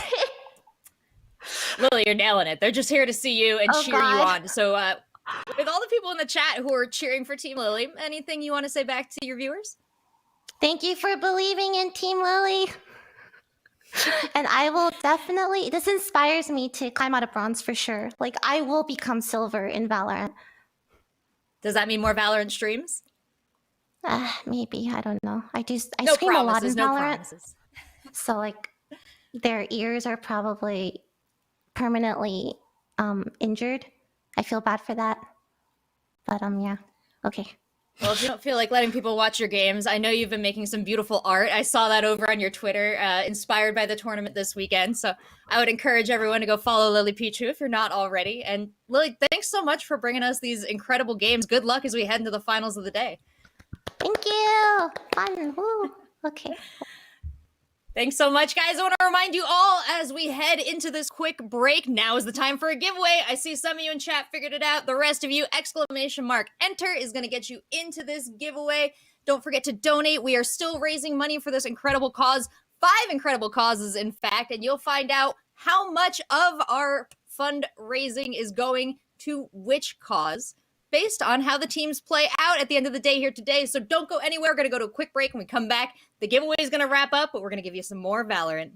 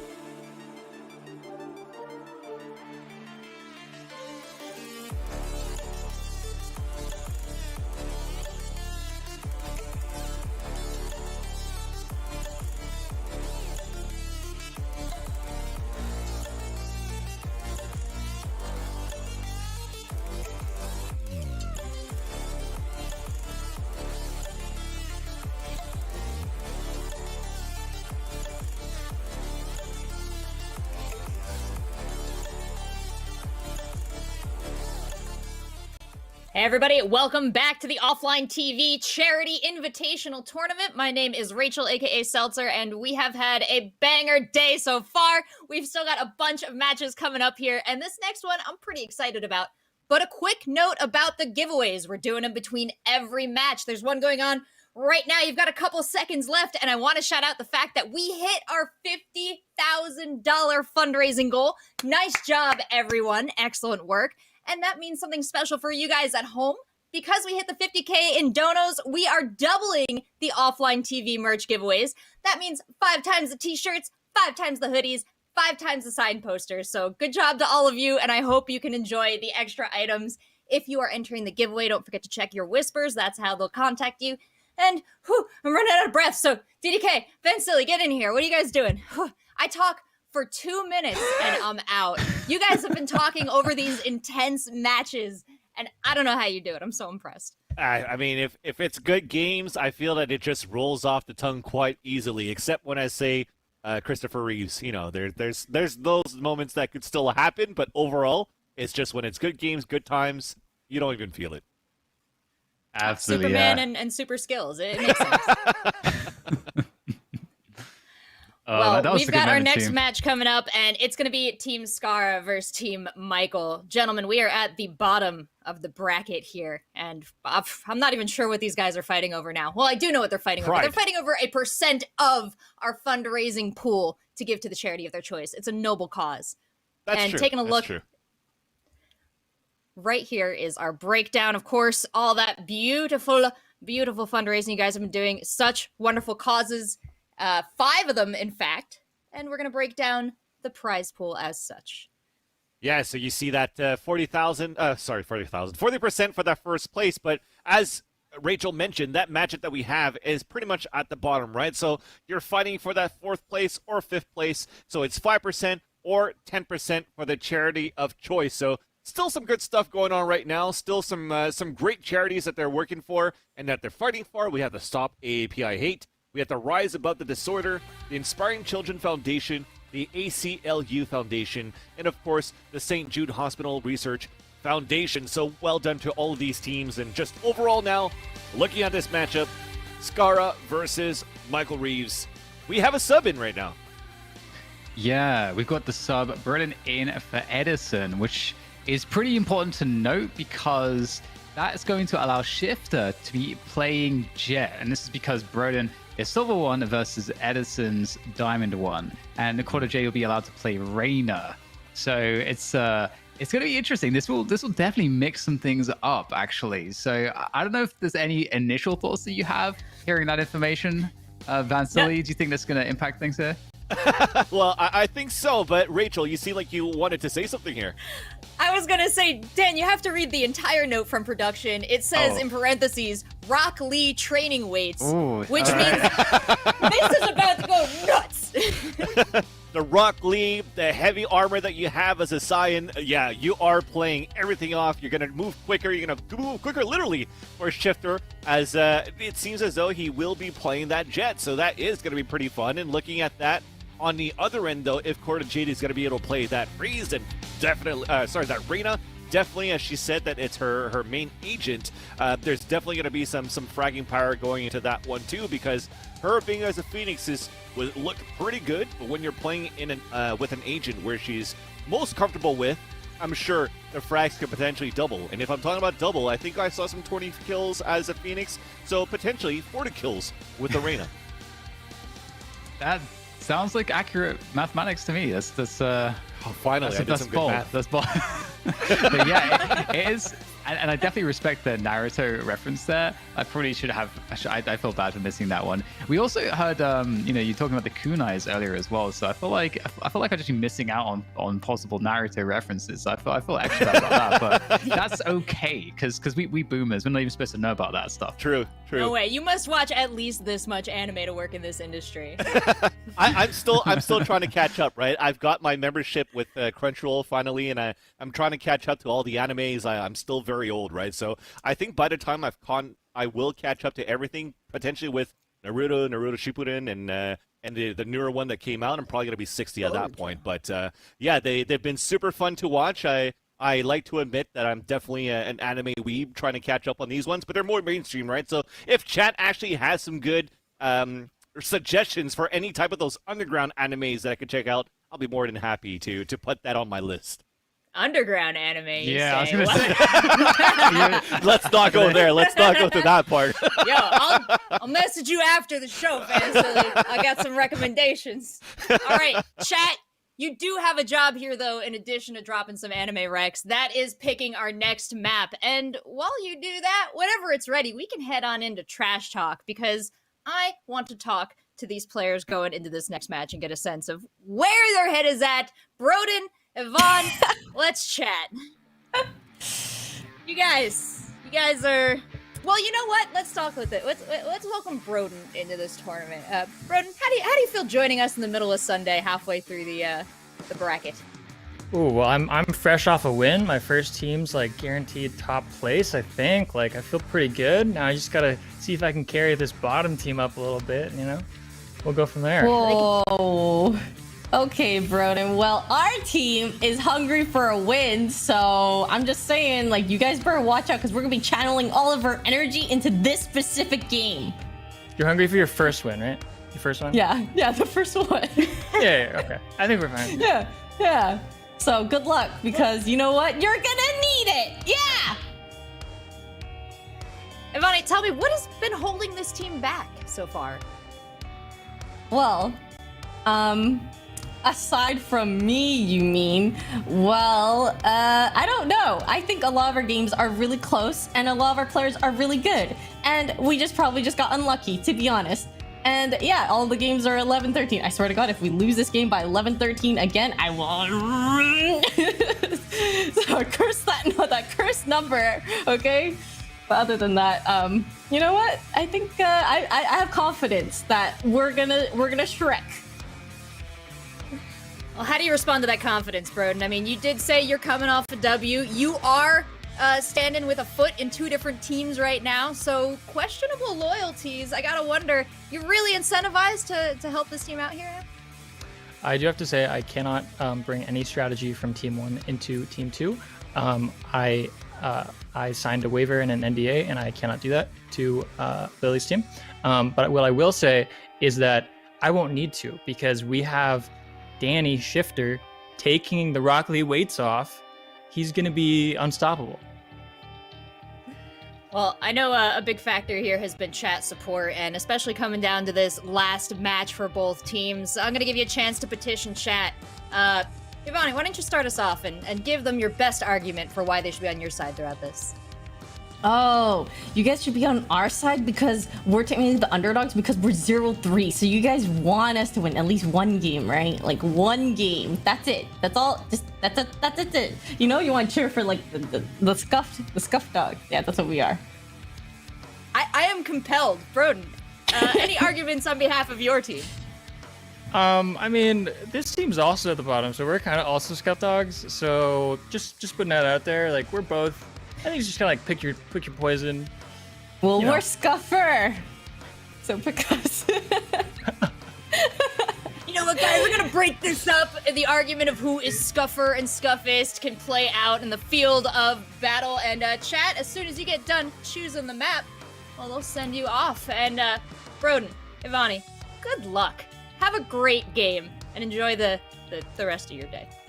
Thank you. You too. Thank you. Thank you so much, friends. And Dan, I think at this point, when it's going to be a scuff and scuffer, and it's still so nice going into the trash talk to know, no, we're the scuffier team. No, we're the scuffier team. But that means all weights off, it's going to be a brawl, and there's potentially maybe not going to be any strats where you just want to fight it out, because especially now that you have a Jet coming in for a shifter, and the map being icebox on top of that too, a Jet operator could actually be pretty good. Yeah, it's kind of a scary prospect, I have to say, because, I mean, we've talked about it before. Jet mains, man. If you really know what you're doing with the Jet, it is pretty annoying. Yep. It's maybe annoying is the best way to describe it, but in reality, if we're talking about tactically what it means, it's such a good agent to take space, and The ultimate is arguably one of, if not the best ultimate in the game, just because it has so much kill potential, and obviously, combined with just other abilities, if you have the skill and you know how to play around the cloud bursts, it's very difficult to deal with. So, and also the operator too, you have this 5,000 credit weapon that you can kind of get free kills on, because you can play a really aggressive position and dash away after you shoot the shot, and if you connect it, you've just got a free, well, not a free kill. You have to use a skill to get it, but it's untradeable. You cannot trade that kill if the Jet gets a dash off. So very hard to play against a good Jet player.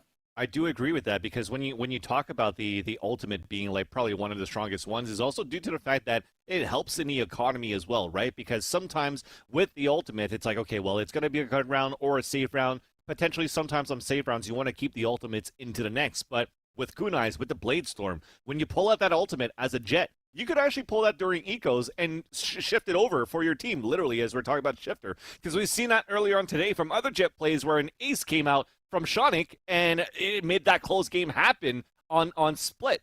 So I'm interested to see what's going to happen, how good Shifter is now switching out from the Omen into this Jet, because also I'm pretty sure when I looked at Shifter play on other tournaments, I'm pretty sure, if I'm not mistaken, it's the Twitch Rivals, he was also playing that Omen. So this will be the first time that I get to see him play as a Jet at the same time, and it's gonna be a banger on that one. But on the other end, though, I think it's Quarter J that she's able to play that Reyna too, right? So Reyna on Icebox could also be another one of those good agents on that map.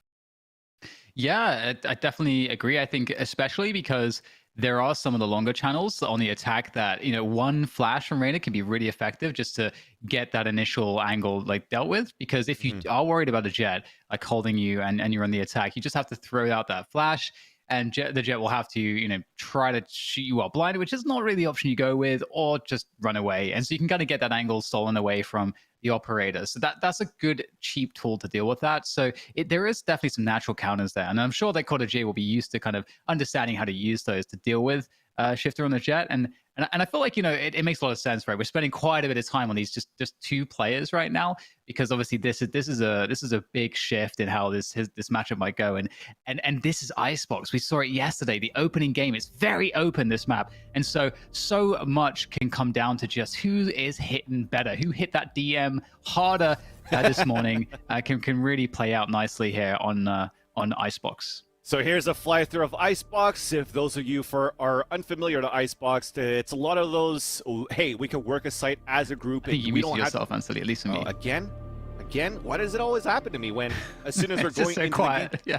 I don't know. It just happens automatically. But I was just getting back to that Icebox. If Chad is unfamiliar with Icebox, it's like one of those maps that we mentioned yesterday. Work as a team. You don't have to split. It's okay to work 5 players towards the main entrance on the attacker side and still be very viable. But when you're looking at the agent composition so far, I'm loving what I'm seeing. I think now we don't have Scarra on a Raze anymore. We might see some fun stuff. A Yoru comes into the game. And it's been a while since I've seen some Yoru, Dan, so that means I'm probably going to even have to pull out my Google Sheets to figure out the name of the abilities of this agent, because nobody in North America plays a Yoru so far during the VCTs.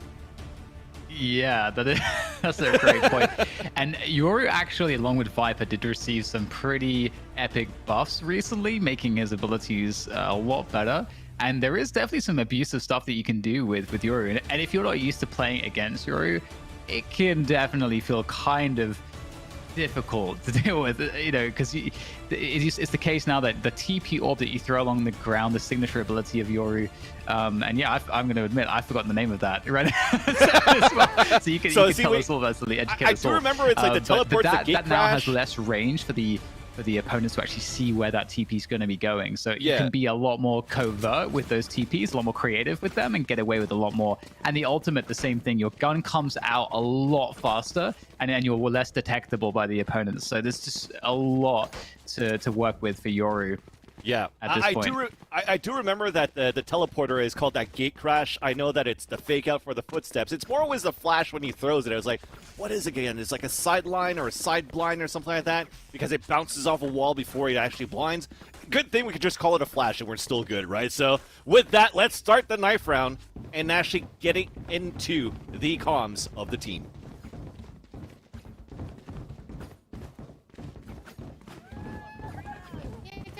Go, go, go, go, go, go. Woo! Come on. Oh shit, I'm gonna die. Go, go, go. Ah! 75 to jet. Last player Guys, it didn't work out. Telling you, the tube was a bad idea. The tube was a bad idea. But I still win with it, you know? Yeah. I think it was a bad Michael, idea. best IGL. The tube was a bad idea. You know, sometimes, you know, when you have, I think it was Michael Reeves' strat, no, when we were trying to do knives inside the pipes on split, inside vents, maybe they wanted to do the same thing inside tube here on this site of Icebox, but yes, it backfired, and we have Scarra now taking the lead. Yeah, it definitely backfired. We'll see, though, if there's a recovery to be had here, because we'll get a force spike coming through. Looks like Team Michael, they don't want to give away anything that easily. Not going for a full save. We're not going to see the pistols, and that might come as a surprise to Team Scarra. We're going to see pretty much a full send towards this A site. Rotation is coming in already for Team Michael. They've got that position around screen. So they're ready to fight for this one. The Viper walls, though, are all over the place. And there goes the spike. Plants. Caught a Jade, though, on that Reyna, on the main Reyna. Able to take down Rodin. This is not looking good for Team Scarra right now. Team Michael, they are looking so good off of this force buy right now. It's just going to be one player left. Shifter on the jet, getting the dash in, but HG will easily deflect that. And that's a spike defuse. 4 players alive. That's a lot of upgraded guns then, Silly. That's what you want to see. 100%. So yeah, it failed towards the knife round, but it's another one of those where we don't do well on the knife, but we'll do well on the gun rounds. And especially on a force gun, it definitely helps because you went for a force buy, you only lost, what, 1 player into that too?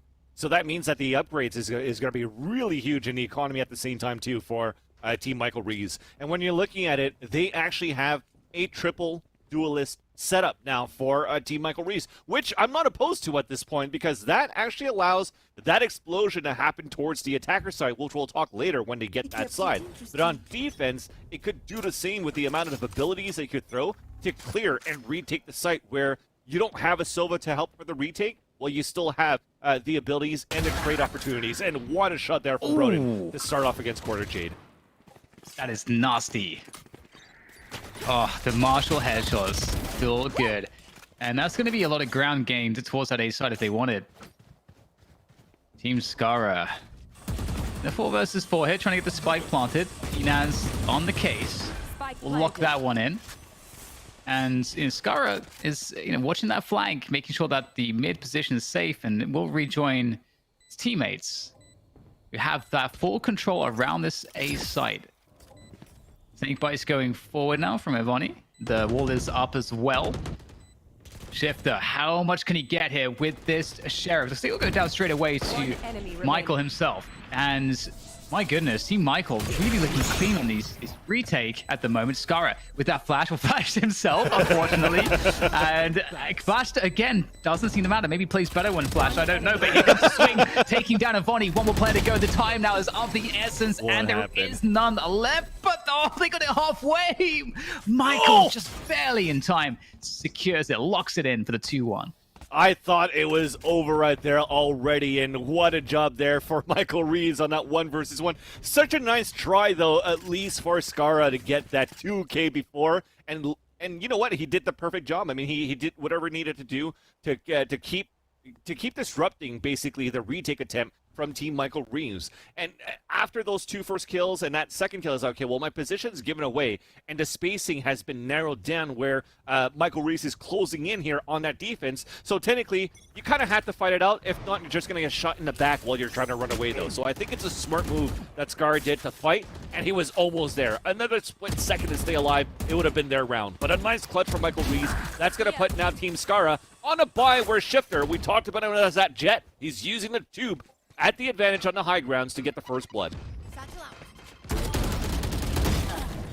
Oh, the fight over Kitchen will go Broden's way, taking down Jummy. That's not looking good, all that good for Team Michael. Good fight, though, around the B-long position. Will allow some possibilities here for the retake. And this is kind of interesting, this kind of crossfire that's available between Evony and... we see also Michael over by B-long, and you can see this crossfire is actually working out nicely. Just 1 player remaining now to play this post plant. It's none other than Binance. If Binance would be able to at least force out maybe the run it back, as well as getting a kill or two, this would be a huge value, even if Venus is unable to finish the round. It's a tough one, but a doable one. The tap there, not believing. She is a non-believer, but there it is now. Just using that poison orb to cover. Venus, I don't think Venus can make it there in time to deny this defuse from taking place, and it's a good attempt, but it will not work out for Binance this time around. And that's a 3-1 lead now for Team Michael. I think a half buy could potentially happen here. If they actually do have a half buy for the attackers of Team Scarra, it could still be very doable. Because Shifter, we talked about it before, he has the Blade Storm now. The Blade Storm could allow with this half buy that you have to clear out that space, but at the same time, you have a Showstopper, you have the Dimensional Drift from the Yuri of Scarra, but most importantly, the Killjoy ult. So the Killjoy ult with the lockdown, where they don't have much to counter back here for the defense, could help create that space in the plant. And you see it right now, exploding towards the A site with all of their abilities, off the get-go, off the rip. Let's see if they can get it. Oh, and just chasing him down. Scarra, we're using the ult as well. The Dimensional Rift, as you said, with that shotgun is so awesome in closing that distance, getting close, which is what you have to do with that shotgun. My God, oh, that nearly connected. That is insane. Spike down. This is looking like some serious thrifty potential coming out hot right now from Team Scarra, looking to hold on to the forward positions around the spike, but H-June is able to deal with one. Scarra, they're still holding on to position. Binance as well around 410, keeping it locked down. That presence from Michael now fell towards Belt. As H-June goes for the flash, goes for the push. Able to take down one, but there's still more to be done as Binance able to turn the corner with a frenzy, makes it look good. And that's a beautiful round to win. Mechanically, that's super nice too, right? Because we talked about it. The half buy, we didn't even see any Spectres. It was literally just pistol, upgraded armor, and go with the ult to try to get in. All 4 of them were used. But they got the round, and they also forced out to run it back from the defenders. So you talked about it.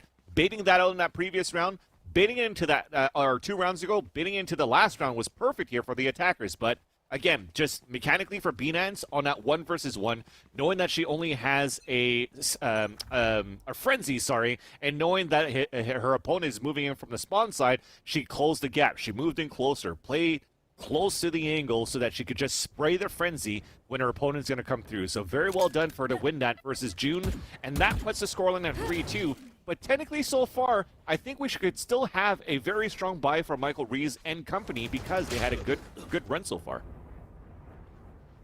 Oh my God, Michael has just timed the hell out of shit. That's so awesome. Nice little walk around, or walkabouts around the B-long position, and that's going to send Team Scarra into the A site, but Quarter Jade, lethal precision there at distance with the Phantom, is able to deal with Broden, so that's going to make life even more difficult here for Team Scarra.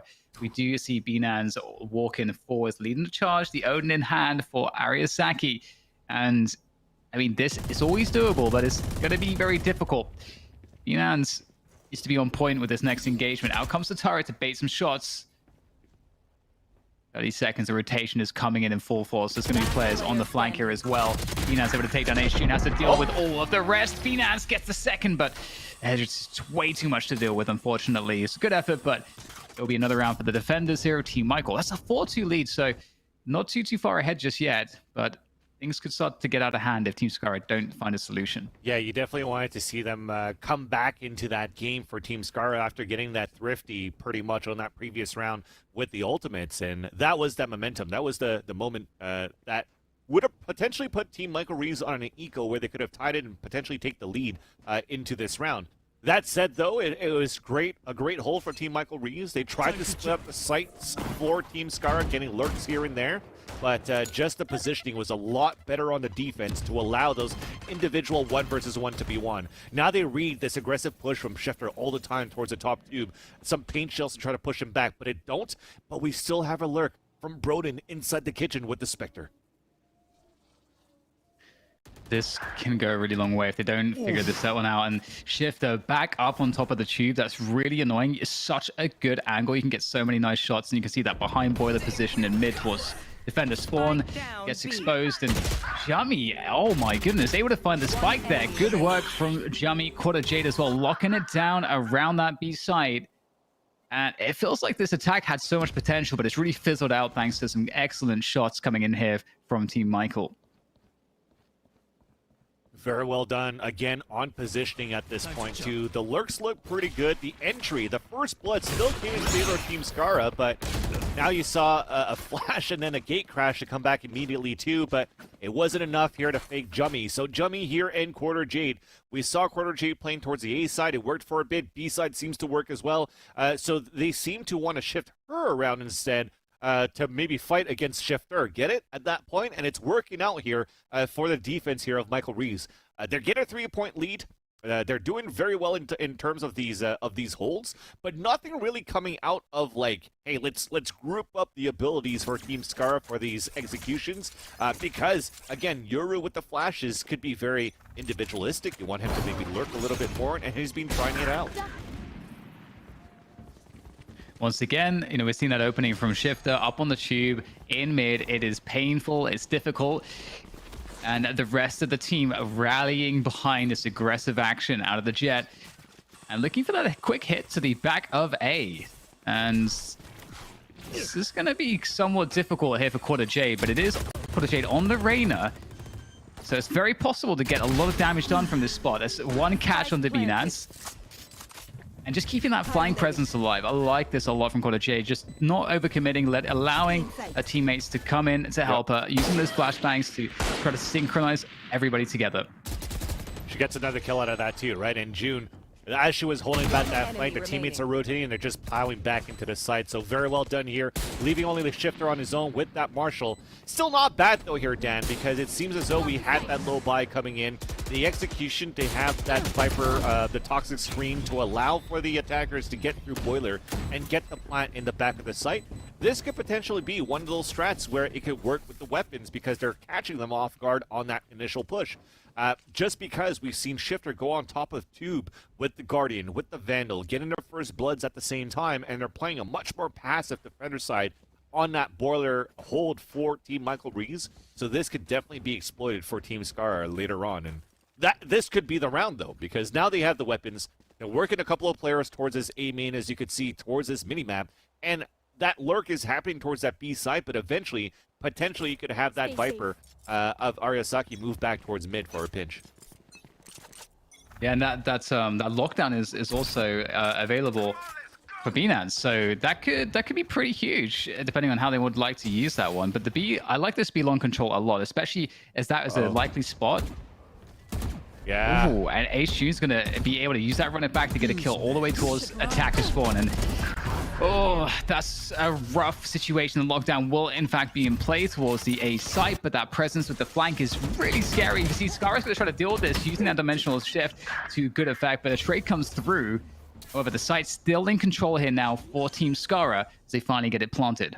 Yeah, it was very well done for the defenders. Here comes a rotation, though, from the Boiler, so that's already a 2-on-2. We had the Nanostorms on the ground from B-Nans at the default, but they don't really know if they should fall back for the two attackers on the pulse flank because they don't know if a flank is coming. So both of them decide to hold inside that site to see if it could get done. But H-June still has full ability of a huge paranoia, but it's still going to be Broden that gets the kill onto H-June. Now, Michael Reeves on a 1 versus 1. B-Nans just running behind. It's a fake teleport.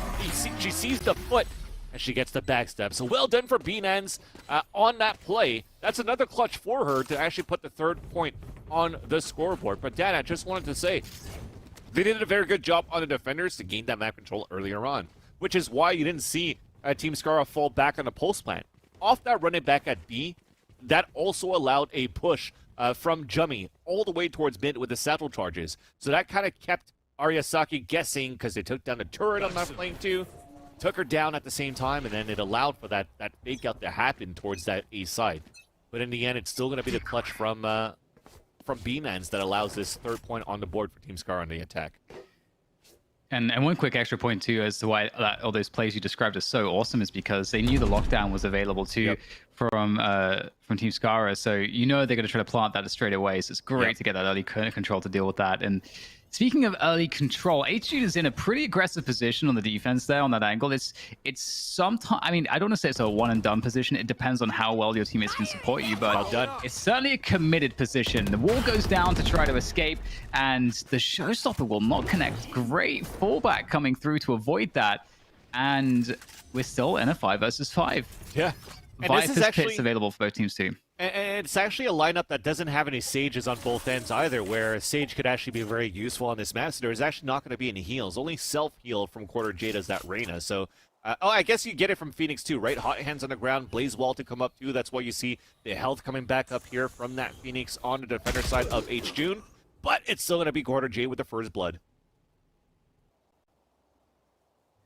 And I like the rotation that it came through here to try to like work control towards that B side.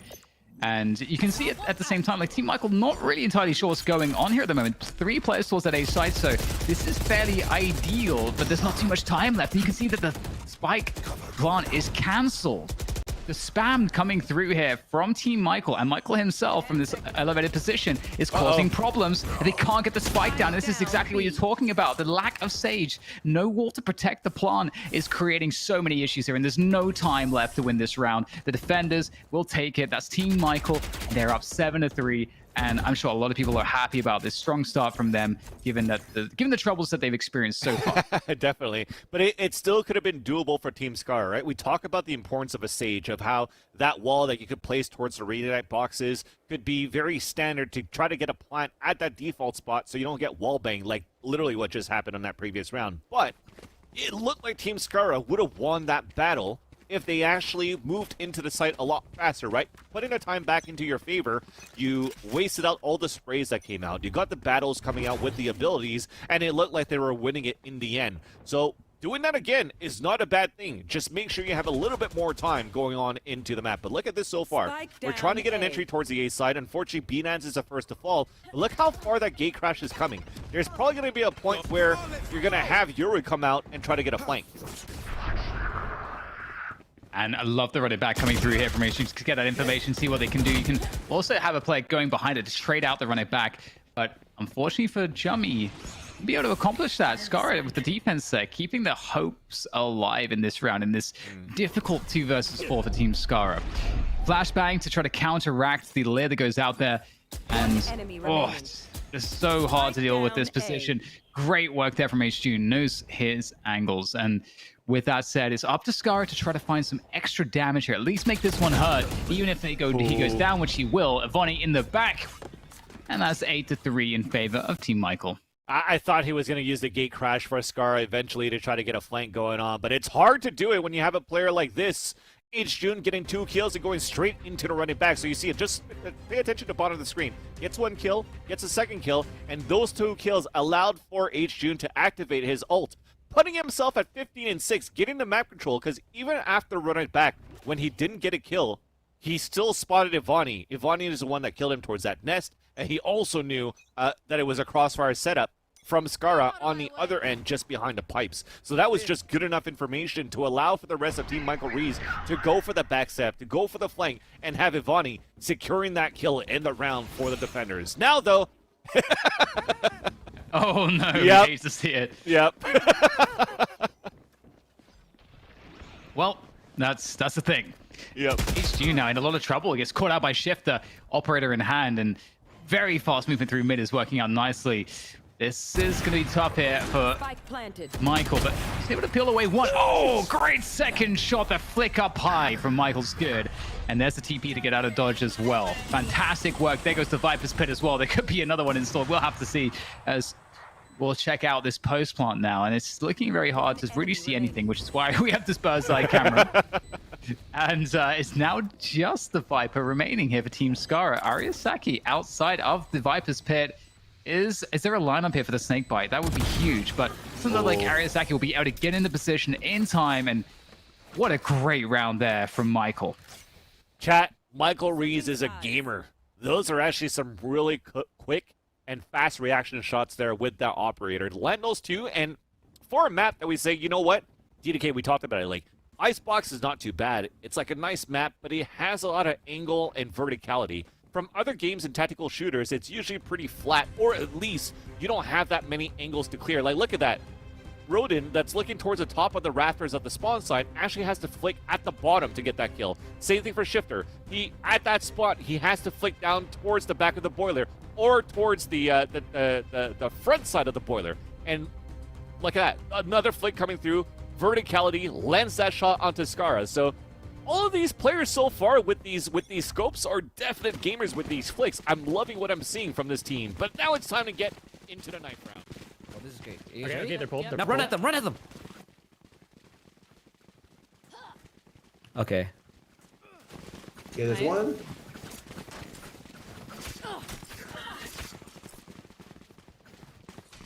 Oh my god. Let's go. Okay, we traded. One enemy player standing. I missed Oh, she paid? sure. I stabbed Scarra or Broda at least 3 times. All right. Dan, we see that level of comfort there from Corner Jade playing her agent. That's an ace, putting her and skyrocketing her at 17-6. Very well done. Yeah, that's the first ace we've seen in the knife. I think we've been close. I think we've seen some 4Ks, but it's Corner Jade that we can trust to actually close that into the ace. Lovely stuff. 10-3. That's a pretty hefty scoreline going into the second half, but again, big switch up on the sides. It's a big role shift for both of the teams. We'll see how that goes. Corner Jade, though, leading the charge here with the Lear straight out there. Large and in charge, looking to find those entries. All the confidence in the world, especially coming off of that ace. They want to take down Broden behind the wall, and it's just looking fantastic on the entry. Lots of ground gains. Nice spacing coming through from Team Michael, and that will enable the spike to be planted. And the retake is now on, and it's very far away here, the retake from Avoni and also from Scarra. Oh my, what a save. It was really going after that kill, and Scarra still running in with that judge. So that's 2 kills, and it's 2 versus 2.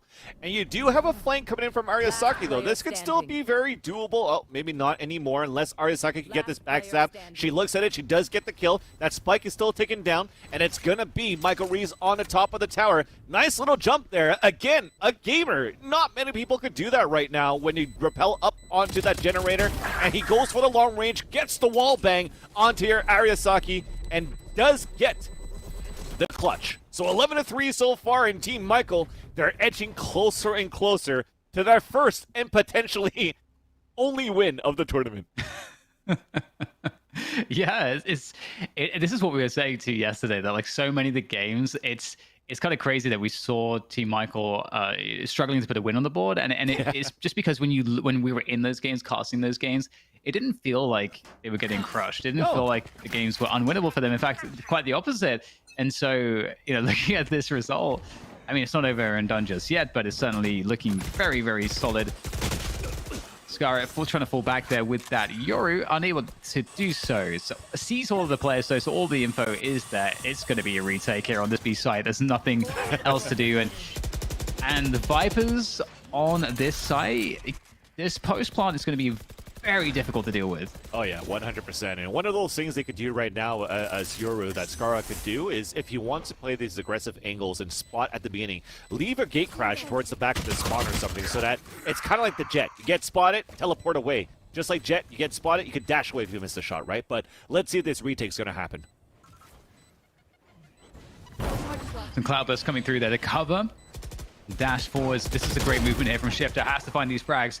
Gets on with the Spectre there. Catches Corner Jade, but she's able to escape there with that dismiss. But straight back into the action. Has to do something because the defuse is coming through, and the retake somehow goes incredibly well.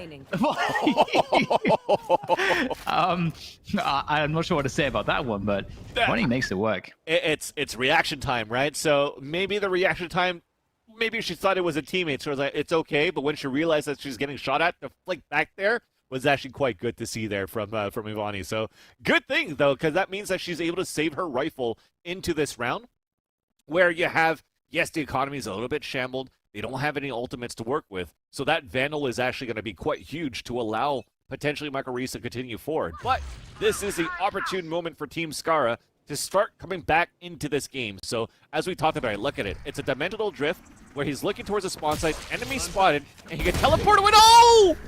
Spike down. What is happening? I mean, great. He gets all that information by pushing through mid, knows that a hit's coming towards A, and now that gives a chance for Shifter and everybody else to actually turn it around on the defender's side. and it's looking good. Shifter unable to connect all those knives. Will run out eventually. You don't get the kill. You don't get them refreshed. And opportunity potentially here. In this 2v4. There's a TP coming through. Couple players tagged down pretty low here on the side of Team Scarra. So again, certainly possibilities to be had in terms of finding some initial frags and then working off of that position. But everybody pretty much is here. The flank will be eventually coming. Flash not working out for H-June there. And now it gets a lot harder. Standing up on the pipes alone. Take down the Shifter. 30 seconds left.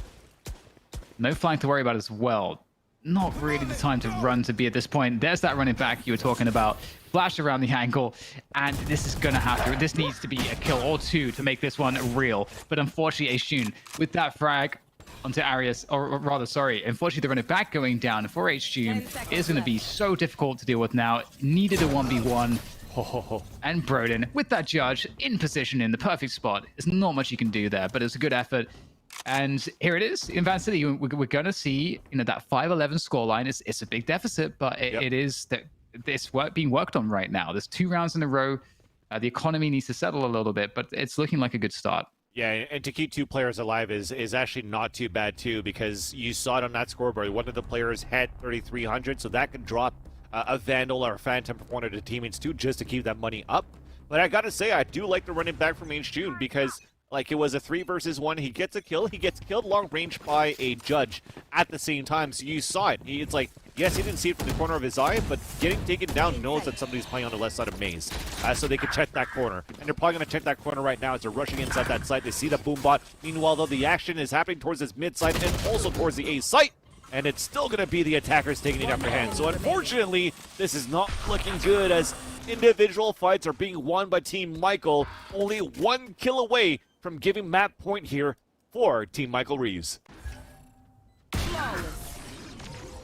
Well, there you go. TP into spawn, into the 1-tap. Love to see it.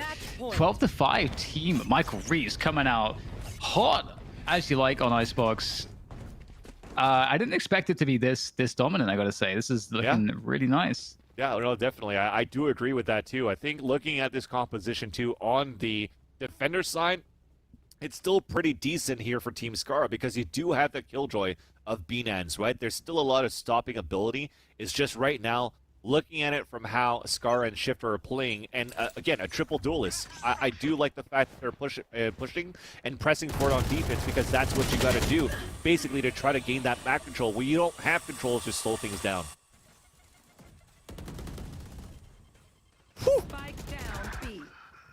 All right. Okay. Very fast action there. Right around that B-long position, that B side under control. Got to go back for the spike, though. We'll slow down the plants attempt. And in the meantime, we've got H-June in this kitchen position. This is such a good spot to catch defender rotations. However, if H-June does go down in this position, this round is so on here for Team Scarra. But they have to find a way to deal with him. And I wonder if... Oh, I was going to say, if Broden could get that timing with the judge and upgrade to the Vandal. That would have been massive. But it's now down to Shifter on the main, on the jet. Full kit available.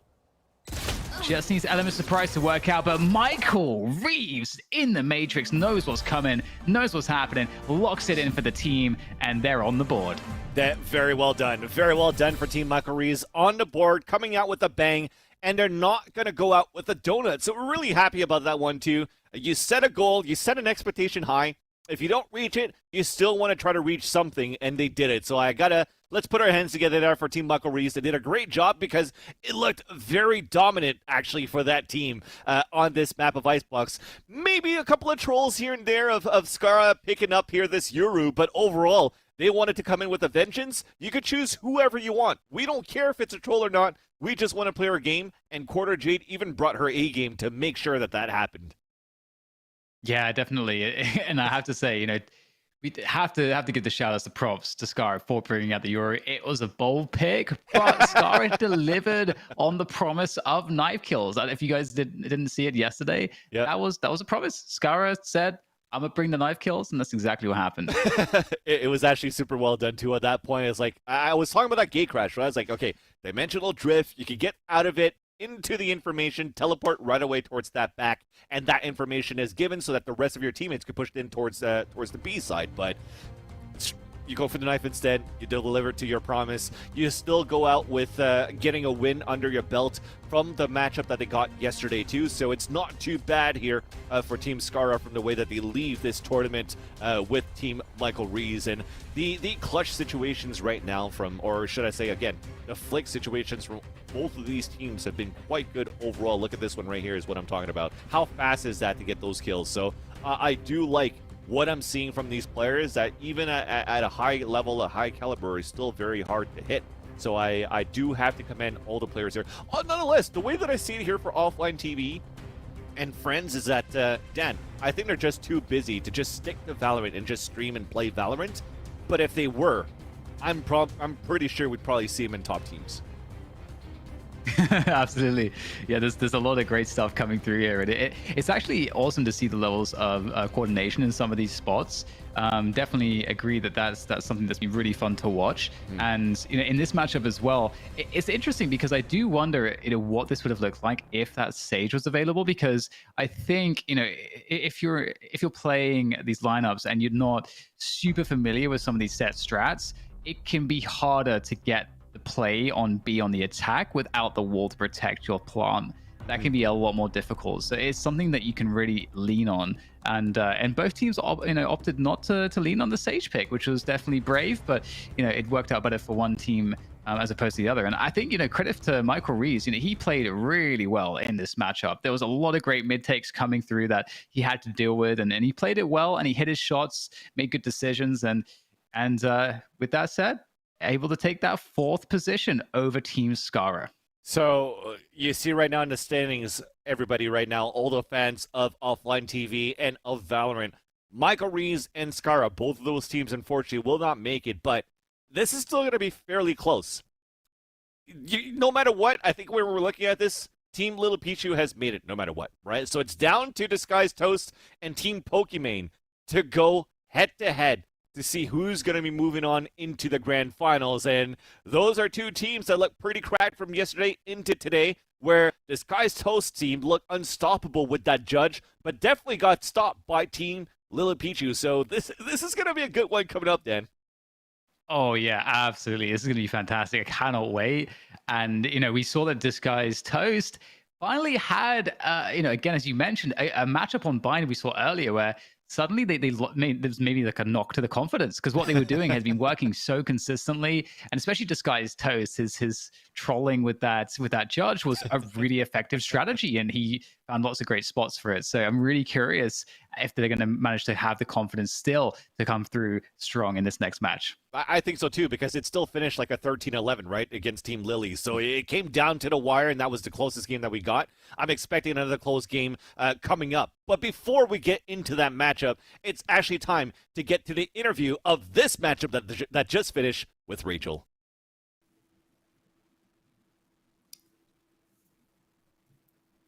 I can't hear you. Oh gosh, it was me last time. Now it's you. I'm spreading the disease. It was me. No. Everyone does it like once, twice. I've done it like 6 times. Just taking the awkwardness off here. Anyway, Jade, oh my god, that match! You had a knife ace! No one's done that in this entire tournament. What was going through your head during that? It was I was trying to feed kills to my Phoenix because I think Phoenix ult is really valuable. But I think the right click with the knife is just head to the head is one shot. So yeah, it kind of just started snowballing, and then I was like, oh my god, this is really gonna happen. And then I got my ult the next round. So I got my ult round 2, which was really funny. It was beautiful to watch. We've been making Rock Lee references now that you get to pick your main Reyna. Yeah. What is it like just to slip back into a comfortable pair of shoes? It's honestly like, I love Valorant. I think it's a fun game, but I really love Valorant when I play Reyna. Like, she is just my comfort pick. She's who I have fun on. So it was really great to just be able to play at least one game of Reyna. And does that affect how you gel as a team too, and you're feeling that comfortable? Because it just seemed like the whole team was having fun. Yeah, I think everyone was a lot more comfortable like taking the peaks that they might usually have taken if they weren't on like an agent that they weren't comfortable with, and in general just like able to play off of other people more, because you're like, oh, I'm really comfortable with what I'm capable of on this agent, so if this person's gonna peak, I'm gonna peak too. Like, we get a lot more trades and things like that. Oh, we definitely saw, especially in this last match here, it was not close. Every time you guys lost throughout this tournament, it was on a razor's edge. This time you finally picked up the W and you guys just smashed it. So, you know, what does that mean going forward for you? I know you've already built a Valorant competitive career. You've got some tournament finishes under your belt. Is this a long future? I think that this tournament has taught me that I need to not one trick someone, but you know, it's good to have the person that I'm really confident and good on. But if I was to like continue in a competitive scene for Valorant, I would really like to learn another duelist so that I can have one on my belt and like be really confident with that agent, because right now I don't quite have that. But yeah, it's just the forever grind. Well, you've got a lot of praise from our professional commentators, Vansili and DDK, and you got a lot of love from chat. So anything else you want to say to everybody watching? Thanks, everybody. Appreciate the support. Thank you so much. Thanks for coming to talk to us after that match, and congratulations on the win, Quarter Jade.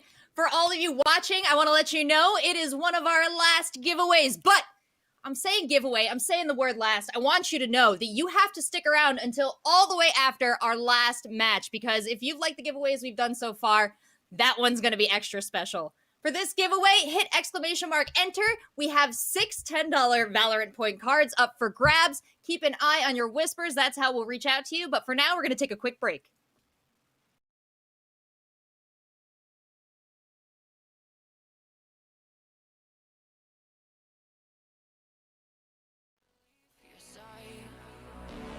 Have me by your side when the sun sets.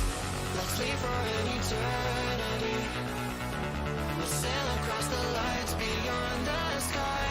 I'll be with you eternally. I'm an addict for your love, it keeps me high.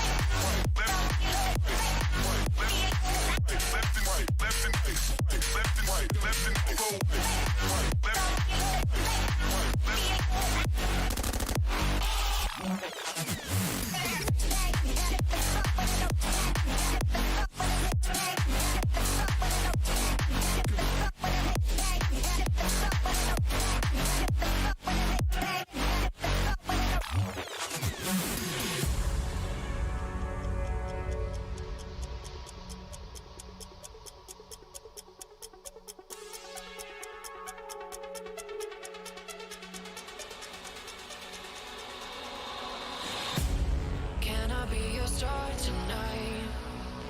You fill my soul with light the day we met.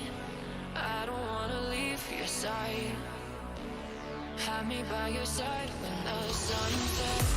Let's leave for an eternity. We'll sail across the lights beyond the sky. I'll be with you eternally. I'm an addict for your love, it keeps me high.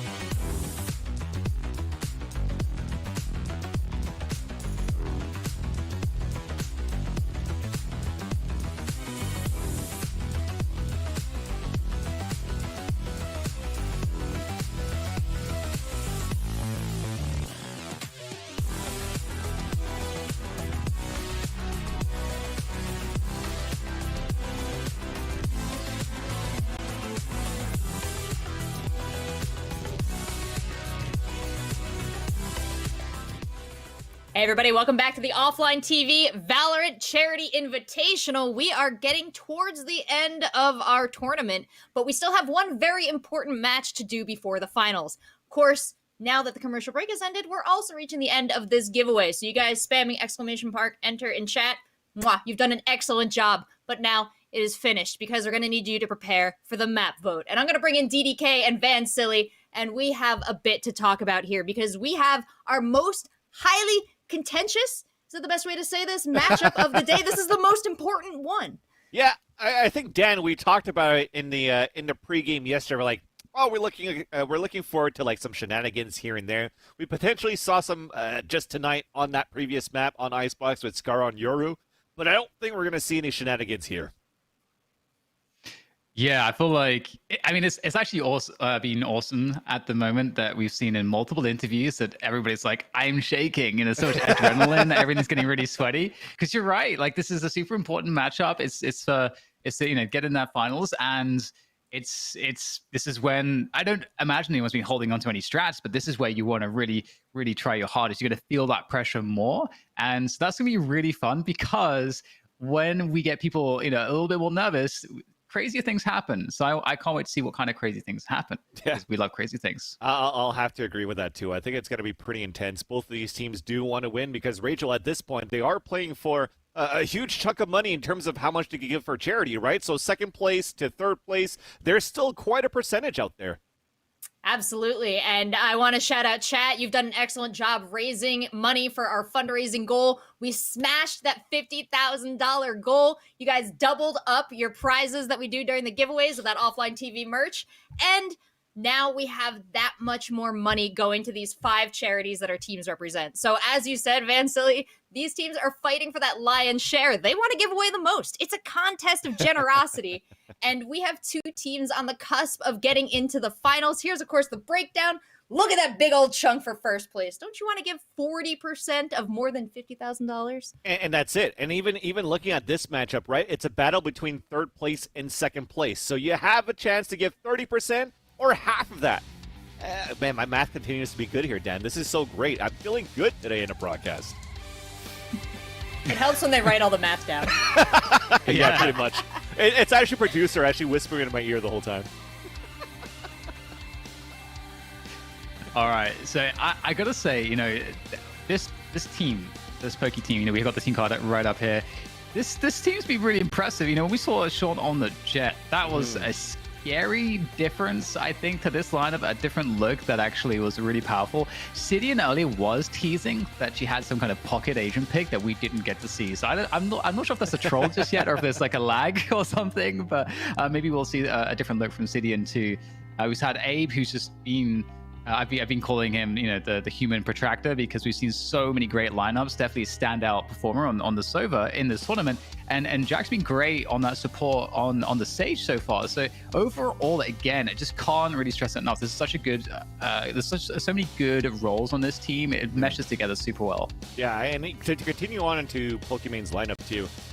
In that previous interview with City, and she was also saying like, hey, I've been studying some stuff or noticing some stuff during the VCTs that when a smoke happens, you fight in the smoke. And that's actually a really cool thing because with the Vandal, so the difference right now between the Vandal and the Phantom, if you're actually spraying through smokes, you could actually see the bullet trail of potentially where it's coming from if you're using a Vandal. With the Phantom, well, of course, it's silenced, so you don't see it coming out. So for her to say, hey, I've been watching some VCTs, I learned a couple of things, I'm going to bring the heat, and she gets those one-taps out. I wouldn't be surprised if she's going to bring the heat out to try to make sure she plays an Ancient that's a sleeper pick that's going to actually upset the other team, or potentially not upset, just get the victory for Team Pokimane so that it could get it into that second place. But also the challenger to try to fight into that second place is going to be this guy's closest team. And they also do look pretty good here, Dan. It's those fake outs that they kept playing here on Bind was pretty nice. And now that we found out that it's going to be on Ascent, I think there's still going to be some good strategies right there that you can use. Oh yeah, definitely. I think, we've seen so much great action from Viper, and Valkyrie's shown some great aptitude for Viper and plays that role pretty well on this team. And Natsumi has been so far, I think, correct me if I'm wrong, mostly on the Sage. Yep. So we've got a lot of like stoppage between the Sage and the Viper. I think that's also is always super valuable, especially on a map like Ascent. Some teams really like to go for this heavy A main or kind of B main plays into the sites, and so those utility sets buy so much time. It makes life a lot more comfortable if you get surprised. So and I'm definitely gonna be focused on the impact there. Yeah, definitely. And we talked about everything that's on the line for these two. Whoever wins this match gets to play again. So it's going to be important that whoever wins doesn't leave it all on the floor, because they're going to need to carry themselves through the finals as well after this. No, for sure. And I feel that right now, like I said, it's coming down the line. I think it's going to get pretty tight. And I think, you're taking out hey, I know it's for fun, but at the same time, everybody said it right now in terms of the participants. They're all competitors. So I think you're also taking out that mask of hey, I'm smiling, but deep down inside, the competitive edge is coming out and we actually want to win. So let's see who it's going to be within this matchup here. Oh yeah, there's no better place to take off the mask and show your true soul to each other than during trash talk. So I'm very excited to invite our next captains out for a little bit of trash talk before this very important match. Toast, Poki, here we are. Yeah. You guys seem very relaxed about this. Poki, how you feeling going into this match? Feeling pretty good. Honestly, I have so much faith in my team at this point.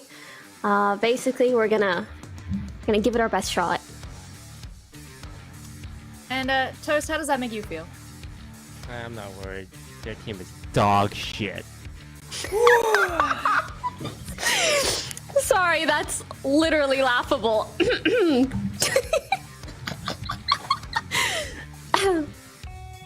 The laugh seems like response enough, Poki, but I feel like there's some words you can deliver about Toast's team and their performance throughout this tournament, especially from the comfortable position you're in. Toast knows, He knows. I don't need to say anything. He knows. I've played with each of their members, okay? Mhm. He's gonna lurk, Sid's gonna hold a far back angle, Abe's gonna throw his little darts, he's got the lineup for he's gonna bring out the rules how do I And hit you're this gonna be default in your lineup? little cage with a judge, and you're not gonna know. Boom, drone tag, spray through the cage, and then what? And then Okay, what? you think you can kill me? Your Push me! Push my side! Oh my God. Push my side then! Oh, we don't push like that. We play smart. We use our util, as opposed to just using a gun with a hit range the size of your whole screen. We'll see. Let's see what happens. Let's go. Maybe I'll switch you up, Maybe I'll be far away this time. You're not I gonna hope know. you do. Enjoy the blinds. Enjoy the smokes. Have fun. Enjoy the jiggle peaks. And I had more questions, but I feel like they'll all be answered in game. So, Poki, Toast, just have at it. Leave it all on the floor. Good luck to you both, and I'm very luck, Toast. excited to see who will emerge victorious for our finals. Enjoy, guys. Thank you so much, guys, once again. And you saw it here, Dan, just in the background, when Toast was like, oh, man, I'm on camera. Let me just pretend for me to lean back a bit. But what was in the background? It was the weights. He was pumping the iron. He was getting ready. The weights are off. It's on the ground. We're going to bring it. Come into my site. I'm going to judge you. Okay, you don't want to play judge? I got the operator. So let's see what's going to happen, because a judge or an operator could still be very good on a map like Ascent.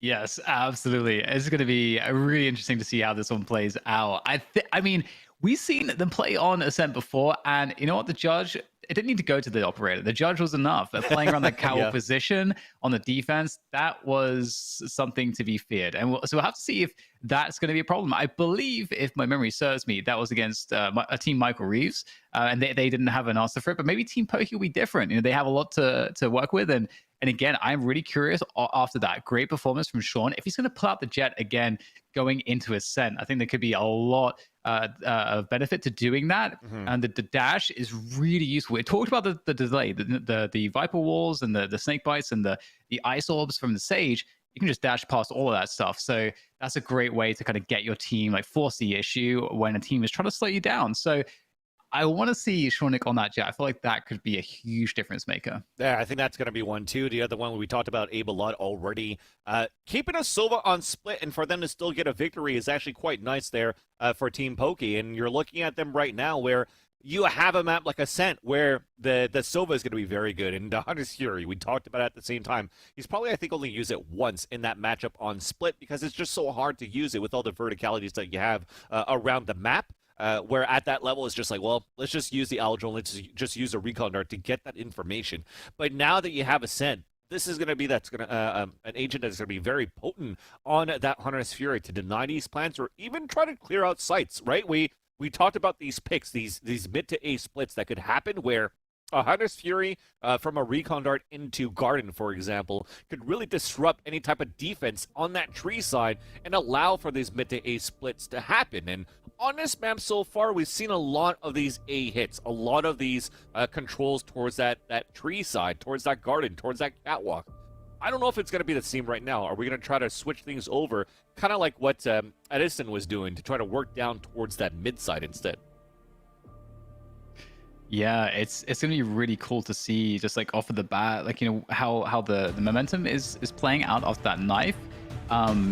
We will get into that point in a moment, though, because we do have our picks. So let's look and see. Okay, we got Shonik on the Jet immediately. So it seems like Team Poki had the same sort of idea. I think, you know, Shonik on the Phoenix could be really great here as well. You could play for the, you know, just farming the Phoenix orbs. But again, we already talked about a lot of the benefit of having the Jet on Shonik and the performance he had earlier today. So he's definitely feeling it, and don't blame him. You know, Poki on the raise as expected.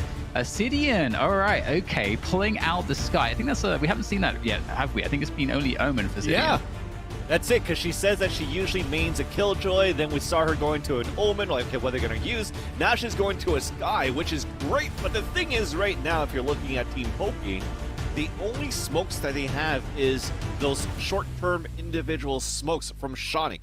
So how are they going to use this right now? At least on the defense, I could see the potential of just pushing forward and fighting. But on the attack, how are the executions going to go? Yeah, I think this is a really great point, because I think it's going to be very, very difficult for them to actually find a way forward in some of these pushes. It's going to have to come down to being pretty quick.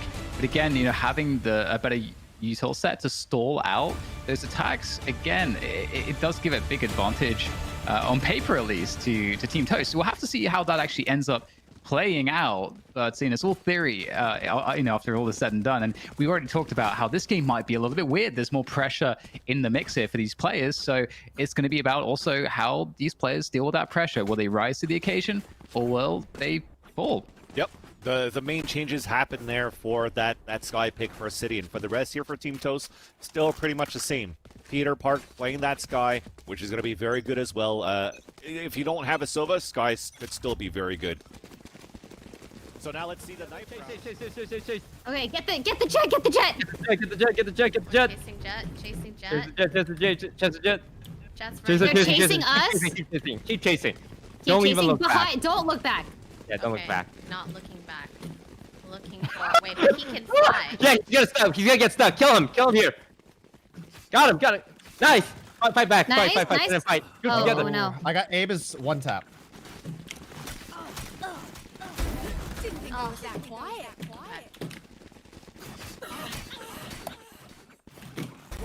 Oh my! Let's go!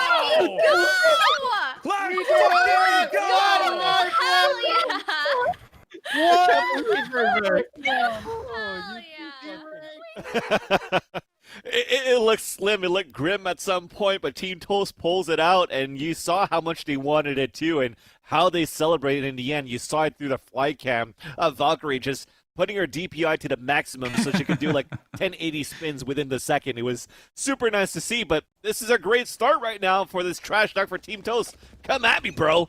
And he's doing it. Yeah, and that's definitely a big sort of emotional, psychological boost there going in favor of Team Toast. But Poki looking for the sound cue there, or in fact, actually just going to drop the nades anyway.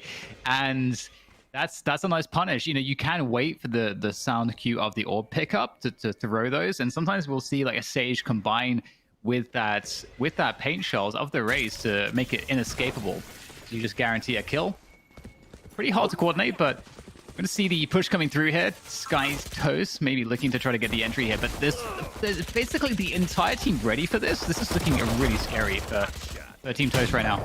Had some great shock darts there from Abe to slow things down once again, but it's going to be Disguised Toast pushing in at that switch. Enemy to fall. Sidian, though, going to work with that Sky. That's 2 headshots with the Sheriff. A 2 versus 2 right now as we only have pistols, so you're pretty happy of the results so far for the defenders. And they actually decide to double back for Team Toast. So, okay, we've done enough ruckus in here. We're not winning these fights. We're feeling more confident towards the A side. What does that mean? You allow Team Poki to upgrade to some weapons, potentially a Judge left behind by Toast, and try to win back a 2v2. 30 seconds left. Yeah, this is looking really doable. Fantastic headshots from Sidian to make this one doable, and it's one of those situations where I think I've seen multiple times now is Sidian finding a lot with the Sheriff pickups. So, you know, having a weapon like that, having players who can do action, who can make action happen like that, can always allow those tables to be turned. And that wall is going to be kind of annoying. That's, of course, going to give some information here to Team Toast as they sit on the site ready for the defense. Poki going in close. Oh, doesn't know which angle to look at first. And now it's down to Jack, and Natsumi will get it done with the help of Valkyrie. Great work there coming through from Team Toast to recover the round. But a lot of damage done, and that was not off the back of really all that much. That was somewhat of a save from Team Poki. So that's pretty scary for Team Toast. Imagine the kind trash talk that Poki would have had by killing those 2 players in hell with Toast's Judge. Although it was still a great eco no matter what, as you mentioned here, Dan. Look at the economy going in for the attacker side. 2 Spectres. I'm not going to even mention that weapon anymore for Toast. It's just normal. No surprise. But they have a Vandal up and the economy is low. So now you're looking at Team Poki being able to upgrade into these weapons onto the defense. Even Toast saying, hey, I'm going to show myself on this recon art. It doesn't matter. But as that happens, look at this aggressive push here from Shonik. Yeah, it's so awesome to see. Get that early information, get that early control. And now, you know, it's definitely the case that Team Toast have to use utility because they have to question, okay, there could be players there in that position. And, you know, we can see that Team Poki playing it safe. They take that position and they fall back and away. Avoid all of the util, avoid all of the shock darts. Even Flash is getting sent through to kind of suggest that Team Toast is still looking to push towards that B site. It's actually working out in the sense that at the moment, there's no information towards A. It's only a 2-player setup. So the Team Toast, they may be able to drop in onto this A side completely unknown. They could even just walk in and get the entire site for free. But it looks like the info's there. Now the rotation is coming towards A as Team Poki figure out what's going on. Yeah, and it's not too bad, too. I'm not opposed to this play, because even if the execution comes in, you still have a double initiator on defense. So you have the Seekers that are available, you have a Recon Dart, there's the Seekers to come out. So the hit is coming out, and they're swinging out at the same time. Well, Peter Park takes down Poki. Poki unable to find the connection there. That looked good, but doesn't always work out. Natsumi ready with the wall there on that Rafters position. Isolate some of these players, which allows Disguised Toast to get a 1 versus 1. Very favorable. Great wall coming through from Natsumi to enable that. In the meantime, though, Abe working that Vandal very, very well. Very effectively from that tree position, creating a push from his team, opening up the channels of attack, but that wall is creating problems right now. Peter is stuck behind the wall. They have to push closer. And in the chaos, Sidian nails it. Great double kill, great hold onto the spike, and that wall again really caused problems. And what's cool, what I like here about Sidian and just players in general that are playing their comfort zone, right? Like, we see how good, for example, even Quarter Jade went back to the arena, how good she is with that agent. Although, like, it's not really about the ability, it's just like, hey, I've played this agent long enough that I'm comfortable playing her in any type of situation. So you don't have to come out with the guided lights. You don't have to come out with the Trailblazer. And it becomes like a placebo effect to say, I'm just comfortable in my skin with this Vandal, with this agent, and I could just get those shots. That 180 to be able to take down that kill, and a crossfire setup from Meatball Hater Jack to get that crossfire for that hole was really well done. And speaking of the judge, Poki are taking it straight to a team of Toast, to the Toast himself. Gotta feel good. Hard to see now whether or not it's going to be the case that they'll be able to break through this B main position, because there's so many players ready to go on the defense. Shonik around the corner with a Bucky. So much in the way of shotgun damage coming through right now from Team Poki. And They are just pushing the issue, closing it down, and there's nothing left to be done as everybody gets taken out, and they are just completely stuck in the mud there in B main. And so I think they gotta question it next time. Oh yeah. They think about going towards B. They perhaps need some pressure elsewhere on the map because they gotta respect that. And you talked about it, Dan, at the same time, too, that the fact that you have a raise with a judge could be another effective agent with that type of shotgun, where the satchel charges, narrowing the gap on the satchel charges with the battle head-to-head. Jet is going to be another one of those agents. I still like it from Disguised Toast because with the cyber cages, you could kind of have that lurk close range play, but allowing for those two players, for Shonik and for Pokimane, just to create that ruckus on that B main, allowing for that quick flank to happen towards the B link into the B main was just perfectly executed on a defense. We talked about aggressioning you want here from Team Poki moving out here on the defense, and it's paying off. But for this round, though, we're trying to work out towards the attacker side and the change of pace for Team Toast. We actually have an operator out for Toast, as he was mentioning in that Trash Talk versus Pokimane, trying to take that mid control. And that camera spotted the L drone coming out too, so he could take his time.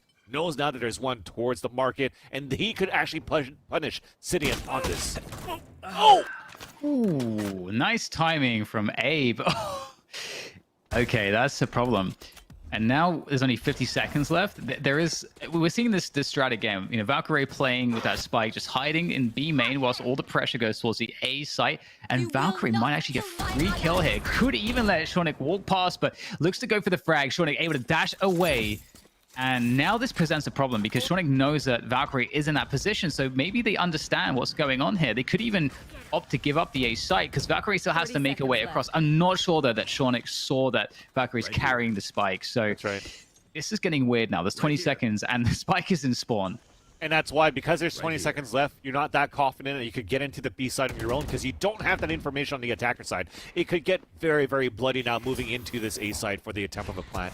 10 seconds left.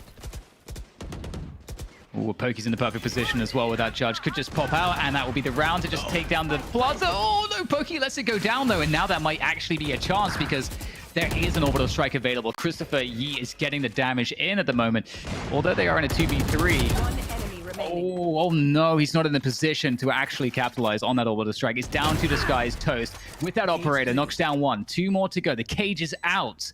The play arounds as the defuse sound comes through, forcing Disguised Toast to start rattling off some shots. And Abe with the great punish on the reload. And it looks like Team Poki will take the lead, but it's just one round. It's neck and neck at this point, early on here on Ascent. Yeah, you saw the idea of Pokimane behind the dice with that judge, waiting for the right timing just to get the kill. But I don't know if you saw what happened there, Chad. As she was about to peek out, there was a guided light that came from the defense to try to prevent the spike from happening. So the timing of Pokimane peeking out unfortunately blinded her, where she could actually get the spray kill onto Sidian. But at least the Hunter's Fury came out. We were trying to get some stuff going on here for the defense on the retake. But yet again, Team Toast were still able to get the spike down. Nonetheless, though, you still had the round coming in from Poki. Despite all the chaos that happened on that initial plant, the retake was still really good on that battle on tree side, just to make sure that we couldn't get that orbital strike out from Team Toast. So well done for Team Poki. They take the lead now by 1 on the defender side, and Team Toast are just looking to explode on the A side, but a wall just stops it. Yeah, and this is very difficult. We talked about the stoppage and the delay that Sage can provide, and it's really scary because the entire map was given up.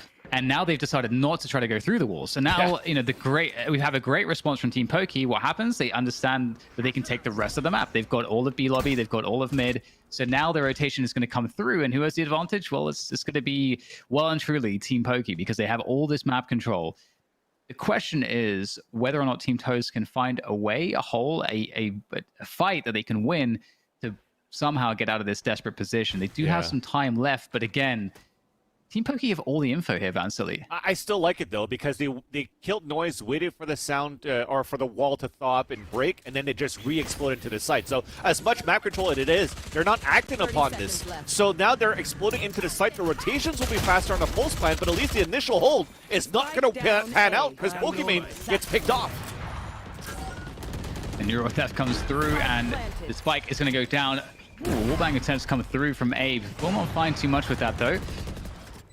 Rafters control is there for the moment. Double cage is up there, though. And there is an orbital strike available here post-bomb Team Toast. That's going to be a huge problem. I'm curious if Christopher Yu will actually be in a position to use that. Right now, he's in the hell position. So he doesn't really want to actually ult hell and heaven. We'll have to see though. Shonik can hold this. Oh, that's a great frag flicking around to that hell position. Abe now covering the swing. There's really not all that much that can be done, but Peter Park wins both fights. Orbital strike comes through from Christopher. Waited for the perfect timing, and now there is no time left as Peter Park closes the distance for the finish. And I gotta say, I didn't expect it to look like that. I actually felt like Team Poki had a good shot at that retake, but really nice hold from Team Toast. And that's the thing, because when you now have control of mid and of B main, you saw that they were still holding towards an area. Like Shonik was at the shed, right, all the way aggressed towards that B entrance, but he didn't try to continue to lurk out towards the spawn side because they didn't have that information and they didn't want to give their positions away. Sidian could have trailblazed or not, but if she did, then they're like, oh, well, they actually pushed up towards mid. You got to act quick. We got to be careful. So they're just holding angles, holding positions. So you want your players on the A side to actually maybe stack up towards the area and also do a better crossfire at that point. But like I said, when the wall thaws up, they're waiting for the noise to kill noise, for the wall to break, and then Team Toast could just explode into the site, and it was perfect on that end for them to capitalize on a hit into the site.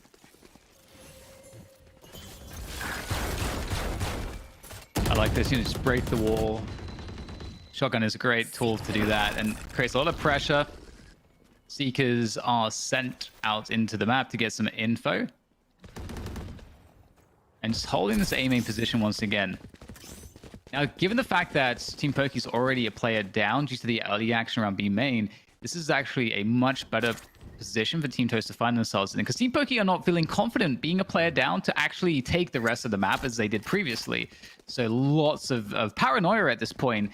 If you're on the defense, you don't want to get too aggressive for info because you're already down a player, and so you're completely in the dark. And they're stacking towards A, and I think stacking is a good choice if you're not sure. Yeah, I do agree with that. You could also play for retake. Unfortunately, the res cannot come into play for the defender side because we had Pokimane push a little bit too far out. But that's the thing. Team Toast understands that they've been pushing so hard on this side. But that's a huge recon guard that gets a lot of information as they're trying to get into this B site now for the attack. Looking really good too, getting all the entries that they need.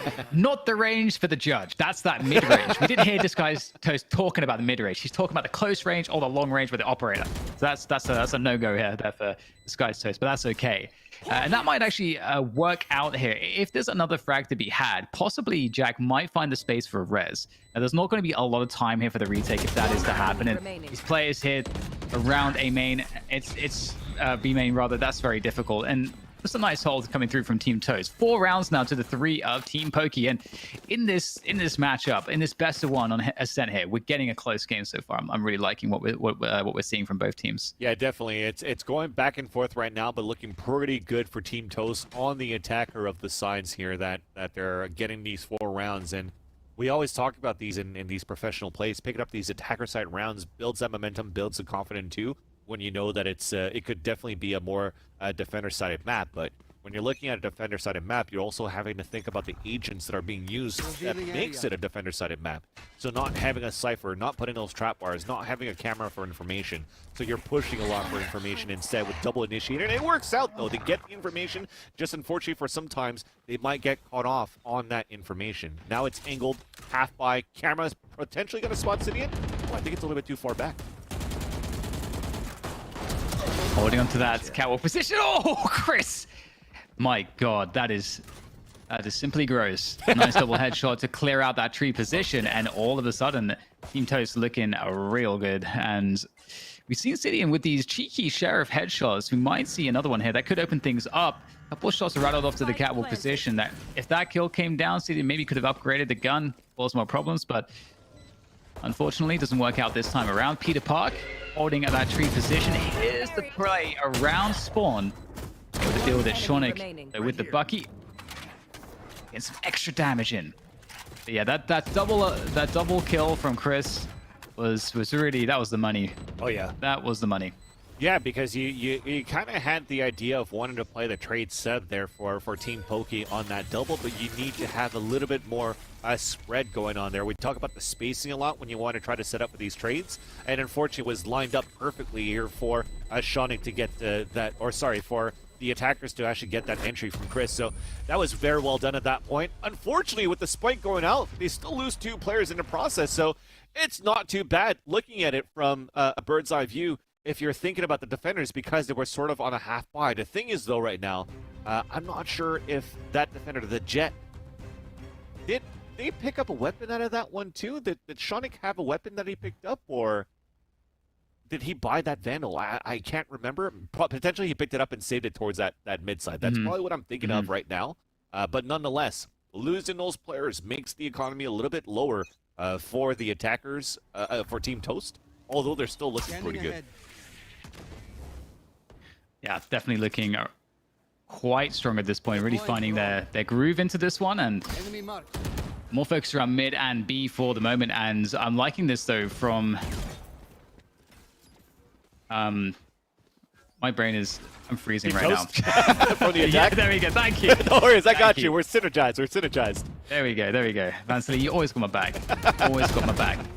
But yeah, liking this here from Team Toast. We're seeing a pretty good approach once again, just keeping the pressure on. And with that said, we did have some info play coming in around A main before the wall went down. So this is allowing a stack towards the mid position around spawn. So initially a good start, but the response here on the defense is actually a lot better at this point. Yep. They've adjusted really quickly, and they've got the numbers where they need them. I do agree with that, because when you're looking at it, okay, pressure towards mid, Frost Orb towards their ground, Shock Darts to try to keep them from coming, the wall towards the A site to funnel them towards that site. So you see that they're actually having a stack towards the back mid side here for Team Poki. And as now they funnel back towards the tree, well, now you have a numbers advantage on the A side instead. Poki looking to hold on his 1v1 on B while they're trying to sell that fake in for Team Toast on A, but unfortunately, now she gets discovered. It's a 1v1. Can Pokimane actually win this one too?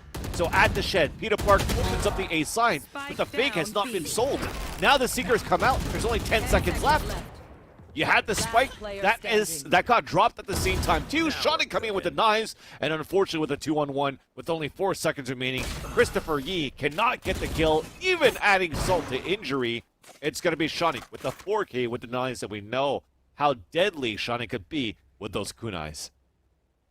Yeah, that's some great maneuvers there, and that's going to bring things to a 4-5 scoreline there. Team Poki bringing it back, and money's still in the tank, though, for Team Toast. They reach deep into those coffers. There's still some left as well.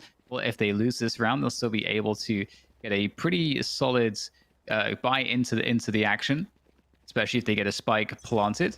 We'll see what they opt to go for here, though. You know, we see them with a very heavy presence towards this B main position. They are just going to go for the full rush. Disguised Toast with the Scythe leading the charge. Poki, oh no! Great position coming from Poki. A trio of frags is going to completely devastate that push. With that said, though, Christopher Yee has the trades in hand. 2 kills straight back, and that's going to make life a lot better, especially given that he's playing main with the orbital strike. I'm loving this right now because Valkyrie's alive towards the back of the boathouse. She does have a poison cloud. She does also have 2 snake bites. So what they could do is just try to waste the clock with the snake bites, with the poison cloud, and if she does fall, there's an opportunity with the orbital strike to get something done. And now they don't clear towards his B main. They're still in great position to win a 4 versus 2.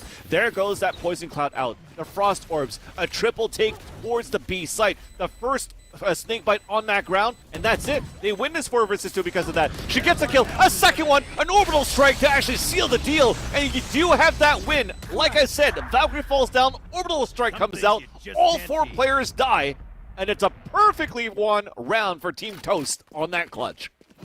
I love the differences in perspective there. Like Christopher Yee's just chilling by the Heart B lobby, just like making a cup of tea, whilst like Valkyrie's just like stressing out for the res, people spamming at her, just running at her position. She's in the smoke. Very, very different perspectives, but the same outcome there coming through from Team Poki. Excellent work, and it's so good to see. Oh, sorry, from Team Toast. Really excellent work. It's from Valkyrie right at the back of the side there, just as you said. The 2 perfect agents to play that post-plant 2v4 with the res. So those buffs are good, Dan. Those buffs are good so far here for for Viper and 2.06. So With that, let's see the action. We do have looks like a save right now for the defenders because of that. So the spike is going to go down. You're building up the ultimate points for Valkyrie, as she's going to be the one that's going to play it down. But seeing from behind, or shotting, sorry, from behind, gets the execution on to Toast himself and picks up the weapon left behind. Pokimane with the ult. Oh, it's going to be the showstopper in the wrong angle. Natsumi in the corner. Good for one, but still a 4-on-2 situation, as again, who better? The last two alive, it's Valkyrie and Christopher Yi. They're good for 3. It's a 2 versus 1. Pokimane somehow, the tides have turned. She gets the dink, but it's still going to be those 2 players of Team Toast for 2 clutches in a row. Oh man, I think I just saw them high five right at the end of there as well. Just running past each other. I felt it for sure. High five, man. That's so sick. Just as you said, Christopher Yi and Valkyrie, we trust for those clutches time and again, back to back. That's beautiful to see. And that's going to be Team Toast now with a pretty decisive lead at this point. 3 rounds. It's not huge, but it's certainly confident. And going to this last round, both teams with a bye, it certainly would be great to see for just having the closest game possible. Team Poki, hitting up that the win in this round, but we'll see what they have to do it with. They've at least got a full bye. Yep. And Team Toast start off with some A main pressure. So, mixing up the approach a little bit here. And look at this. Look at the Hunter's Fury coming out. That was a blind Hunter's Fury because he actually used his recon dart towards that B main. So the B link not getting any pings, like there's a potential that they're working towards the gelato. So I like the blind ult. He connects for 1, forces out the res early, but at the same time, the information is there. Because after the first kill, then the res coming out, they know the hits happening towards the A side. They have the perfect numbers advantage too to hold the A side. Well, maybe not the numbers advantage, but at least number in their favor on the whole to have 3 instead of 2. And no surprise to see Disguised Toast playing that catwalk position. Knows how to play that expertly with that judge, and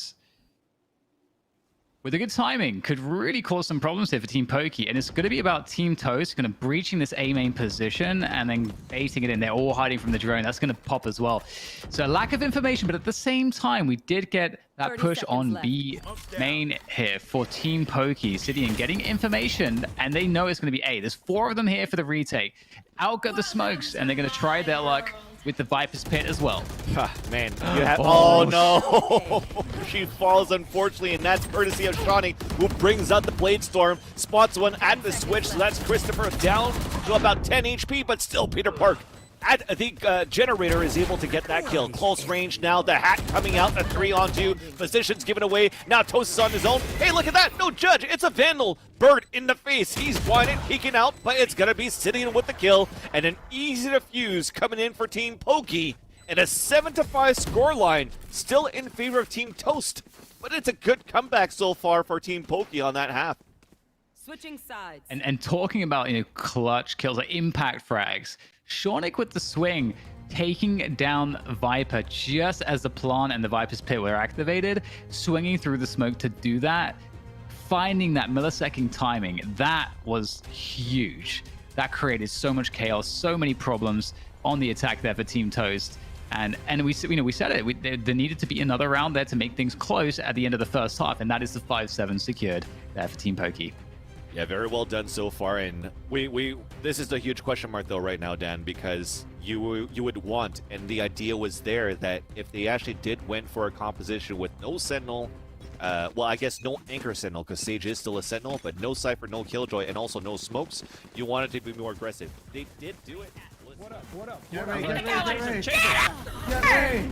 Let's go, let's go. Okay, turn. Bodies! Oh, don't body block each other. Okay. Back. Let's back up. Back up. Back it up. Take it in. We got the 5v4. Wait. Poki, no. They're getting the wood. No. Oh, let's go. Chase. Oh, no. Oh, no. I'm one hit. Okay. Go for it. Left click Chris. Nice. Oh, my knives don't connect. Are any of them tagged? Toast I is. don't know. Cypher is. Oh. I got this. I hate knives. Yeah. Oh, good try. Bro, my knives don't connect on this ping. It's so sad. And it continues to get dangerous here, Dan, because now they lose a knife round. They lose a round on top of that. And what I was trying to finish with was, yes, they did try to attempt to be a little bit more aggressive with their agents, with their agent composition, and try to get more rounds on the defender side. But unfortunately, they still trail behind. Now, all that you have in terms of smokes for executions is going to be the jet smoke. So how do they do this right now? It's probably going to have to be a lot of these guiding lights and arrays to try to do a lot in these entries. Yeah, and it makes it just extra important that Team Poki are able to scrape together that first round, that last round, sorry, at the end of the first half, and get the counter smoke coming through there to make life a little bit more difficult on the entry. There's so much utility on this choke point. It's looking so desperate to get through, but still trying to make it happen, and it's not looking all that good.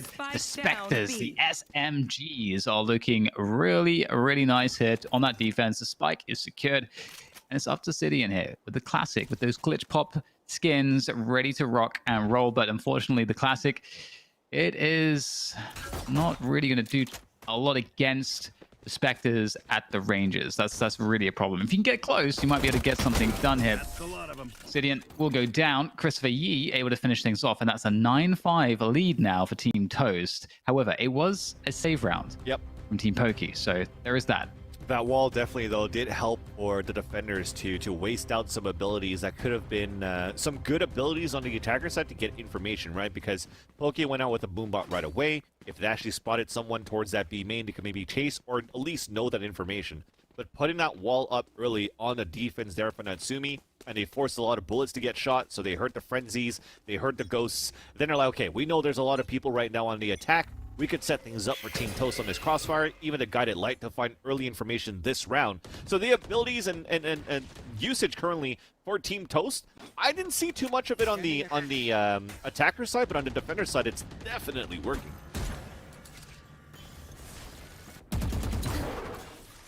Wall going up again. So quite an even spread across the map here for Team Poki, sort of applying pressure everywhere. Have that mid control as well. The ore pickup sound was heard both on B main and A main right now. So Team Toast playing really passive. It's allowing these positions to go the way of Team Poki. But Team Poki at this point, you'd like to see them being able to group up a little bit more to get a split happening. Oh, Shornik with the lurk there. Walks straight into the trip. Unfortunate there for Team Poki. We'll have to see what they're going to be able to accomplish here. They have this forward position to work from. They need to convert it into some kills. Abe, to do just that, but they're in a 3v4. And all stuck inside the market on this 3 versus 4. So Abe is trying to find something with the recon dart. Nothing yet, and they're creeping in right now. And Toast, well, that was a kill from a trap bar with a Viper, a Viper Cloud, sorry, a Poison Cloud. But Pokimane on the entry, it's working things out here towards his B main as Abe was getting damaged while getting healed, trying to stay alive as long as he can. But Sidian is able to trade it out. 20 seconds left on the clock. We're trying to get the regrowth once again, and that's going to put Pokimane up on HP. But it's a 2 versus 2.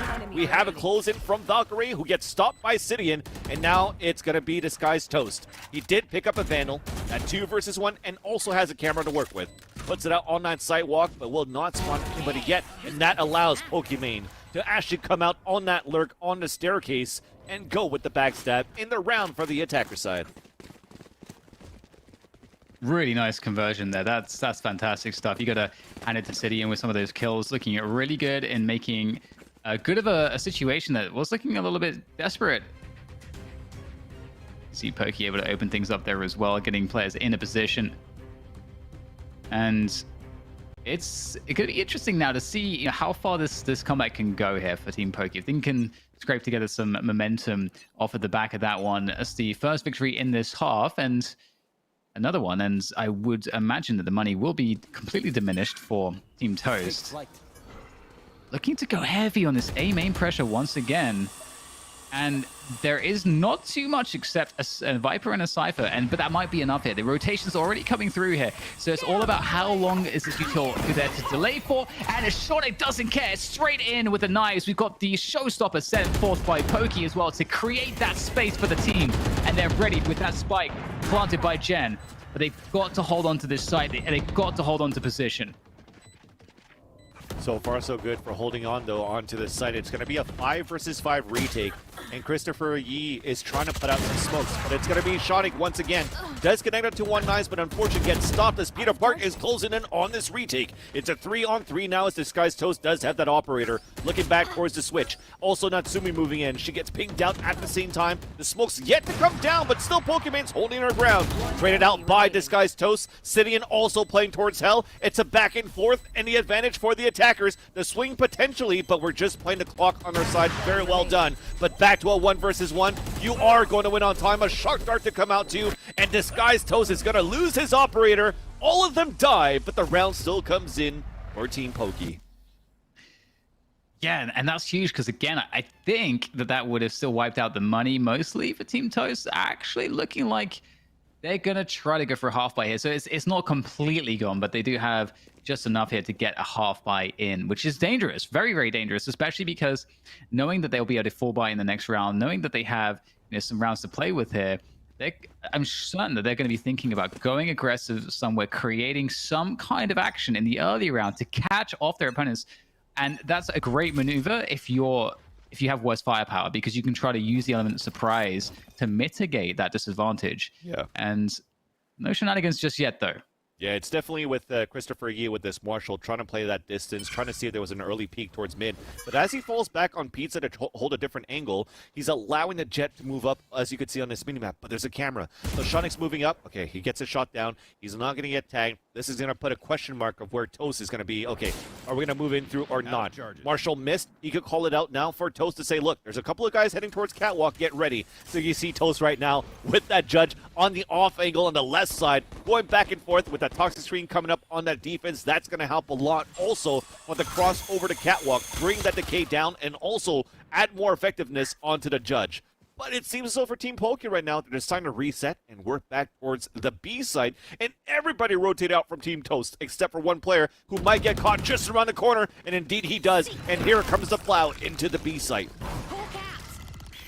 Great rotation, great catch on the Christopher Yee. Indeed, that's going to be a clear B side, and Shonik is running it straight through the spawn. Has to connect those shots, though, as he needs to fall back. Now recognizes when he's overstayed his welcome, or maybe not. Straight back out there with the creep, looking to take the fights. The trade comes through, and that's going to be an upgraded weapon for some of these players. Yeah. ISO Orbs will come down to slow it down, but 3v3 here, super doable, and the res is available also for Team Poki. All three players, though, on the attacker side, Pulse Plant, are playing towards the boathouse. I'm okay with this right now, though, because it's like a lure buy that you have for Team Toast. You don't have that weaponry. If you actually stay towards that spawn, and you make sure that all your opponents die to that spike to hurt the economy on the attackers, could still be pretty good. But that recon dart came out, that spots Peter Park. He still comes out, they're still trying to fight for it. Valkyrie is good for one, it's a 2 versus 1. She's trying to jump into that, but the spike is not going to go off. The round's going to come in for Team Poki, and they're going to be okay moving into the next round. So one round to tie things up once again is going to be Poki trailing from behind with the rest of her team, but they're looking really good, much better here on the attacker side. And Denver, we had that question mark, like they don't have any smokes. How are they working this right now? And it seems as though it's just working it slowly and capitalizing on just mistakes from aggression, right? You have on the other end a Sky and the camera from Disguised Toast that is trying to get that information, and they're trying to act upon it. But when they're acting upon it, you have those off angles being played by Team Poki, and to capitalize on those kills. And this is why you're seeing that, you know what, maybe sometimes you don't need smokes operators, or smoke agents rather. You just know how your opponents play, and you play to their weaknesses based on the composition that they're playing with, which is what you mentioned earlier on today. Scout destroyed. Yeah, and it does really feel like, as you mentioned, Team Poki, they are kind of playing into their own strengths quite effectively in some of these rounds, and we'll see how they're able to accomplish this right now. Shonik has been instrumental. We talked about being on the Jet. We wanted him to get that Jet pick, and it is providing some massive impact so far here for Team Poki. And right now, Shonik is in that catwalk position as the rest of his teammates managed to make their way through to B main. Might be able to create a lot of pressure towards A from catwalk and really slow down the rotation. The Viper's Pit here is a problem, and there's a few ways to deal with this. A drone could be used to tag the Viper, even a recon dart. There's multiple ways to do it, but good timing from Ray on the snake bite will slow things down. This is so good because now she puts the cloud up, and then she can put another snake fight in there. But it's going to be a showstopper to try to clear her from her spot, but it doesn't work out. Now they're rushing inside it right now, and Christopher Yi and Peter Park are going to work, getting the lurkers out towards the spawn side. Finally, Valkyrie falls down, and that's courtesy of Pokimane. So they make it into the site. They're going to go for a plant. They have a res on top of that too for the defenders to try to even up the tally. That is a huge kill for Christopher Yi, because you're going to get this res towards spawn.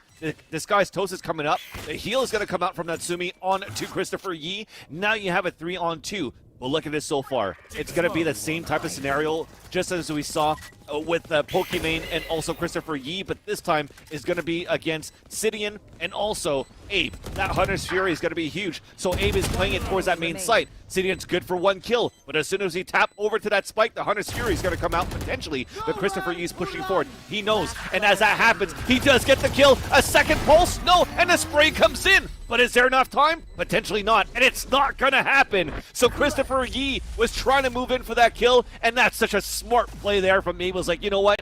It's time to sacrifice myself. I at least will hopefully get the kill onto the spike diffuser. It works, and you get the round, and you tie the game 9-9. That was so crazy. There's so many ways that it could have played out, and especially after the neural theft, I was thinking to myself, how do they play this one? Do they orbital strike Boathouse? Do they orbital or try to orbital strike the Sova? Like, you know, which way do you try to tackle this? Yeah, there's so many different approaches, and man, 9-9 to see these rounds going down to the wire. What a great match up we've seen so far here on Ascent. Christopher Yi feeling that confidence, rocking the Odin. Prime Odin and Poki, speaking of confidence, taking down Disguised Toast, early pickup onto one of the defenders. Huge. And the protractor has come out once again from Abe. Get the double bounce. Was it double or single bounce? Single bounce onto the site. Looking for a clear of any players playing those site boxes, but evaded. They know players back gen. The drone will go out as well. Poki is going to make her way forward to try to get the catch. Great reaction from Poki. Finds Natsumi. Claims more ground hit towards tree. Oh, great crosshair placement coming through as well from Poki. She's on a roll, and it ain't going to stop just yet. Although Valkyrie, something else to say about that. Definitely. That was very well done for Pokimane to clear that space. And knowing right now that Valkyrie just got the trade off, well, it's going to be an open site because it's a 4 versus 1 after that res. Getting that information, it's going to be an easy plant towards this B site. So once again, Valkyrie is going to try to clutch, but it's going to be a very hard one. At this point, she did pick up a Vandal though, right? So she won that Ghost versus Vandal against Pokimane. She's going to try to come back here and potentially do it. It looks like she's going for it. So I like the toxic screen that came up that forced, like, hey, maybe she's trying to push towards spawn side. So you saw that Jet moving forward at that area, but now she's moving towards this B main.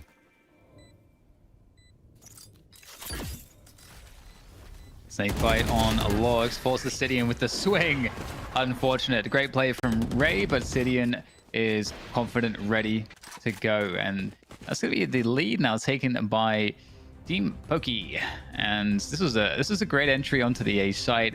You know, Poki really working with the space that was offered her, and you know, hitting those shots along the way. And again, that's what you want from your duelists, just being very aggressive, finding those, you know, forward engagements, but knowing also the fights to take as well as the fights not to take. And Poki did a great job in that round for sure. And I like it from the crosshair placement too. Like, she knows how to place it on an angle. Like the way that she's walking at the bottom of the staircase and knows where to aim at head level on the top of the garden to instantly get that headshot was really nice too. And that was also thanks to that pulse that came out from the from Abe's owl drone, right? So the owl drone pulsated the defender towards that garden side 3 times to allow for Pokimane to set that up on that crosshair placement. Now another one spotted as he got pulsed, but Peter Park still peeks out and gets the headshot onto Shonik. I think that dart went right onto his chest, and he still won that one too. So finally, things are looking a little bit better for Team Toast on the hold. Again, a team that's not playing without any smokes are doing so good here on the attack for Team Pokimane.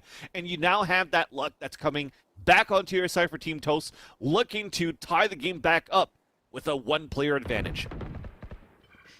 Yeah, this A side, though, is where the spike looks to be going. Although, with that said, at the same time, we do have both Poki and Sidian working towards B main and just creating presence there. In fact, the rotation's going to come through there as well with the spike, too. So they'll group up all 4 onto the B site.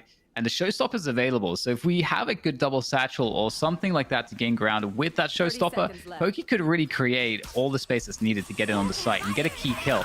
The orbital strike, though, is going to be a problem, and there it is. Poki escapes with the satchel, able to take down... No, in fact, she takes down herself. Oh, so unfortunate there for Poki. I think that orbital strike really threw things off with that satchel play, and the Odin's not too bad at all on the B side of Ascent. We've all been, I think we've all been victim to that. Yeah, I think it was perfect for Christopher to actually play towards that site, and as soon as he hears that boom bot with the time remaining to say, look, I know with the time remaining, they're probably going to hit towards his B side, especially now that they go with the boom bot to try to clear out space, and you hear a showstopper towards that backside. And I think that showstopper is going to be the key.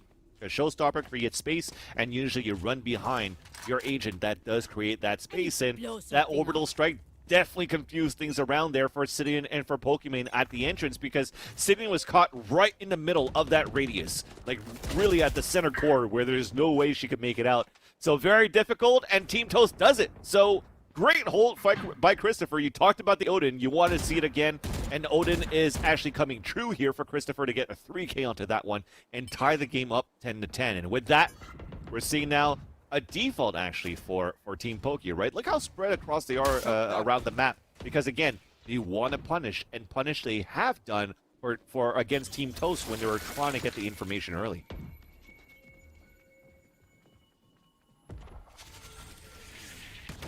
Slowing things down once again. Another game going right down to the wire in this 10-10 scenario. We get our first overtime here. I feel like that would be so perfect given the context. And we get the presence across the map again from Team Poki, trying to make things confusing as possible for Team Toast. Team Toast doesn't really have info right now. They kind of gamble stacking towards B at the moment, and they would be mistaken to do so, because here comes the play, but there is Disguised Toast. We know how dangerous this judge is close range, but Poki with the swing, and the headshot will dismantle that danger. I just love that you continue with the Captain Trash Talk, and it's been so many times you've seen this face-to-face versus Pokimane and Toast, where Pokimane's taking the upper hand. But speaking about the upper hand, it's even so far, all thanks to Valkyrie with those 2 kills going in with the Vandal. Make that a 3rd onto Pokimane. Going on fire right now against 2 more players on the attack. Sidian just in front with a spike has been planted as Christopher E moves in with the Odin. 1 more to go. Abe looking for the spray, potentially through the smoke, trying as they're pinging up for his teammates. From his teammates onto that spike, but it's going to be fully diffused as Natsumi was hiding behind the corner of the generator, safe from danger, and Team Toast regained the lead of this matchup. What a huge 3K coming out of Valkyrie in that position. That is a moment. That's a game-changing, a complete game-changing moment. That the 3K completely crushed the defensive efforts around the spike post plant. Didn't allow really anything to happen after that point. So that's definitely put. I mean, look what it's done to the money of Team Poki. They needed to win that round to just have weapons. And so right now, Team Toast are looking good to at least get to 12. I have to see, though, nothing is a given. And on the angle, we've got Disguised Toast will whip the shot. That is something for Team Poki as they gain position. They're going for a hot hit through to the A site. But, Valkyrie's, that confidence now goes deep, and she is going to get punished. Now the question is, will we get a commit? They don't have to. They could reset off of this 4v4. They're going in, Van. Yeah, Toast right now looking for the no-scope. Lands it onto Sonic, and that's also going to be Peter Park. That's going to get the kill onto Jack. Already a 4-on-1 situation. Yes, it was a half buy, but at that same time, it looked pretty good on how they exploded into the site for the attackers. Sorry. Now it all leaves Sidian on her own with that Sheriff inside wine. The spike is down. The hopes are also down right now for Poki to potentially win this round. Peeking out, Disguised Toast misses the off shot, and Sidian's position is now given away. You could definitely close in right now. The camera to come out just to make sure how close they are. Toast just really wants his kill. Out to the Vandal. Peter Park gets the kill, and now we have Team Toast at map point. Match point. Yeah, great stuff from Disguised Toast. And it's quite funny because even when he doesn't have a judge, he makes the operator look like a judge, because if you look at these shots, gets that first one, that's fantastic, but the no-scopes coming through hot for Disguised Toast, and that is a wrap on the A side. But again, it was a half buy coming through from Team Poki. They're trying to hit hard and fast because they knew that they didn't have the weaponry to really play a slow, drawn-out round, to really play those longer ranges. But knowing that that operator is in play is scary. And in fact, the Viper's Pit is coming through straight away on the A side. Now, what is the response here from Team Poki? They do have a Hunter's Fury, so that could be vital, but the drone was just used and it didn't get to see anything on tree, or rather catwalk. It's getting dangerous right now. Oh no, even worse, unfortunately, here for Team Poki. The wall bang from Christopher Yee just into this B site, and we've seen this before. It's like, okay, well, if they're going to try to grab the orb and try to get an ult, I'll just place my cursor at that spot, and somehow it still works. And what a flick there from this guy's Toast. That's Shonik to fall. There had to come out. 3 players to be spotted all towards this mid side. Poki with 2 more players. Ape does have the Hunter's Fury. They're going to try to work towards this mid side, but you see the rotation to come out. This guy's Toast to say, look, I'm going to rotate towards the back mid. I'm going to try to opt back towards that side. They break the trap wire. They move towards the A side. But because of that rotation that came out, there's a weaker A side hold. And they will actually manage to make their way past this angle. Oh, the drive-by from City and onto this guy's Toast is going to make things much more doable here. In fact, more than that, it's looking fantastic right now for Team Poki to stay alive in this game with a chance to make the finals here. And we're going to see a situation where there's the Hunter's Fury available, and the positioning for Abe is good. Playing from Wine without Hunter's Fury is going to be very hard to deal with. I don't know how, in fact, they're going to deal with it at this point. Natsumi and Chris will walk into the site. They're going to give it their all here, but it is all against them, and Poki's going to make it even worse. Chris, with that savagery from the Odin, is going to at least cause some damage. And there goes that incendiary, but there's the shock dart, soften him up. Actually, did the Hunter's Fury just get burned? Yes. Ooh, that's huge, actually. That's a big win for Team Toast, not having to worry about that. Yeah, I mean, at this point, you're trying to secure the round. Things are getting very dangerous. Things are getting edgy. Christopher Yee does get a wallbang, a drive-by like that onto Poki into hell. And then at the same time, the molly that he threw, if it was actually just a little bit deeper, that could have potentially burned Sidian as she was trying to swing out to get the kill, where you had to force out the Hunter's Fury no matter what. Secure that round, move it into the last round over here, and despite that, you still have a showstopper and a Blade Storm so far for Shonik. And we've seen how good Shonik is with the dies. This is still very doable to bring it into an overtime here, Dan, but at the same time, for Team Disguised Toast, there's also the ultimate of the Orbital Strike from Chris. With the way that he's been playing so far with his Brimstone has been so good. And we have as mentioned, the Blade Storm is out. The Showstopper is also available for Poki, and the Orbital Strike is available for Chris. So really huge ults to have in a situation like this. We're at the minute mark now, and neither side has lost any players. Poki looking to pressure A. It has killed that camera, which does make life a little bit scarier for Disguised Toast. He's playing Tree by himself at the moment. Does have Ray on the A site proper though. And mid control is the name of the game right now, but they have to start choosing how they're going to finish this round, Van Silly. They don't have a lot of time remaining. 35 seconds left only right now as they're taking towards this mid control. The wall has been broken and the information's out there. And an early orbital strike, and Shauna gets the opener. One step closer to try to get this into overtime, but Christopher Yee spamming away with the Odin, and he gets knocked down by Shauna. A continuous trade happening from both sides. A 3-on-3 as the showstopper comes out. Shauna on the top in the ledge. The nade does not connect, but Shauna still gets a kill. There's only 12 seconds left. The spike has finally been planted. It's a 2-on-2. They have a res on the attacker side of Team Poki, but so far away are her teammates to try to get that res out. Sort of playing close range, enemy spotted towards that market. Pushing in is going to be Shawnee, looking for the ace. Wall now broken, and an accidental headshot from Toast. Now without 1 versus 1, the camera is out. The snake fight has dissipated. A headshot from Toast through the wall, and that is going to be it. So close to bring it into the overtime, but we will have enough time to go for the defuse, and Team Toast wins the matchup, and they will move on to the grand finals. What an epic showdown right at the end. I was convinced that Shonik was gonna nail it. He had so much confidence there in that last 1v1 as well. Not opting to fall back, but just ready to click heads. You gotta respect it. Didn't work out for him this time. And speaking of which, that I mean, you said accidental headshot, and it definitely looked like he was just trying to break the wall, Exactly. let loose one too many bullets, and hey, if it's meant to be, you it's take meant those. to be. You take those, man. You take those every day. And despite all that, right? That clutch attempt that came in, who better than Disguised Toast? We talked about this duel, this battle between Pokimane and Toast, where Pokimane was winning most of the times. Every time they went head to head, the angles that Toast was trying to hold with that judge, fully denied, fully stopped. You saw it from the side of Team Poki. The abilities that were being used were perfect right there. But now, the only round that matters, that gets clutched by Toast, is the round that wins it for that team.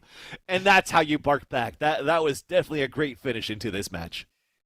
Oh my god, yeah, and especially some of those operator moments as well, just like the no scopes, like making it look like the judge when it wasn't the judge, and after the trash talk segment too, it's just fantastic stuff. What a great match. We had a lot of great showings from pretty much everybody in the server. We had everyone popping off all over the place there from both sides. That was again, I don't know, what's going on with this. If like OfflineTV have somehow scripted this, or what, what's happening, but like, the games are getting closer and closer and closer going into the grand finals. Now, if we are, living in some kind of simulation, we're going to get an overtime in this grand finals. I think that's clear right now. Oh yeah, because Anders would be proud. If you guys don't know, if chat doesn't know about Anders, one of the prominent casters in Counter-Strike Global Offensive, and says we're living in a simulation, well, this is probably going to be one of those moments that if we do get an overtime of how close these matches have been today, it's going to be a very exciting one. And when we talk about so many clutch situations, you do definitely have to tip your hat off to Valkyrie and also to Christopher. Christopher and Valkyrie has been amazing on two different scenarios of a 4 versus 2 on the clutches on pulse plants. We saw the same thing from Abe at the same time in Sidian on a 2 versus 2 pulse plant as well. It's just been looking pretty good on both sides, but definitely tip your hat off. If it wasn't for Valkyrie, for Chris, I don't think it would have been their victory. Oh yeah, absolutely. There's so many great moments. We had the 3K from Ray, on the retake. We had, as you said, there's two, back-to-back, clutches with the both of those players. Just, just knowing exactly how to play off one another, and those are all absolutely critical rounds. I mean, every round, of course, is critical when you're looking at a game like this, where it goes down to the last round. Of course, and so it's those moments that really do count and really do stick out in your mind. So it makes a lot of sense why you're mentioning those, and I think the reward as well. There's so many different rewards for winning that match and that best of one. Just getting to play again as well is a huge reward in of itself, because I think, one thing about this is that, a lot of these personalities, they don't have, the time to actually compete and play. And maybe they'd want to do it even at an amateur level, possibly, if not seeking something greater. But playing and competing with a team that you're really enjoying is very special. So I'm happy to see some of the camaraderie that's coming out of this tournament so far. 100%. So we have one more match to go. It's going to be the grand finals coming up. But before we get into that, it's time to have Rachel talk to our champion of that previous matchup and the clutch man himself, being Disguised Toast.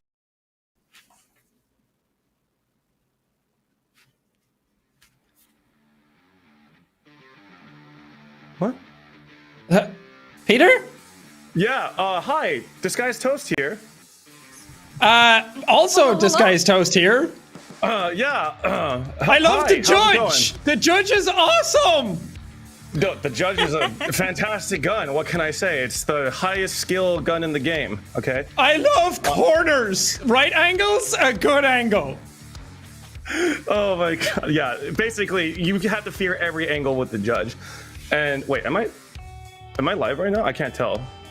Yeah, no, you guys are. Okay, you're live, Peter. Okay. They were saying Rachel's gonna talk, and all of a sudden Sean started talking. And I was just like, wait, I don't know if I'm. No, live Rachel right was now. muted. Anyway. I'm Rachel now. Got it. Perfect. Okay, but anyway, I just want to lay down something real quick. This time. Yeah, you did everything right. For all the haters saying Toast is a judge one trick, that final round just really shows that Toast has the aim. He has the clutch gene in him. So that should silence all the haters. But yeah, that was a really, really close but really fun game. Yeah, that was super fun. I'm glad we got to play it. Yeah, the question that I ultimately had for you guys, I want to look back on this all fondly and fun because I know one of your teams just crushed the other team and knocked them out of the finals. And, well, that's all behind us now. I want to know, at what point this weekend did you laugh the most? Jack, start us off. Just now, when the interview got messed up and Peter and I are both toast. Yeah, basically, I don't know. It's just we were taking this tournament like pretty seriously, so like I can't really recall any moments where like I'm really laughing until this very moment, other than like my really incredible interview skills, obviously. So yeah, that's pretty much it. He's nervous. He's cracking. I'm cracking. I'm so nervous right now. I think the whole tournament was super fun. We had a couple of moments, even watching other people's games. Watching Jodi get a knife ace, I think, is one of the highlights of the whole thing. Yeah, that was awesome. Well, Jack, unfortunately, your team is finished in the tournament now. Peter, your team's going on. Jack, do you have any words of encouragement to carry Peter and his team forward here? I think you guys played very well. I think you guys have an incredible team. I have played with all of these people separately, and seeing them all together is absolutely nuts to watch them all in action. To be on the receiving end of that, granted, I was at 150 ping and I was dead before I even saw players half the time, but it was still something to behold and to see them all like cohesively play together. And I think I talked to all of them and they all deny how good they are, even though you're all phenomenal players. And it's astonishing how good they all are actually individually, and to see them play as a team, I think is just wonderful. It's going to be an epic final, I think.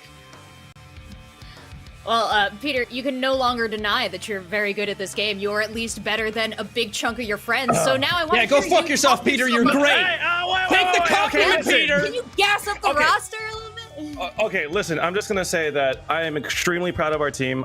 Win or lose, I felt that we had really good communication. We had a really great in-game leader in Toast. I think everyone was really bouncing off each other well and taking comms really well. And it was just really good. And like, it was really fun. Like, that was the most important thing for me, was to have fun in this tournament. And I had so much fun.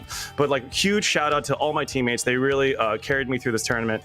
And another shout out is like, I was really struggling with my aim, I felt, in this tournament, so I switched up the charm on my Phantom to the Jodi Reyna charm, and I gotta say, I hit like 30% more of my shots, so I highly recommend it if you're struggling with your aim. But yeah, I love my team so much. I kudos to the team, the people that bounce the teams. It's just been an incredible tournament so far. Yeah, I think it's been super fun to watch for everybody at home as well. All the games have been super balanced, and I think everyone's getting some great entertainment. And shout out Team Poki! Let's go! It has been an excellent show, and I'm so sad to say goodbye to every team as they move on to the finals here. But Jack, as your final time on this show, anything you want to say to all the fans, everyone out there? I want to say congrats to everybody for raising over $50,000, because at the end of the day, that's why we're all here. We all love Valorant, we all love playing against each other, and we all have fun, but at the end of the day, the charity element of it was huge, and a good chunk of that is going to so many different amazing organizations. So well done to everybody at home. And it's not over. You can keep donating and keep the funds coming in, because we still have yet to crown a winner, and 40% of the winner, or 40% of the total of the winner, is going to that. But every other team also gets to donate as well. So go donate. Jack, you're so capable. Donate. You did my job at the top of the interview, and you did my job at the end of the interview. So I'm going to say look, thank you to you for coming out to the play. team, so I have to take up a job somewhere else at this point, okay? I can't play Valorant to save my life. Oh, you're nailing it, dude, in everything you do. So thanks so much for coming out. Peter, we're going to check in with you when the next teams get started, so we'll hear from you shortly. But thank you both so much. Wait, I'm interviewing again? Oh, please. Oh, God. Okay, Sure, okay. Sure, I'll take it. Whatever. Oh, thank you for warning ahead of time, though. No problem, man. All right, I'll let you guys go get set. Thank you so much. I do want to remind everyone watching at home, this is a giveaway right now, so you have to hit that exclamation point, enter in chat to be entered into it. There are $10 Valorant point gift cards up for grabs. There's 6 of them. Check your whispers. That's how we'll reach out to you. Don't forget, you can still donate. As Jack said, we are raising those funds for 5 different charities represented by our teams. We're going to go to a quick break. When we come back, it's the grand finals. We'll see you there.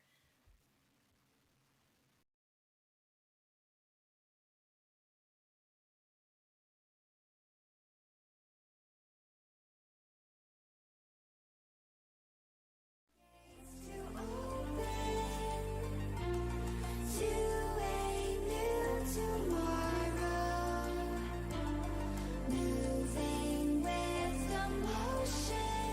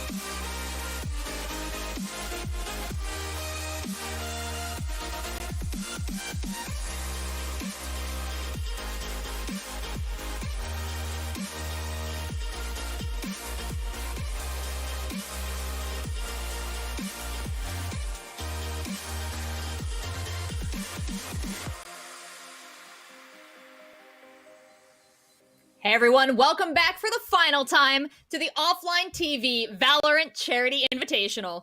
It's been an incredible weekend. We've raised a ton of money, and there's still an opportunity to raise a little bit more as we head into our final game. We're also doing our giveaways, which should be wrapping up right around now. So you can stop hitting exclamation point, enter in chat, and go check your whispers. I want to encourage you, though, if you do like the giveaways, stick around after the finals, because it's going to be bigger and better than anything we've done before. And speaking of bigger and better than anybody, let's bring in Vansili and DDK so we can talk about this grand final match here. Gentlemen, we have a banger ahead. You definitely have the bigger and the better. Oh, it's gonna be a good grand finals, though, Rachel and Dan. I think looking at how everything went so far throughout these tournaments, I have to echo the sentiments of everybody that came on towards this trash talk throughout the weekend. That all the matches have been close, all the matches have been intense. I mean, even looking at it from a caster, it's been quite like these decisive moments, but clenching moments even at some points to actually even see the end of the results of these matches. So it's been super fun. And like Dan said, I'm looking forward to potentially an overtime between these finalists.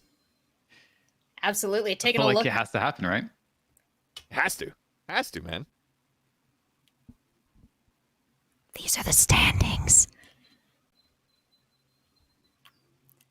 I spoke, and now everyone's going to be quiet. So I'll just continue and talk about the standings. I literally just checked my stuff. I literally just I was like, did I get disconnected? What just happened here? Guys, it's me. I'm awkward. I'm ruining it. But we're going to save it because we're going to talk about the standings and what everyone's actually here to see, which is the sick gameplay between Team Lily Pichu and Team Disguised Toast in the finals. It's got to be a very good one here, Dan, at this point, because, again, Myth kept his promise. He said yesterday, see you in the finals. They've gotten it, and it was some pretty nice matches that they've gotten for the victories that they played on these maps. And Disguised Toast, I mean, it was super close versus his team and Pokemon's team. It could have been anybody out of those two teams, definitely, that's going to face off versus Lily.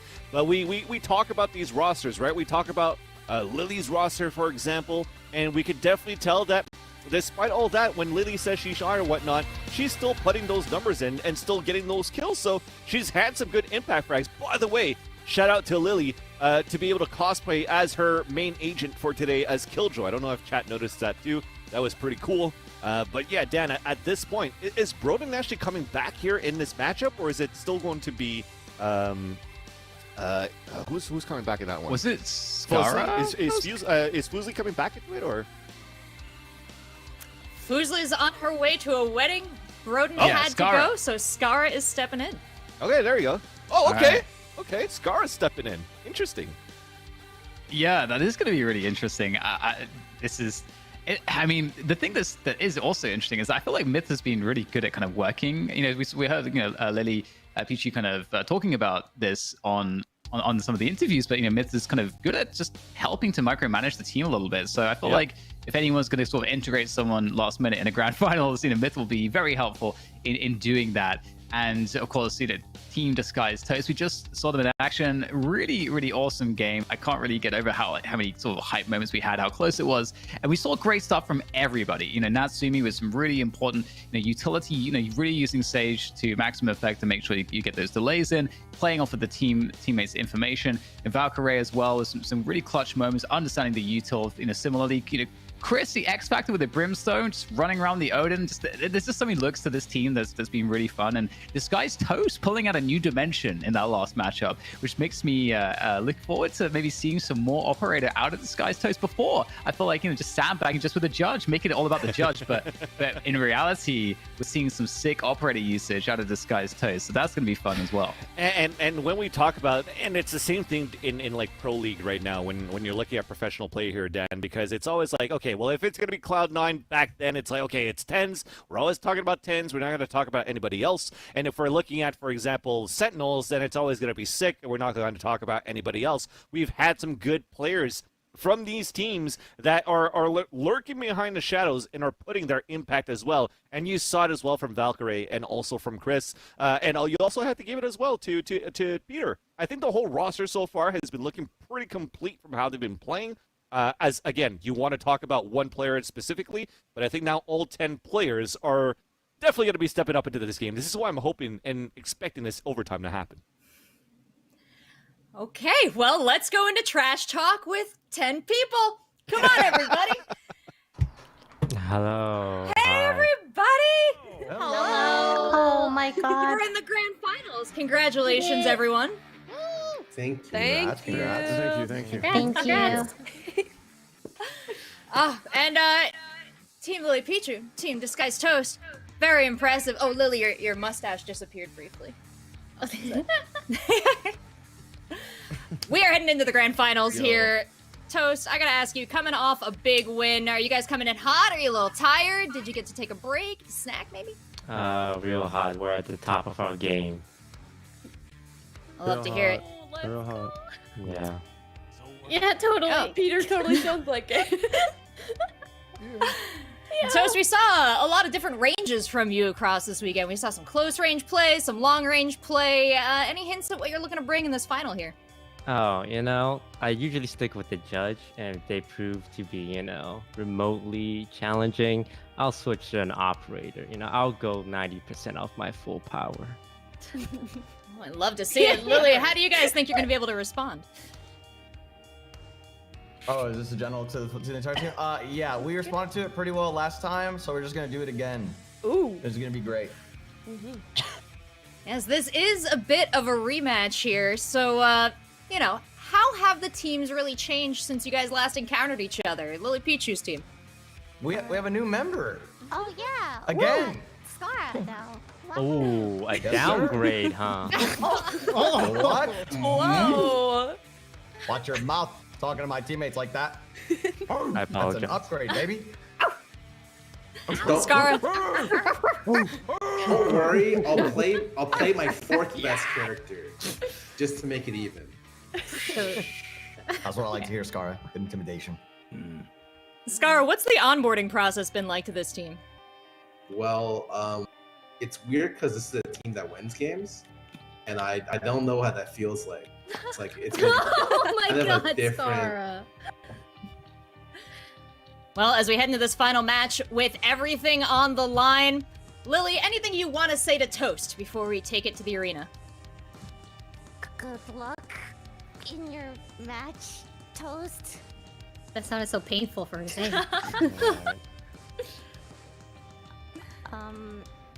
For charity. For charity! Support charity in the chat or hit the panel down below. Yeah. Bang. Yeah. Donate money. Yeah. Toast. Same question for Lily's team. Okay. Well, Lily's biggest weakness is psychological damage. So, I'm gonna tilt her by saying something about her to the general public. And once this goes out, she's gonna get so tilted, she's gonna play like shit. I don't eat with my mouth open. Lily Pichu doesn't wash her hands after going to the bathroom. Lily Pichu doesn't. Tell everyone. Tell everyone. This is not fair. Oh, she's gonna. Lily. Her mental is dropping. You can see it happening. Dude. Honestly, Lily, that doesn't bother me as much as judge players. So I think, like, aside, who's really the dirtier person, right? I need people to know that I wash my hands. Lily, I know you wash your hands. And I also chew with my mouth closed. And you chew with your mouth closed. Yes. Give me up.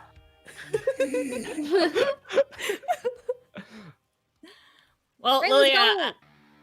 I was gonna give you a chance to respond, but sounds like you're ready to go. So, Toast, Lily, grab your rosters, head into that final map. It is time to Wait. play. You gotta play Valorant. knife round, right? Yeah, my front. Okay.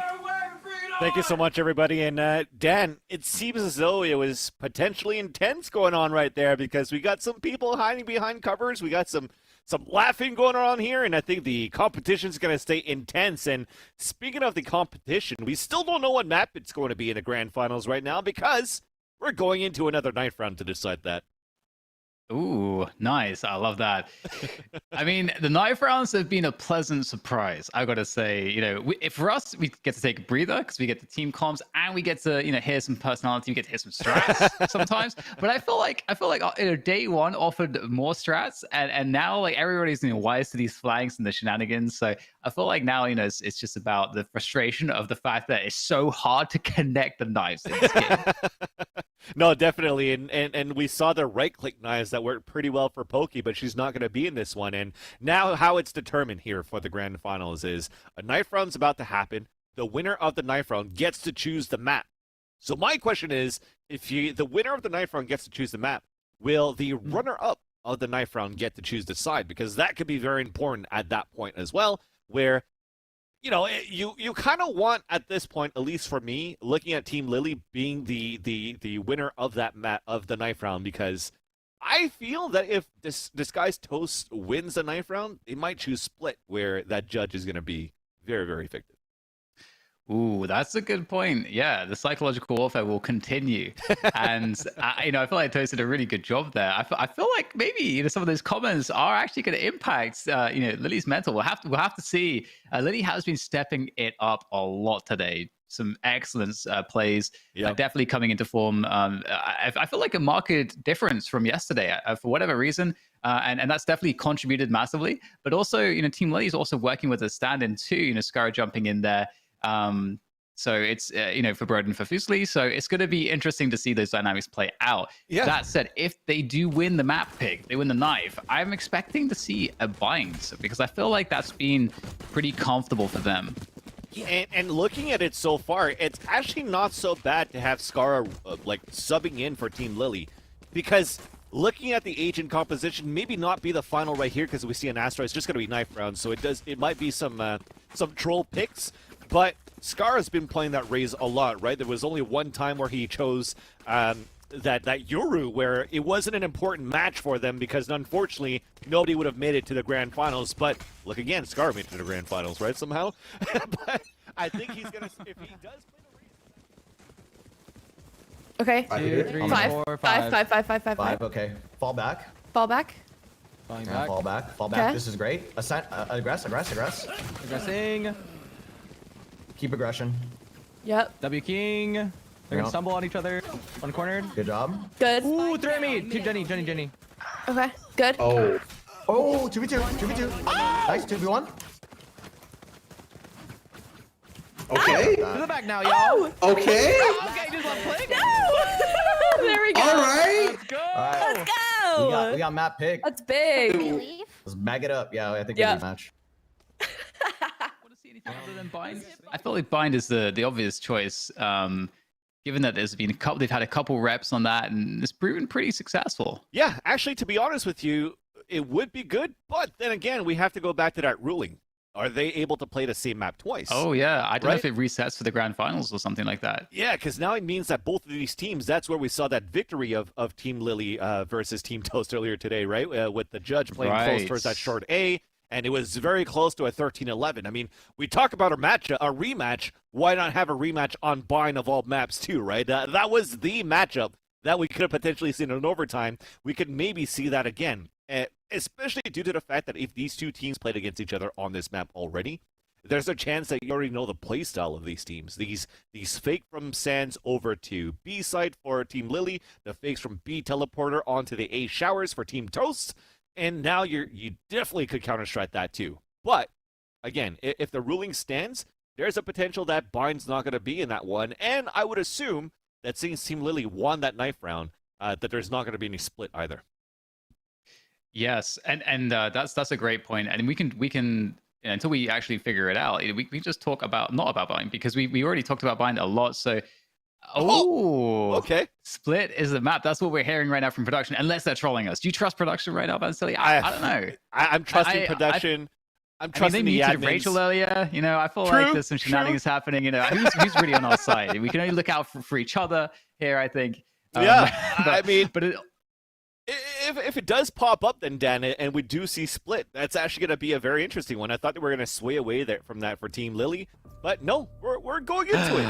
We're going into it. Let's take Toast's strongest map right now with what he can do with the Judge and how Valkyrie could clutch with that Viper, and then just destroy them as Team Lily. I think that's the plan right now, just to make sure that you seal the deal with a confident win for Team Lily. I feel like I'm going to get muted on the next segment now. But yeah, I think you're right that this was a very dangerous map for the Judge, so this is going to be super interesting. That said, Scarra on the Raze would be a really great pick, but we're going to see the Reyna instead, which was definitely a go-to for Fuslie. So something that the team will be certainly comfortable with.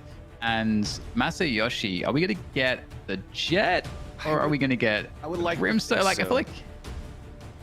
But Myth is about to go Sky, so there's a potential that we're going to get a Brimstone. Yeah. Yeah, get those smokes in. Yeah, it makes sense. I mean, it's that's interesting. Still pretty good. Yeah, I think that's still pretty good. Even Christopher Yee is also using a Brimstone in his map. I think it's totally fine too, because that orbital strike in the top of mid into the ropes is quite deadly. So for example, a team that had Abe, for Team Poki that was consistently opping outside of that right on your left side there, that's ropes right there. So he was opping out of that side, getting a lot of kills, and he wasn't playing against any smokers, so he was able to take that control quite often. But an orbital strike has so much ground coverage at that spot, and especially when you're looking at potentially a combination for Team Lily on the attack, right? Let's think about the orbital strike combined with the lockdown on a B-side take. When you're actually putting a lockdown on a B-side take from Garage, usually the back of B behind the billboard is left open. So if they save their ultimate points from both Lily and Masayoshi for the take on B side, it could be very deadly too, where Valkyrie, potentially she's playing towards B, will not be able to hold it. Yeah, there's a lot of issues for sure. I think this is going to be also interesting from the fact that we're seeing, I feel like Christopher is going to be a really difficult player to play against as well, because you talked already about some of the power behind the orbital strike, but I'm not sure if we've seen it previously. If we have some of those post-plan molly lineups, but those are also pretty deadly, and I'm wondering if Masayoshi has some of the lineups that I feel like Christopher Yee's going to have, because Christopher Yee definitely is super familiar on the brim. But yeah, time will tell as we move into the knife rounds here, and Team Lily, Team Toast, I don't know who's going to win the knife. I don't know if any team solved the knife, or if it's kind of just a coin flip at this point, honestly. I feel like it's going to be one of those moments where, hey, are we going to try to sell that fake and do the strat to try to have the knife inside the vents? We'll see what happens right now as we check the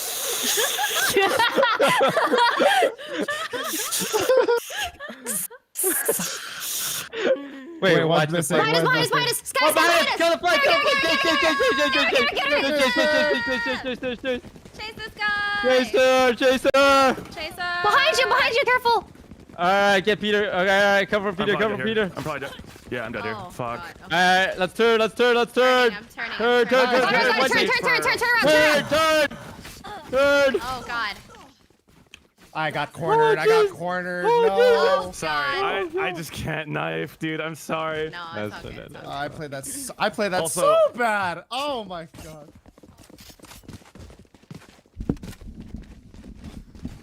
All right.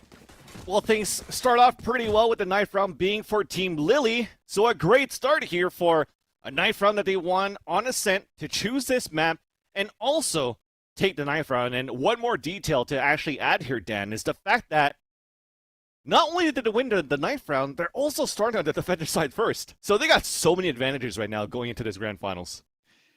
Absolutely, and if you are just joining us, as Vansili did just say, this is the grand finals of the OfflineTV charity Valorant Invitational. Already hit the donation goal, still going strong, and we have Disguised Toast trying to rock it with the Judge, opening things up, and Scarra, and debut performance on this lineup in the grand finals here for Team Lily, also actually doing a really good job opening up things towards male. So lots of control here already found by Team Lily against Team Toast. Ooh. It's going to be a battle of the birds here, Dan, towards this B heaven, and we're potentially going to see this a lot between Peter and also Myth. And here comes the Trailblazer to push out from Team Lily. And it's going to be Masayoshi with 2 kills, leaving Valkyrie on her own. She does have the spike, the wall to come up, but just the turret's going to spot the Molly on the ground as she's trying to dance across. But the dance is about to end. Lily comes out, does get the kill with the Spectre, and another anchored kill for Lily as that Killjoy to put 2 points on the board now for the defender side. Yeah, great work coming through and dealing with the force buy effectively. And what's really interesting, and I actually like it a lot, is Disguised Toast just having the judge every round. Doesn't matter. Ignoring the economy of the rest of his team, I actually think that that's okay, honestly, because it's as you mentioned before, this is the map for a shotgun for the judge specifically. So many great ranges and angles to play it with. So just creating always the opportunity for damage and to create problems, and you can always save it if things don't go particularly well. So we'll see how that dynamic plays out here, but yeah, definitely a great conversion from Team Lily from that knife round, picking up the 2-0, and we get the A hit coming through now for Team Toast. And that's how you want to check how Toast is playing it too. So Christopher Yee made it out. Toast is moving up as well.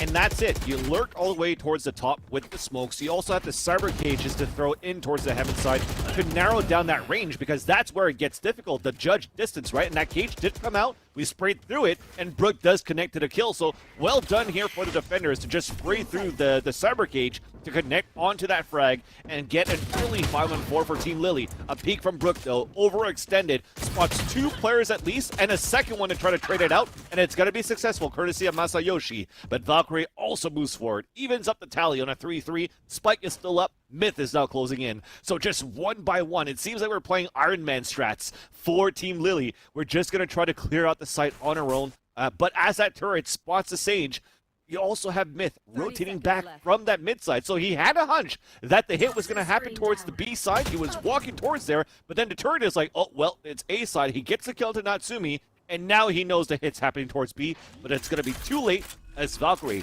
does get the spike down. Christopher Yee with the Sheriff. Needs some connections here. Last player standing. Oh, Myth able to win the first challenge. Now down to Valkyrie. Catches one. Myth out of the picture now. Might be able to get more here, Valkyrie. They know her positioning. Oh, great timing on the poison orb. Might be able to get a timing onto Lily as Valkyrie creeps around the poison orb. Able to get the, well, not quite get the frag, but close. It was a great attempt coming through from Valkyrie. I was convinced. I was so convinced. But the Spectre not really working out for Valkyrie there. She found some great timings, but it's another conversion here. The 3-0 going the way of Team Lily at the beginning of this grand finals. You definitely saw the 500 IQ play there from Valkyrie. The first kill onto Myth was huge, making it a 2 versus 1 and dancing around her own poison cloud. So did catch Lily off guard because she had pretty much the side surprise attack onto Lily, but unfortunately could not connect. And we talked about that yesterday in length, Dan. The spray with the Spectre. Sometimes it works, sometimes it doesn't. And unfortunately, it's going to be, let's say, on the tally of this head-to-head between Lily and Valkyrie, 2-0 right now for Lily. And another great opening to start things off, but this time on the end of Team Toast. As they're rushing towards this B side, the wall to come up. Scarra is spraying down, trying to get the heal instead of the dismiss, but here comes the orbital strike. Masayoshi with a kill on top of that onto Toast, but he has made it inside the site as Christopher finally gets dropped by Brooke. But she is halfway on a res, so no res is going to come out here from the defenders. The action has slowed down just a bit on a 2 versus 2. Nice headshot from Brooke. A second one to connect, but it's going to be Lily that gets the kill as well. Some nice anchored play as well as a rotation from Lily allows for the defenders to take the lead by 4. Great start. Really great start from Team Lily. And what was really interesting there was that Scarra had the lineup of all lineups, but it was too good that it wasn't actually allowed. We had the wall coming up, which blocked it, which is actually very sad to see, because you almost want to see that, like, triple collab or something, whatever was going to happen if that wall didn't block those shots. But ultimately still goes the way of Team Lily, looking really confident indeed. We do have the Viper's Pit available on the attack, brothers, I should say, for Team Toast here. So let's see, what Valkyrie does with that. If there's going to be a setup that's designed to get Valkyrie onto the site, Valkyrie is carrying the spike at the moment, so that is the plan. Get Valkyrie into a position where You can get that spike plant, you can pop the Viper's Pit and play that post plant, but of course, there's a couple obstacles you have to overcome first, and that is trying to get out some of this utility away from the defenders, trying to get onto the site, which is much harder said than done. And I see a lot of a distraction towards that B main position, and even the wall that will get popped here to maybe even further convince Team Lily that there is play or intention towards that B attack as mid goes under control once again. Wall has thought up though. Scarra almost got caught off guard, but he's able to fall back. We are taking control through the summer cage, and still Peter Park with the first blood into the round. Brook on the top of the catwalk of the B side, trying to trade back and avenge her teammates, but to no avail.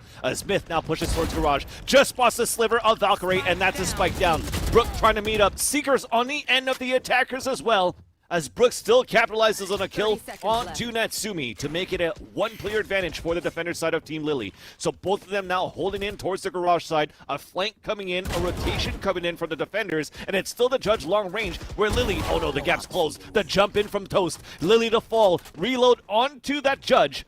But there's only 12 seconds left. They have to move into Garage, and look at Myth. He's like, okay, well, Brook, I'm sorry. I'm just going to have to let you go. I'm just going to try to survive, stay alive, get the first kill, a guided light, and just try to sweep up and get the ultimate points on his end. That's one, but that's it. It's still going to be the round for Team Lily, and we have 5 unanswered rounds, and even the cherry on the sundae, Masayoshi gets the last kill. And that, yeah, it's looking so incredibly clean right now. The 5-0, it's fantastic, and this was a great push. So this is a great reaction as well that you can, if you lose, let's say, mid control like that, and you're thinking that the fight's too difficult, if you can kind of gamble on and hope that if that attack in mid is so strong, then maybe there's going to be a player B main to split, sure, but there won't be more than 1 or 2. And so Myth is making that gamble, takes that B main control, gives up mid, gives up B heaven, and that was just beautiful. Such good decision making from Myth, and that was the play that really secured it. Now going into this next round, we've got Team Toast looking at 3 ults on deck: Neural Theft, Orbital Strike, and the Viper's Pit. Vying for control on the A site, but there are 10 players on this A site right now looking to brawl for control, and it's going to be a trade coming through straight away, and Disguised Toast is turning up right now with that Judge. And now with the Neural Theft, they spot Lily in the back of elbow, so she's going to have to figure out what she could do. The Guided Light also to get her spotted, but she's getting pushed here from the main. She's trying to go through the Viper's Cloud. The ult to come out from Valkyrie, but it's still Peter Park that goes around the corner of the site, leaving Myth on his own. Finally, potentially, a first round on the board for Team Toast. Myth waiting it right now towards the A heaven side. He knows that somebody's waiting and lurking towards the vents. But look, he's not moving at all. So he says, okay, I'm going to let him go. I'm going to try to fight back towards this site where there's 2 players currently holding inside that Viper's Pit. Close range, Poison Cloud to come out, a flank, and Disguised Toast gets the headshot with the Judge.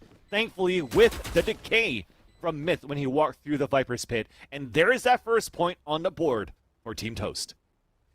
And it's really awesome as well because they were able to do so without using the orbital strike. So they still have that option to either open up rounds. You know, you mentioned previously ropes. If you have a sense that they're playing the ropes, so you get that info, you can drop the orbital strike to get that early kill. Or also equally, you can use it in so many other spots because again, there's so many winding choke points here. It can be very hard to escape an orbital strike that's used reactively as opposed to just for post plants. So lots of options with that. We'll have to see what comes into play. But with that said, Lockdown is in play also on Team Lily, but I've got to hold that thought because the aggression is fast and furious, coming up that mid position into B Heaven, and Disguised Toad is showing exactly why the Judge is so damn good on this map.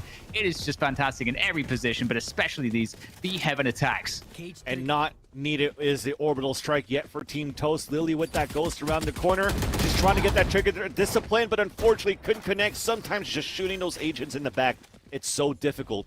And now she falls, the spike will go down, and it's going to be potentially a 5-2 scoreline. So you see Myth and his teammate, they're just looking for some exit at this point, especially with the camera being up. He's just trying to see after the camera spotted if somebody was going to come out.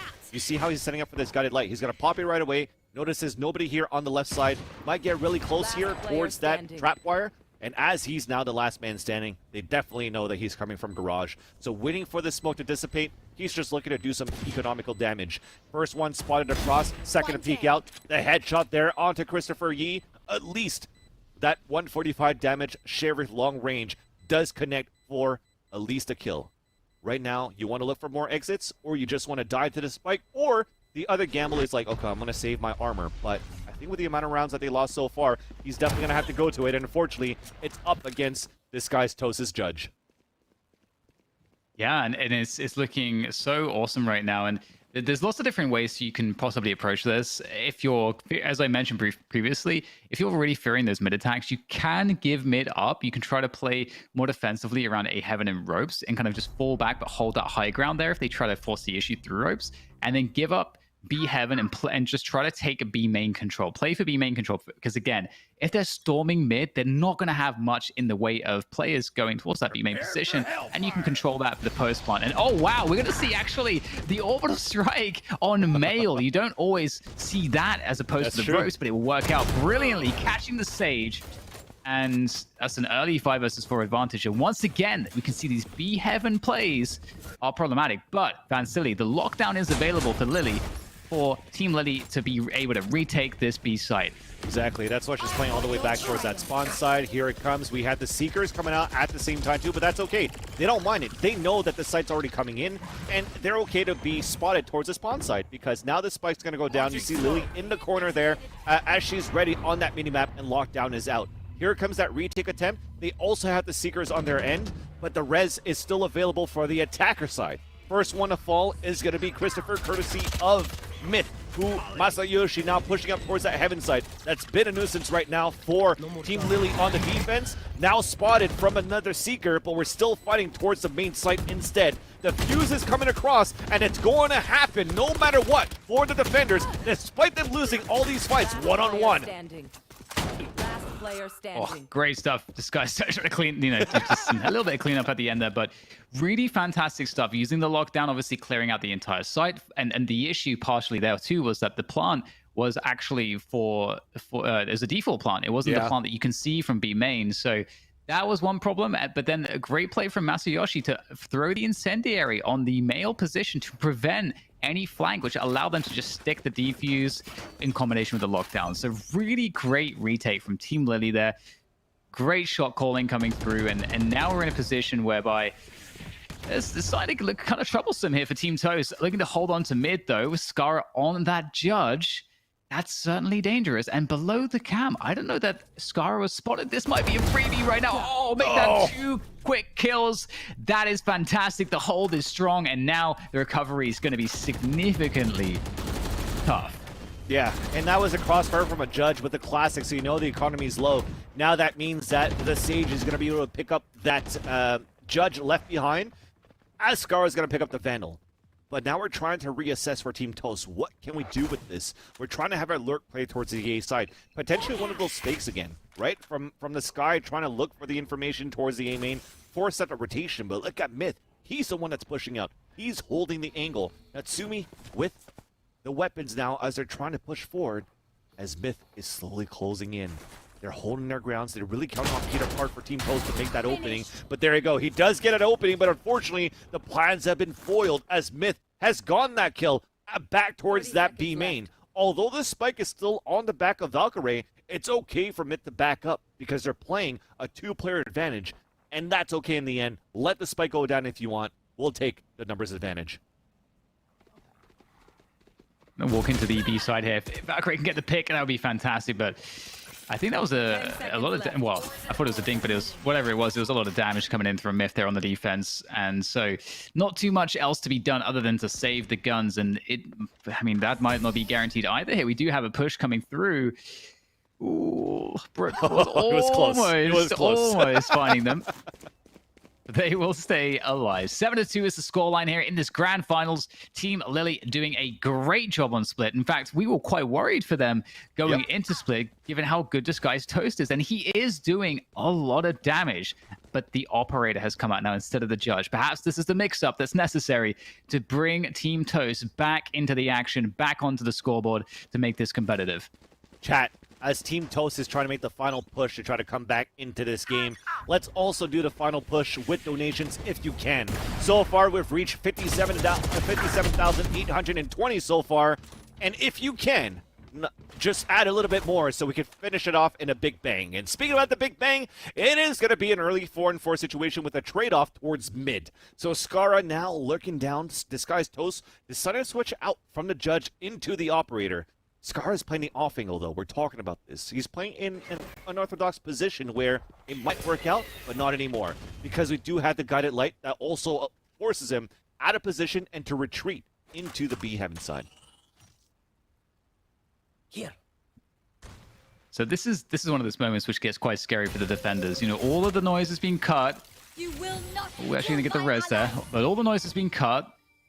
You know now at least that there's 2 players in mid, but you have no idea where any other players are. There's 40 seconds to go, and you either stack something, or you spread out, or you play for info. And right now, it's a mixture of spreading out and stacking, whereas we had, I believe, Masayoshi over towards that B site. A is pretty much up for grabs. It's just Myth there playing site, but Disguised Toast opens it up. The Neural Theft will tell them everything they need to know. They could decide to go back towards A here, but they actually have the play through B main 2. This is a great split onto the B site. Guaranteed spike plant. Not and a really, 4 though. versus 3 after plant. There's an orbital strike here, Dan. Oh, you're right. And that's probably the reason why. So there's 10 seconds left. They're forced off a position. They're still going to be able to come back and get a plant no matter what, unless they want to try to push in and get a final kill. Here's the attempt. The push out from Christopher. That's going to get the kill onto Lily. The spike has been planted. The volley did not work out. Disguised Toast is playing on the top of the heaven. It's a high-low stack right now. Guided Light to come into the spawn side, forcing Myth to fall back. But Masayoshi comes in from hell. The headshot onto Myth from Peter Park as it's a 2-on-1. Myth, the lone soldier, coming back into the site. The crossfire from Team Toast, though, all the way towards backside and B main, and it's gonna be the salvage operator left behind. Christopher Yee is gonna get that kill, and it's gonna be 7-3, a much-needed round, but so very close because of that orbital strike, from Masayoshi that could have foiled their plans. I like ultimate strike though as well. I feel like we need some kind of ability called that. Put your head down. Sounds good. But yeah, it's definitely a much needed round and very well played indeed. Timing, as you said, almost not working out, but I will actually force out that orbital strike. Almost said ultimate strike as well. But the brainwashing you here, Dan. I know it's a tough one. Oh, speaking of orbital strikes, hey, once again trying to take down the stage at the start of the round. Oh she my was solo on goodness. HP. Sorry, I was just looking at the top. She had like roughly 10 HP running out. Oh man, when do you see Cypher trying to entry with an operator? I don't. I'm just blown away by the confidence. I feel like Disguised Toast should be on Jet instead of Cypher. But but either way, you know, there goes the poison orb. It is dropped, and we could actually see a retake play possible if Scarra gets one more, but unfortunately he will get traded. But it's a 4v4 here as mid is taken under control by Team Toast. That's right. So they have mid control. They could decide to work towards the A or B site if they want to. And they've had success on the B site, but they're trying to switch it over this time. They say, let's try to work towards this A site. But the rotation already came out. So you do have that Brimstone of Masayoshi going to support Lily. And Lily actually, for some rounds, played towards B, some rounds played towards A. And the Seeker seals the deal and say, okay, it's happening towards this A site for now. The Spike has made her way inside with Viper, the one carrying that Spike inside the site. But the Nanoswarm splits out the attack, and that allows Masayoshi to move in for the kill. Spike is now down. It's traded out, though, from the A main. And Lily is going to get one of her own. And as she falls back, Myth comes in from the heaven side. And that's the perfect communication that we're talking about with a crossfire setup for the defenders, making it 8-3 with one more round to go in this half. That was such a great play from Lily as well. And you know, you might say, oh well, you know, Lily didn't really do that much. She didn't, you know, she wasn't like out there taking fights and stuff like that. But that's the entire point. You know, what she did was she survived. She actually delayed. She used her utility to buy as much time as possible, so that she didn't have to take any fights. And by the time she wants to take a fight, Myth is already shooting her opponent in the back. So you guarantee the win in that way. And that's how you're supposed to play. So it's great to see, you know, Lily playing the role really well in the Killjoy, and it's a change of pace here going into this final round of the first half, man, Silly. And it definitely got immediately stopped by that Guided Light. Now you have the Trailblazer going through the smoke spots 3. All right, Myth says, I need some help right here. A Guided Light again to waste that time. We have the Molly on the ground that forces Valkyrie off the spike plant for B main. So she's trying to go for the default. But the spray, the Guided Light, they're just out of position and continuing to be discombobulated on this hit towards the A site. The spike is yet to gone down, but they still have one player advantage. But here's that big flank from Scarra. There's a trapper to watch that flank at the same time. Myth coming back for the kill onto Christopher Yi. Scarra actually goes above. Once he lands, he could still get hurt though. But great job at least for Myth to hold down that clock. You see it with the judge, with the cyber cages. The kill to come in onto Myth. One defender has fallen. Another one to come across. This man is a dancer in the dark. Toast getting the kill. Peter Park watching that flank, and the tides have turned, and Disguised Toast gets the third kill with the judge. And despite the amount of time that we're able to hold that pulse plant, it's still going to be Team Toast that's able to capitalize with all of those lurk kills on the attack. Yeah, definitely. And you're looking at this next knife round, this final knife round of the tournament. I'm actually a little bit sad about that. I imagine we're gonna listen in on the comms once again to kind of to pump us up for this final half here in this grand finals. Definitely, you probably want to see like Toast, Team Toast right now saying, "Look, we still got this. We got the last round. Let's take the momentum. We got that defender side and see if we could capitalize on kills." Like we talked about the composition. They're pretty good right now for both teams. You have Anchor Sentinels, you have lots going on, and now let's check out Team Lily's. Let's see what happens. Let's go. Okay. Let's run at them. Oh, they're here. WK? Okay. Nice. Hey, Mike. Holding W? Holding W? Holding W? 4v2, 4v2, 4v1. There we go. You got him. 3v1, 3v1. Cornered, cornered. Cornered. Let's go! Nice. We are the knifers. Okay. We are. We love our knife rounds. Dan, this is it. We just saw the last knife round of the tournament, and now the last half of the tournament is about to happen. Unless, if we are living in a simulation, we will get an overtime. Chat, if you do want overtime, put your hands in the air throughout your energies for Team Toast or Team Lily to see if we could bring this to an overtime game, or do we just want to see Lily win, or do we just want to see Toast win? Let me see those roll through to the chat. And now going with this round, the money good for Team Lily on the attack is going to make things a lot harder for Team Toast. Ooh, Valkyrie, I've seen it before. a very conservative player most of the time, but sometimes she'll throw in that aggressive play. Not this time though. Not looking to walk through that smoke, and that certainly will bode well for Team Lily here, who's now on this attack and has that A main control. Valkyrie's going to make her way back though to a closer position around A main. Push.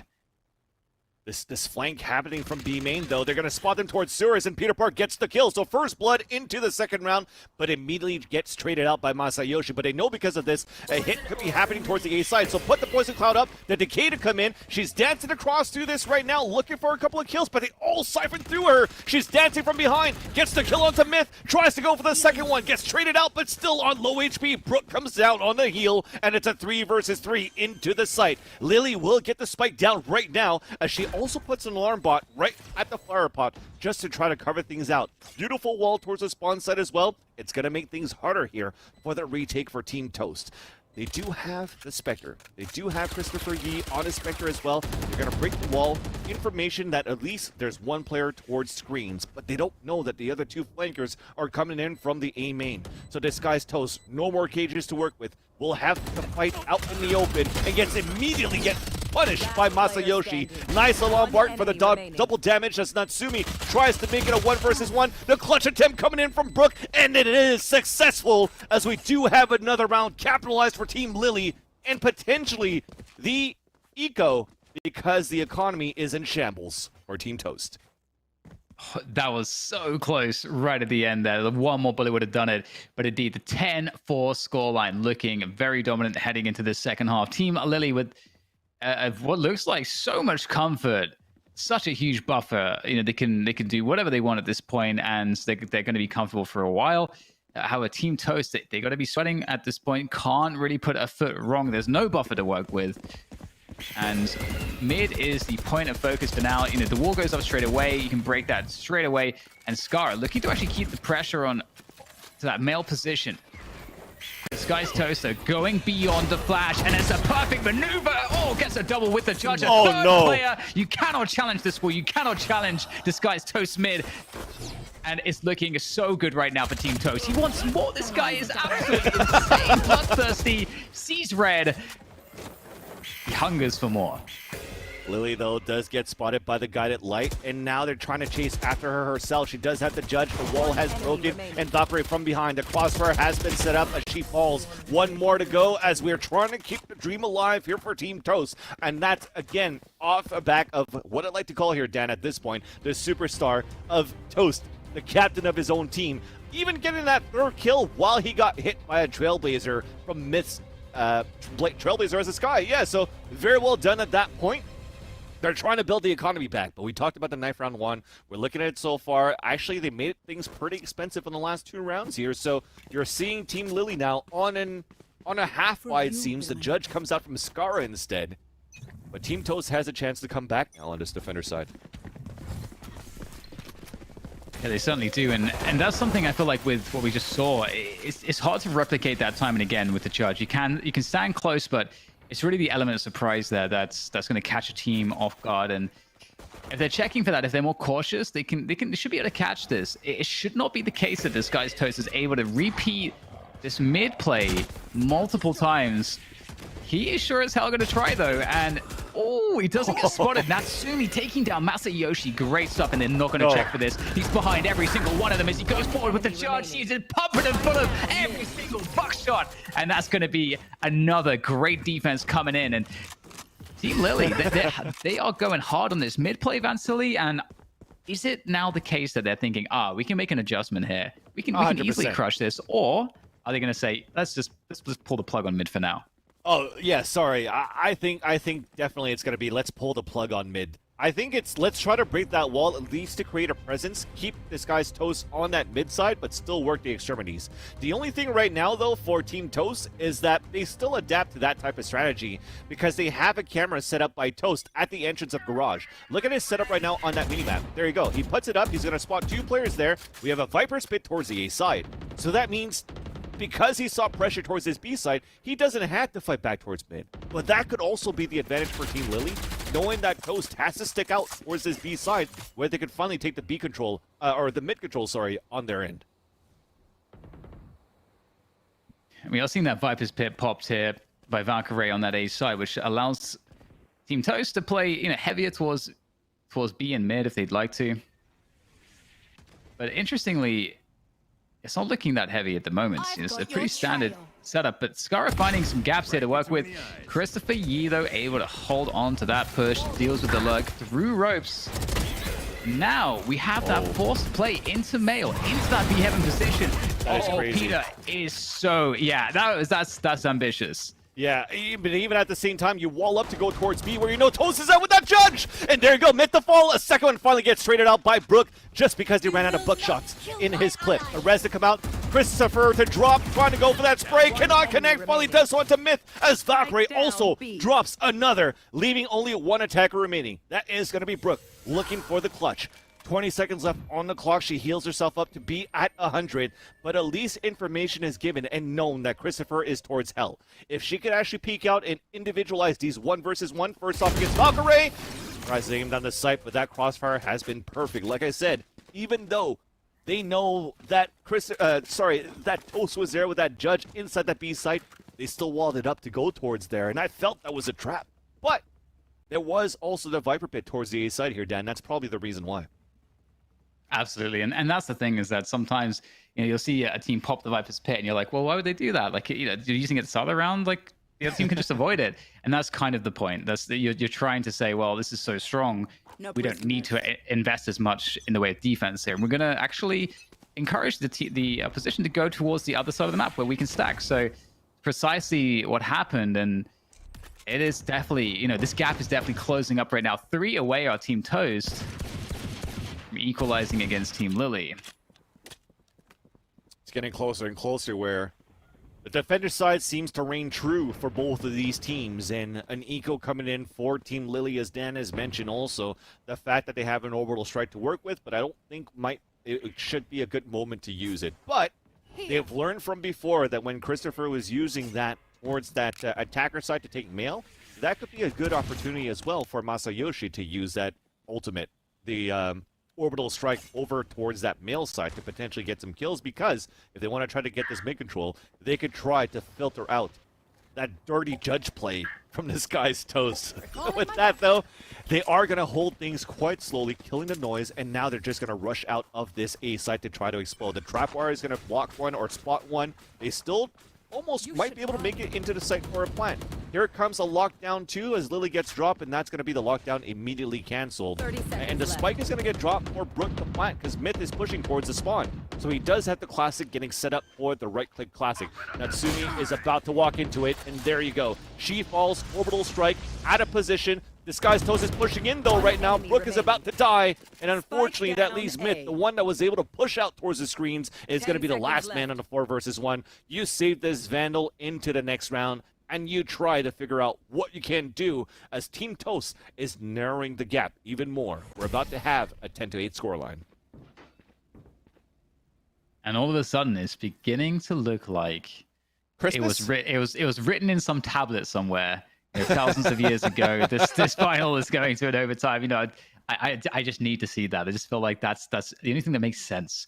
But with that said, we are seeing this comeback 4 rounds in a row from Team Toast, and the question is whether the adjustments that are coming from Team Lily in these following rounds, whether those are going to be good enough, or whether it's the case that they'll fail, and that can happen sometimes.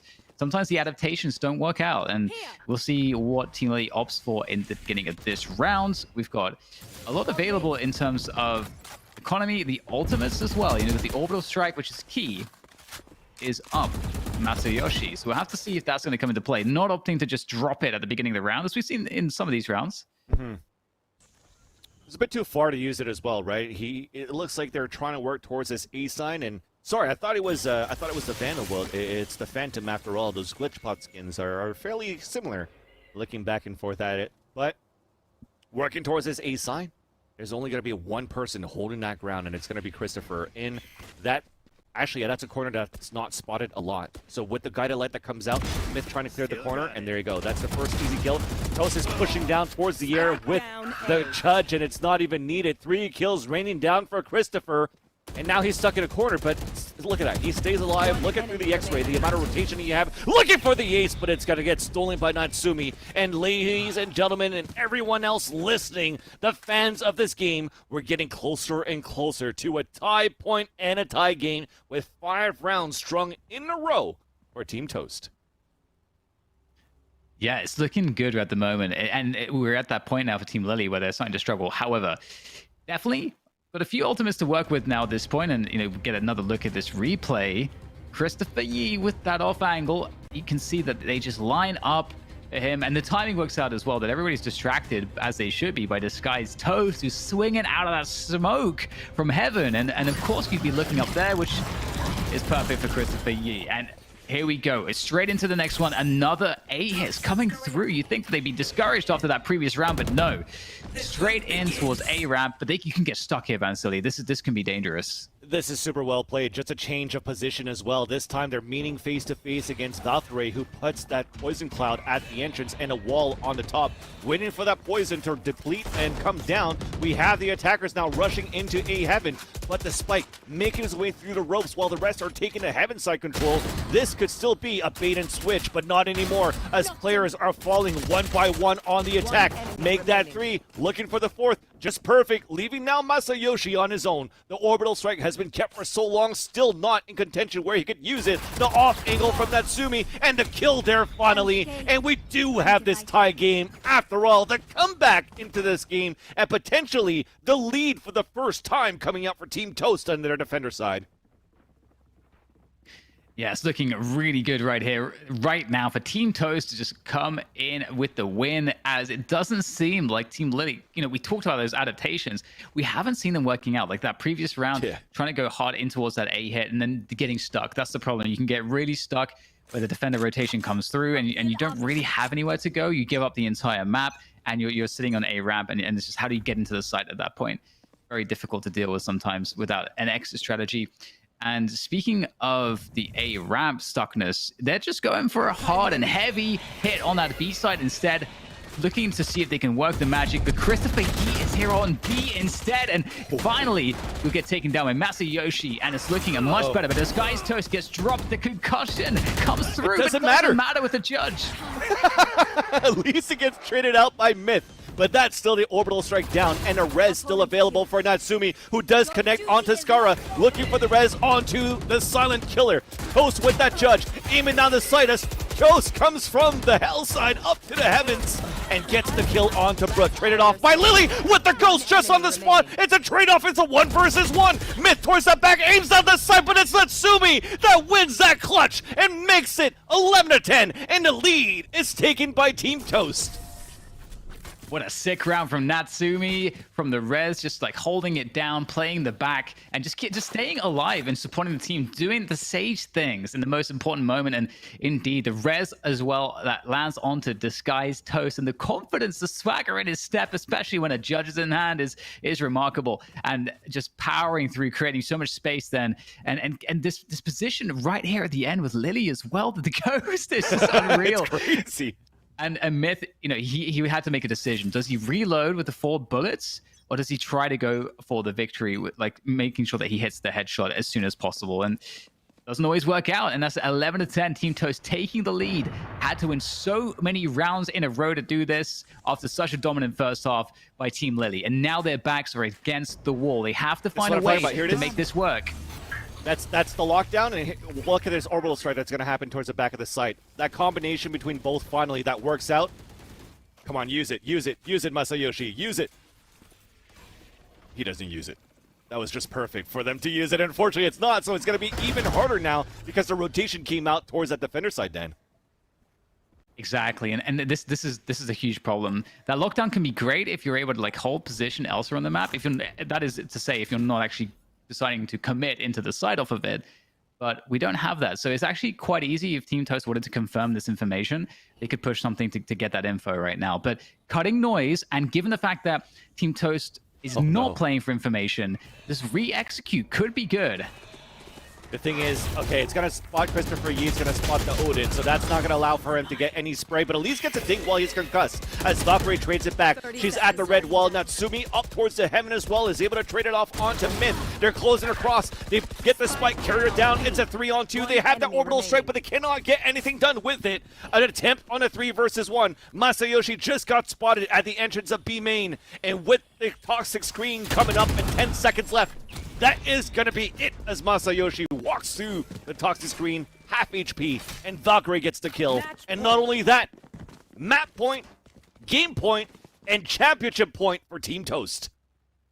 And this is one of those things we were talking about before as well. In the pregame, I was mentioning, that switch on, not onto Jet, but onto the Brim for Masayoshi. One of the things I was saying is that as a Brim main, Christopher Yi, or at least someone who's very familiar and has played Brim throughout the entire tournament, you have in your mind that sense of these are spots in the game I can reactively orbital strike without thinking. It's just a subconscious process. Whereas for Masayoshi, there's been lots of opportunities that we haven't seen necessarily capitalized on. It doesn't seem as comfortable as an agent as some of the other picks we've seen out of him. So the difference there for sure. But with that said, still a really big chance here with that orbital strike and the Sage res in play to make something happen, but the counter orbital strike could be problematic. And B main control has now in the hands of Team Toast, so they have more information. They've got the Viper's Pit on A. At this point right now, Team Toast is set up to win this grand finals. They want to fight Valkyrie. They killed Noise. They made a fake towards this mid side, rotating back towards A. Now you just see him through the X-ray.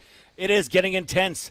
Valkyrie's inside her poison pit, and she's looking for a couple of kills. Sees the dog, and the headshot from Lily. But we're trying to trade it out. There's Dose coming out, only good for 1. Lily continuing to be a key player to her team. It's a 3 versus 3. The res is down. The ult is down for the attackers. The orbital strike is still available for the defenders. Scarra holding towards the elbow. Myth towards Hell. Lily in the back of the site with a nanoswarm on to the spike, as well as a turret to spot Heaven. So great position right now. The ult potentially towards elbow. That's going to have to funnel out. Unfortunately, Scarra could potentially die. He connects onto 2 of them. It's up to Myth on a 3 versus 1. He gives up his position away. Christopher moves in. The Bulldog for the first kill. The Seeker to come out. He's going for the flash, but Peter Park peeks out to get the kill.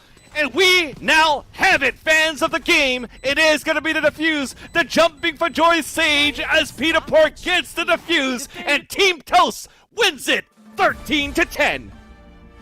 The OfflineTV charity Valorant Invitational champions. It sounds pretty good, but what sounds even better than silly is all of the money that everybody watching has helped to donate to charity in the name of so many good causes. And now we know precisely how the division is going to be, thanks to our teams here who have played magnificently from start to finish.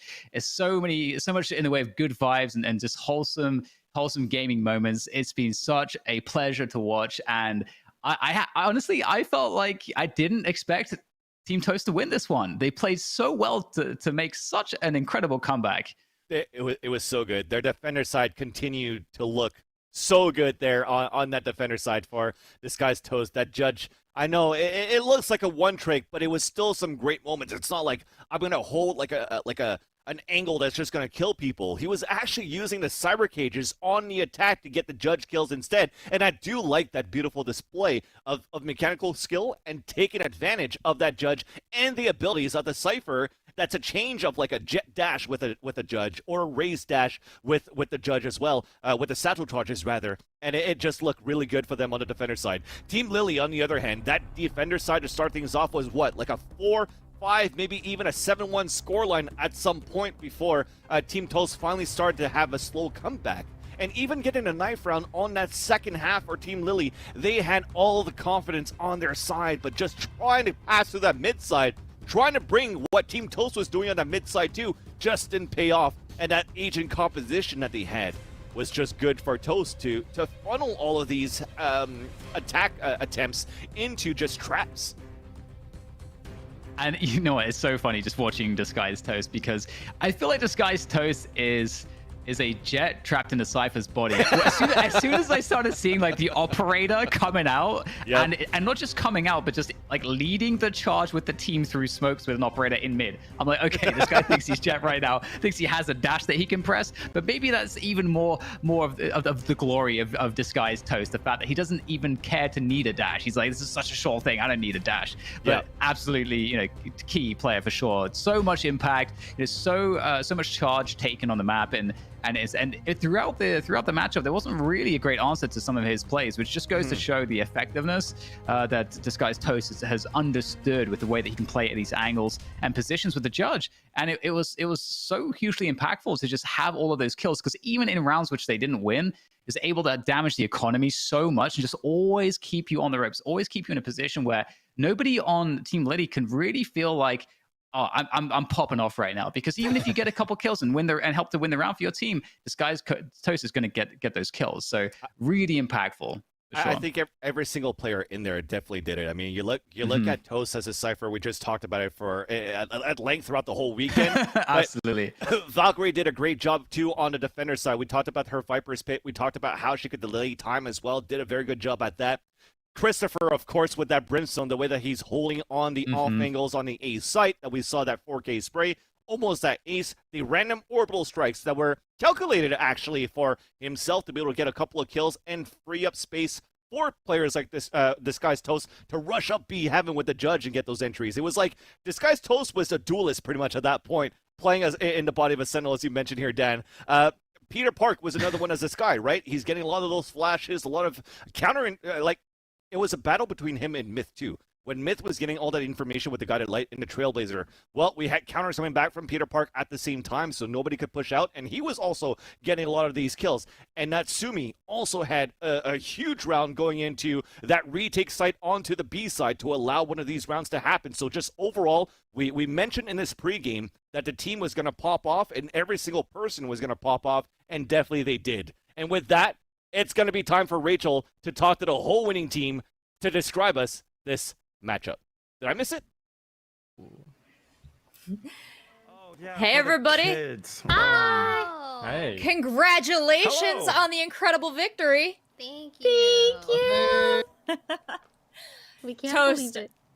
I am so impressed by the play you brought to this tournament. I mean, you had an incredible roster, and everyone on it really took a chance at carrying the team. But the judge, the operator? Like, do you want to take a minute here and do like a victory lap or something?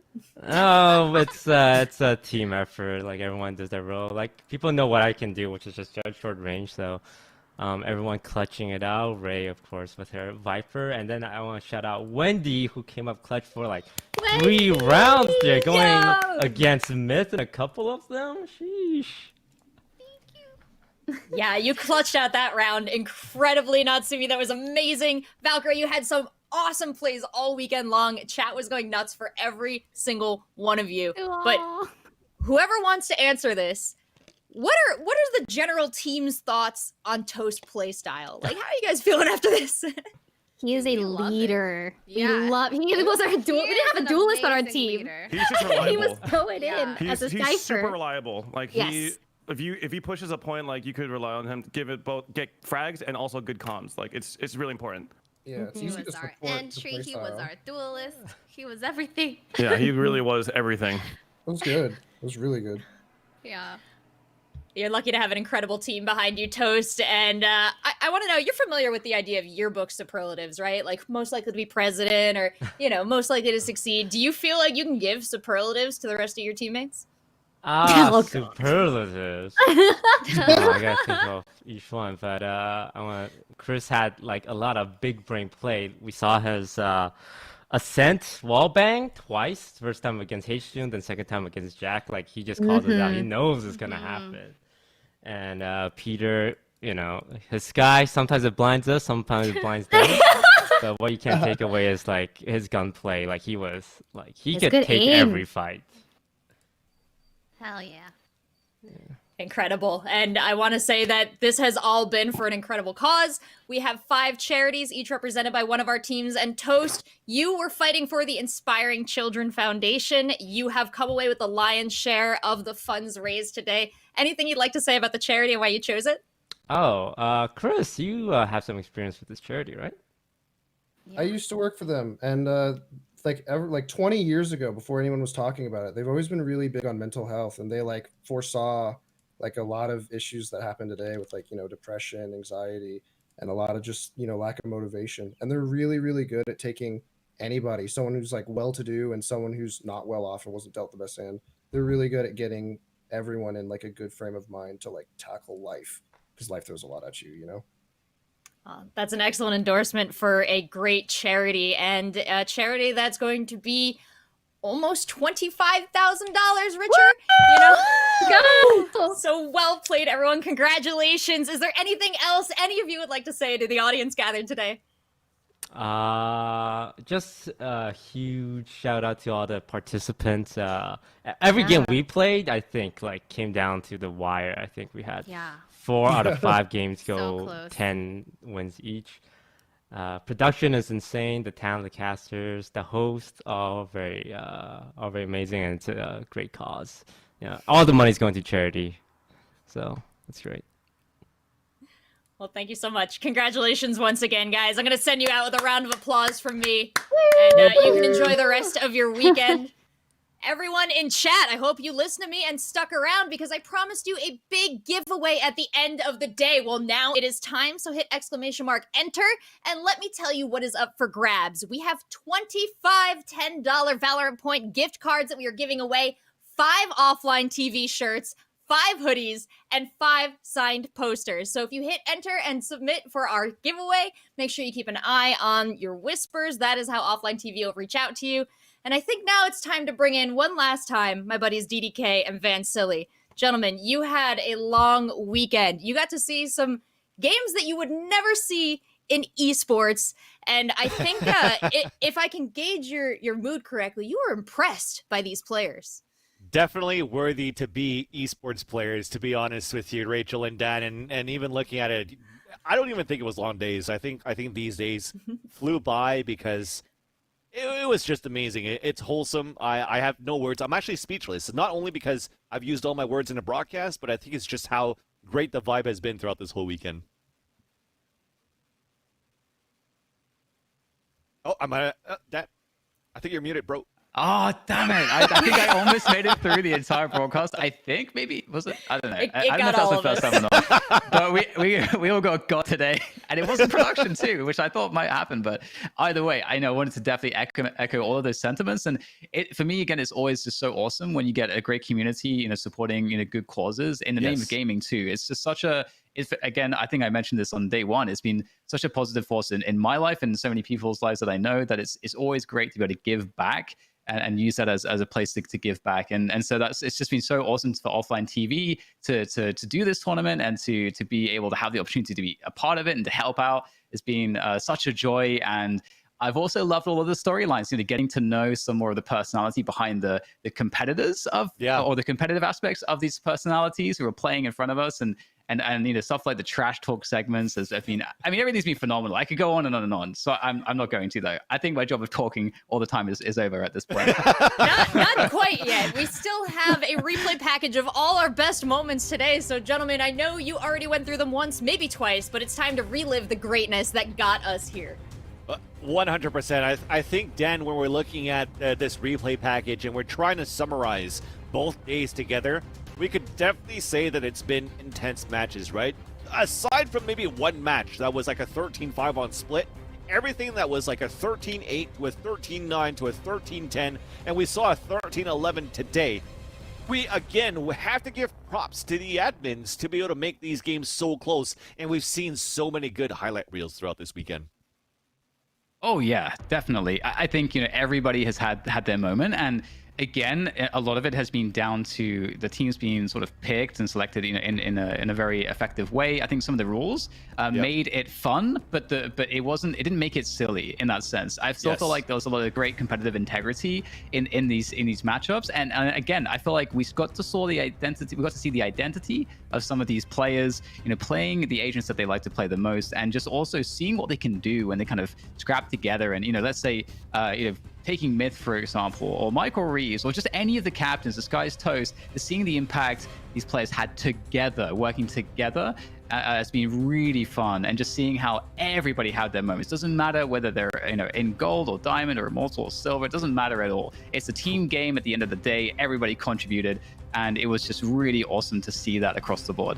That was definitely the most important thing. I think seeing how they were having fun. There was some teamwork going on at the same time. I was expecting going into this one here, Dan, that it was just going to be body swings left and right, but there was definitely like some abilities, some clutch plays, some smart plays, dancing around abilities as well. It was just really a beautiful display of Valorant, actually, for all of these personalities. And at the same time, I do have to echo this sentiment with you, Dan, because I'm looking at the personalities. It's like, man, we actually have a lot of great personalities from the OfflineTV and friends with, a high number of followers, great impact in their communities. And for me, I'm always like into the corner in the rough and looking at the esports portion of it. It's like, okay, always watching VODs, but they've definitely made a fan out of me, and I'm a fan of their community as well. Like every single one of you in chat right now, it's been wholesome throughout the whole weekend. Thanks to you all inside the chat too. We were able to reach our donation goal and even surpass it. The last time I saw it, I think it was like at 117%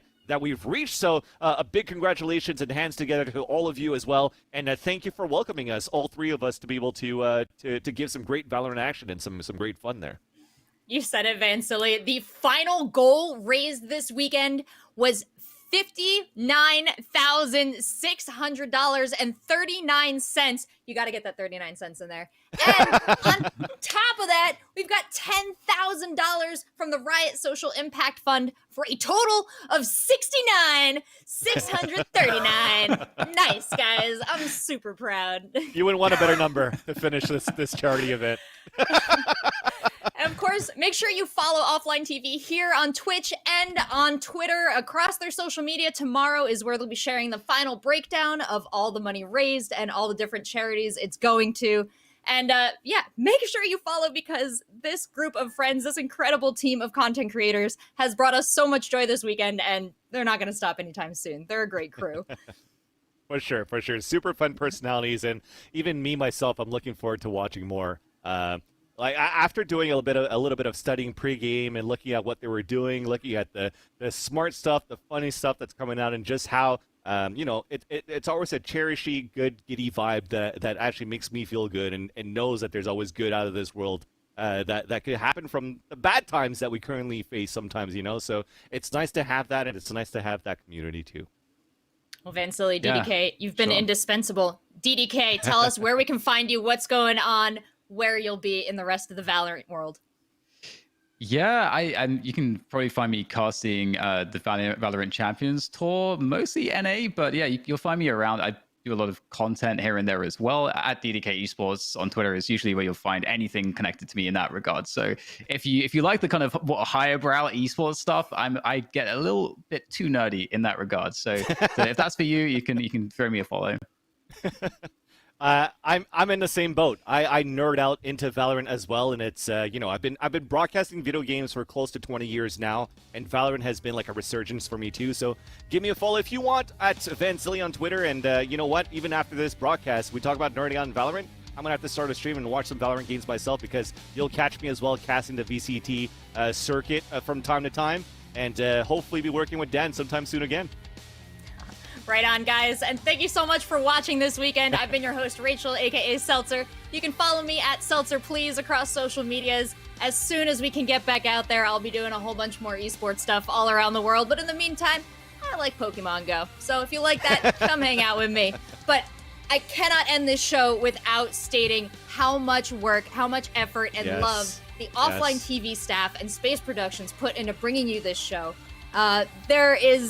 There's so many moving parts behind the scene here. So if you love what you saw here today, make sure you support the Offline TV social channels. Send them your love. And thank you so much for watching and for all you've raised for charity. Have an excellent weekend.